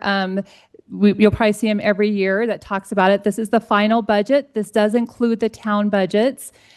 So overall, we're asking you to look into adopt a budget of $272,466,000. It is less than 0.5% increase over the budget we have this year. When you look overall, it's less than 0.5% increase over this year's budget. Looking at that total $272 million by revenue type, you can tell 41% of our budget comes from taxes or intergovernmental revenue. Intergovernmental revenue simply means it's revenue from another government. The biggest piece of intergovernmental revenue is our sales tax or our consolidated taxes, because everybody pays the state and then the state pays us what our share of that. So 41% of our revenues for the entire budget, including the towns, comes from taxes or intergovernmental revenues. Looking at the general fund specifically, it's we're asking you to adopt a budget of $84,675,000. 68% of the general fund comes from taxes or intergovernmental revenue. In the general fund, those taxes are property taxes. Overall, for the whole county, that would include room taxes and gasoline taxes. But in the general fund specifically, the taxes are property taxes. So 68% is sales taxes or property taxes. Looking at that $272 million by expenditure, by type, we have employee wages and salaries and wages, employees benefits. 31%, almost 32% of our entire budget, including all our capital funds and everything, is salaries and wages and employee benefits. But then when we look at the general fund, it is significantly different. And if you think about it, it makes sense. In the general fund, we do not have any capital projects. In the general fund, it is our operating budgets of the county. It includes our elected officials, our public safety. It includes our finance and human resources, community development. So 64% of the general fund is salaries and wages and benefits. And I've had a conversation with Commissioner Tolbert. If you think about what our widget is in the general fund, what we produce, it is people providing services. So it makes sense in the general fund that that would be a higher number. And that is, as high as that 64% is, we are lower than most of our counterparts in other counties for when you look at general fund at that percentage. But it is a common percentage, a pretty standard percentage, I guess. Looking at, this is the general fund. It excludes contingencies, transfers, and ending fund balances. And I looked at it by function. What I'm looking at, sorry. Judicial is 19.64% and public safety is 48%. So that is about 70% of our budget is either judicial or public safety employees and services that we provide. The proposed tentative tax rate will be the same as has been in many years. We are not suggesting to move part of that general fund tax rate to the preventative road maintenance at this time, so we will keep it at the same tax rate. And the 1.168, but then it's broken down how much goes to the general fund and everywhere else. I wanted to take a difference between the tentative budget that we talked about in March and the final budget we have now. The total between all those funds, this doesn't include the towns, is $5.2 million. We knew that one of the biggest pieces of the $1.5 million in the general fund was the piece that we were trying to reconcile. That's net. Remember the 18 million, but this is net. Enterprise funds, the biggest difference is we added in the capital projects that they're going to work on next year. And enterprise funds, because we have an audience that we don't usually have for budget, which I love, enterprise funds are our water, our sewer, stormwater is in there, and airport. Enterprise funds are supposed to, by law, operate like a business. So they are supposed to charge fees that cover their costs. So we would expect the sewer fund to charge a sewer fee that would cover their costs. So that's the enterprise funds. Our next steps are, we would hope that at the end of this that you will adopt our budget without that stormwater fee, and then also adopt the budgets for the towns of Minden, Gardnerville, and Genoa. I did the adopt the property tax rates listed for each of those areas. And then if it's approved, we have the commissioners sign our state forms that go to the state. So we have the state forms here that at the end of the night, I would love if I could get some signatures. Ready for some questions? Commissioners?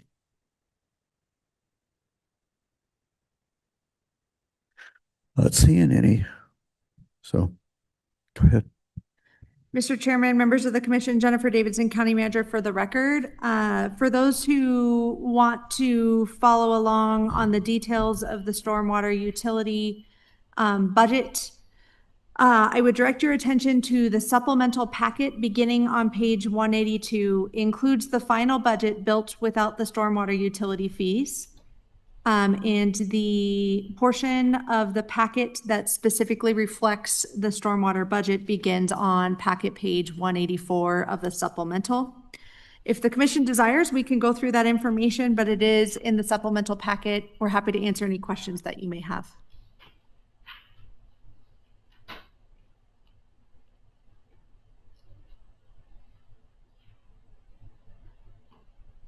Okay. I don't see any questions. I think this process that we've been working through for several months now. So, once again, I am very thankful for the fact that we were able to balance the budget without going into reserves. That's an important aspect for our county, and I hope our public understands and recognizes that, is that we're trying to be fiscally conservative, which is important. So I don't have anything else. I suppose we're ready for public comment then. Is that right? Okay. So at this time, I'll open public comment on item number 7, since the board has indicated they don't have any questions.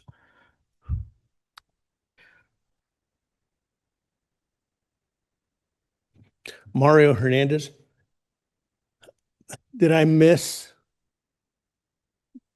the board making somebody making a motion to adopt the 1.1 million back in the storm fund? Isn't that a change to what was originally brought? Oh, so it hasn't been made yet. Okay.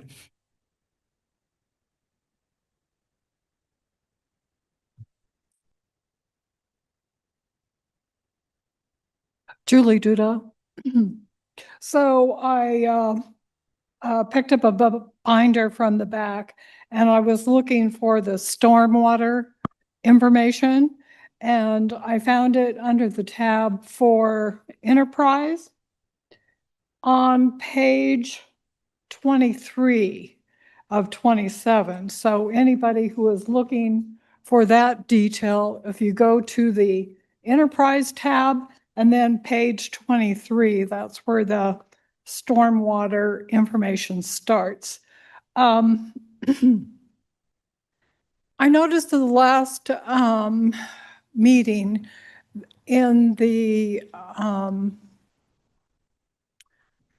there was a item about the augment of 12.7 million. So I was wondering if Ms. Lewis could spend some time talking about how the augment brings forward the additional revenue and how that fits into the final budget. Thank you. We'll do that after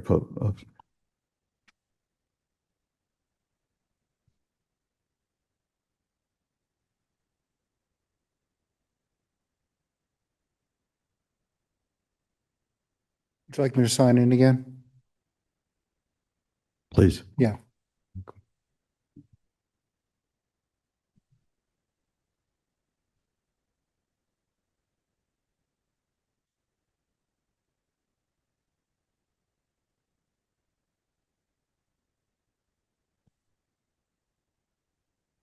For the record, Mark Evedon. I actually understood the budget, the method. I don't mind telling you, my last job for the Armed Forces was as a budget analyst for quite a time. I worked with a budget close to what your total annual budget is. My book was about that thick. We spent our monies quarterly. We did things a little differently. We had set increments quarterly, and our what you would call capital improvements, we did a little later in the year, so we had a better idea of how much we would need so that we didn't have to ask for more money. Two things come to mind. There's the budget, well, three things. There's the annual budget, there's the revenue sources. That's on one hand. On the left hand, if you will, the other hand was accountability, feasibility, which is spendability.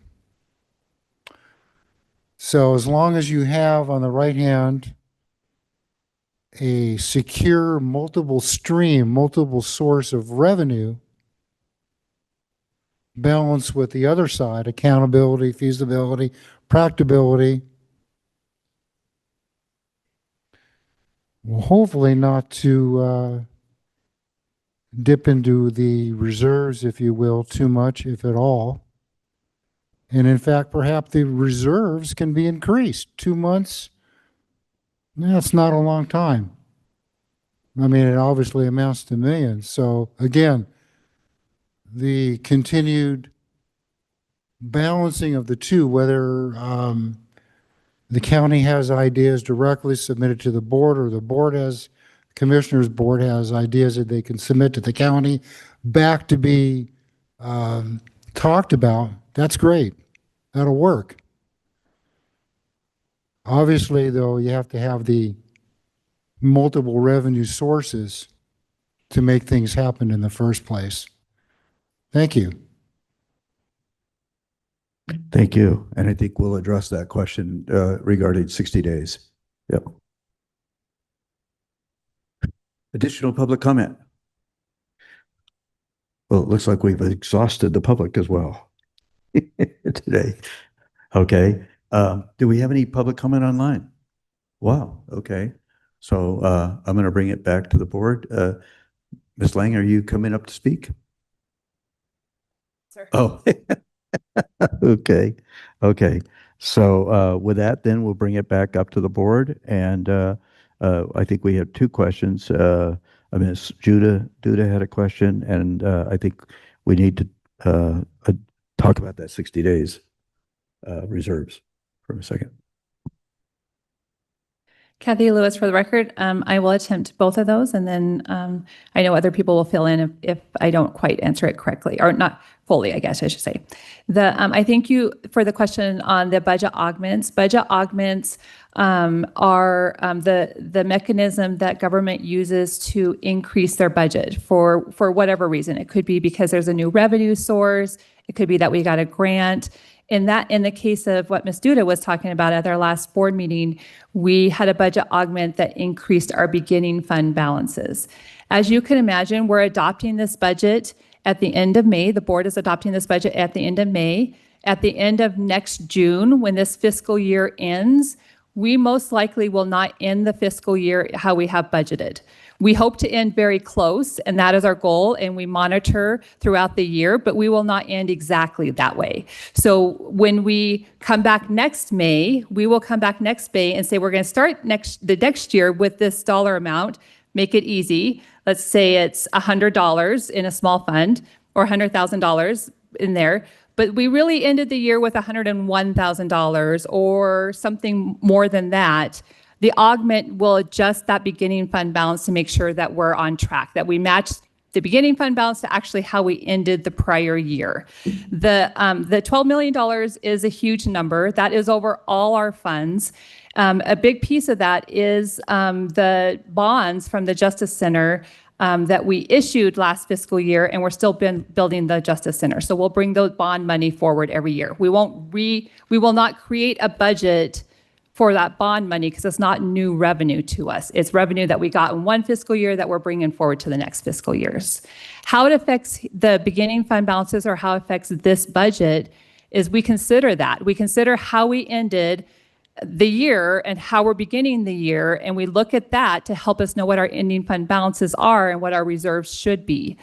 To answer the next question about those reserves, In Nevada, we actually have a law that is any reserves over the 2 months are subject to negotiation, which means that the Nevada state government, which has been the same for a long time, so it's not one specific person or another that I could point to, has said that if you have reserves more than 2 months in your general fund, then you have the ability to pay for when you negotiate with your different associations. You have that ability to pay because you have reserves more than 2 months. So our goal in county government is to keep that 2 months, because I want to keep as much as we can, but not to go more than that, to use those resources how we need to use those resources, which could be on negotiations, which could be on projects, or whatever the board decides. I hope I answered those questions. Yes, I think so. Ms. Duda, you got your question? Okay, very good. I wanted to make sure. Okay, any other questions? If not, then I guess we're ready to pass a budget. Is that the case? Thank you, Mr. Chairman, members of the commission, Jennifer Davidson, County Manager, for the record. And just for clarity for the record, please include in your motion that you're passing the budget today as presented without the stormwater utility fees. And for clarity for the public, I would suggest that you also include that you're approving a $1 million transfer out from the general fund to the stormwater utility. Is that sufficient? And was there 1.1 million? Thank you. I stand corrected. So if you need any assistance with that, sir, let me know. I don't. They do. I call for the vote. Okay. Do we have a motion? I entertain a motion. Do we have a motion on the floor?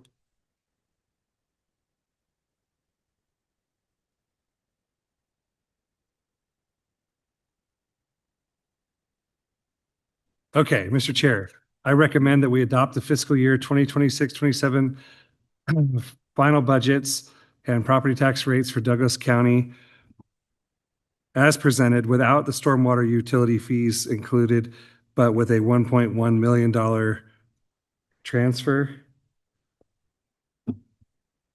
from the general fund.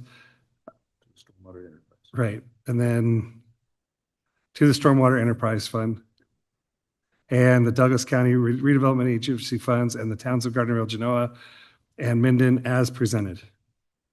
Second. Okay, motioned by Commissioner Tolbert, seconded by Commissioner Tarkanian, as stated. Sensing no further discussion, all those in favor signify by saying aye. Aye. Aye. Motion passes 4-0 with one commissioner absent. So thank you very much. And I guess we're going to be able to make our deadline with the state, right? So thank you very much. Appreciate your hard work and certainly closing that gap and maintaining our 60 days of reserves. With that, we have completed all of our agenda except for closing public comment. So at this time, I'll entertain closing public comment. I'm going to see if there's anybody online. Is there anybody online that wishes to offer closing public comment?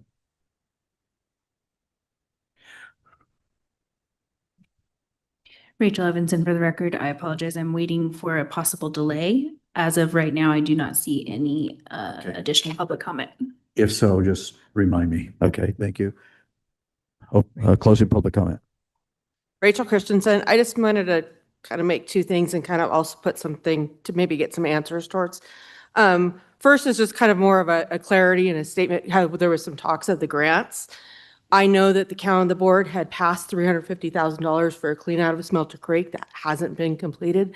Those funds, what I wanted to say, would have gone a long way towards that grant that we had done. So it's not that it would be in addition to that, that would have helped get a lot of that done. What I really wanted to kind of ask is the burn scars. Because let's face it, we were hit with a double whammy. We were hit with a burn up above our area, and then we were hit with the microburst on top of that.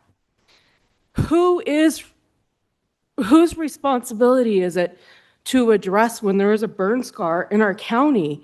And I understand it's on federal lands and stuff, but We can't go up there and remove the threat that's coming down to us. We can't go up there and reseed. I just want to put it out there, who does that? Because we haven't been able to get that answer. And let's face it, everybody in the county has a threat of a wildland fire, and it could happen to anybody. Same with a storm. What happened to Bruinstroth could happen to anybody out here. So I just want to put that out there. Thank you. Good question. Any additional public comment?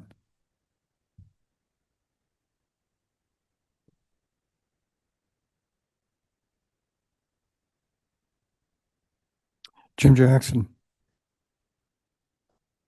There's been a lot of words thrown around today, directed at individuals, not directed at individuals, blaming the board for this or that, blaming previous boards. What's happened has happened.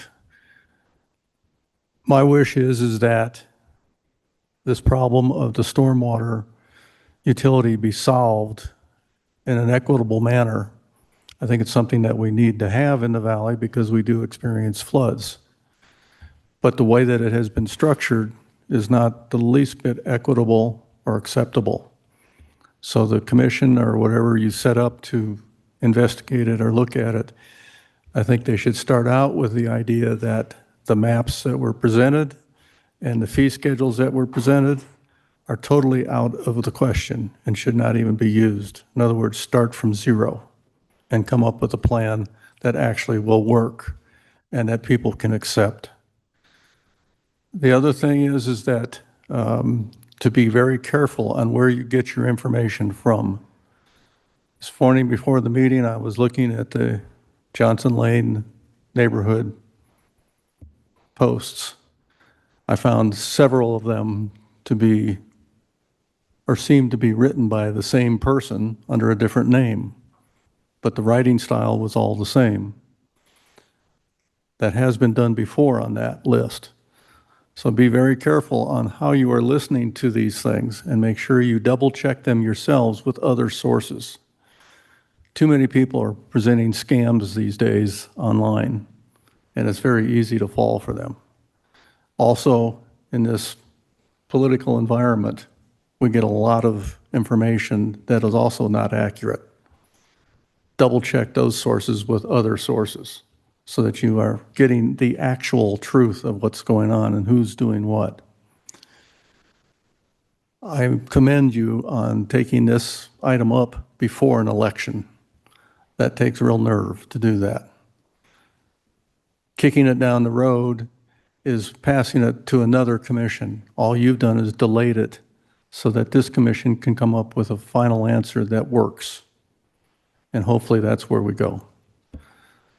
My grandfather used to tell me all the time a phrase, be careful what you wish for, you may get it. So be careful how we do this, because you may get it. Thank you. Thank you, Mr. Jackson. Is there any additional public comment? Okay, sensing no further public comment, thank you for your attendance today. I know you have a time-sensitive schedule, so go ahead. And with that, Well, this is one Miss- quick. No, I know, Ms. Christensen. Christensen, and we want to check with BLM and see what we can do about that burn scar. The Washoe tribe, most people don't know, they're already out there replanting on all of the land that's theirs. So they are already working on that part of it. So that's a piece. But correct, we'll find out with BLM. Yeah. Well, Right. We'll, So we'll, that's we'll BLM. try to get you some answers and get back to you, okay? Yeah, because I agree, it's important, okay? Okay, thank you very much, public. We appreciate your participation today. This is the way county government is supposed to work. So with that, the meeting is hereby adjourned. Thank you.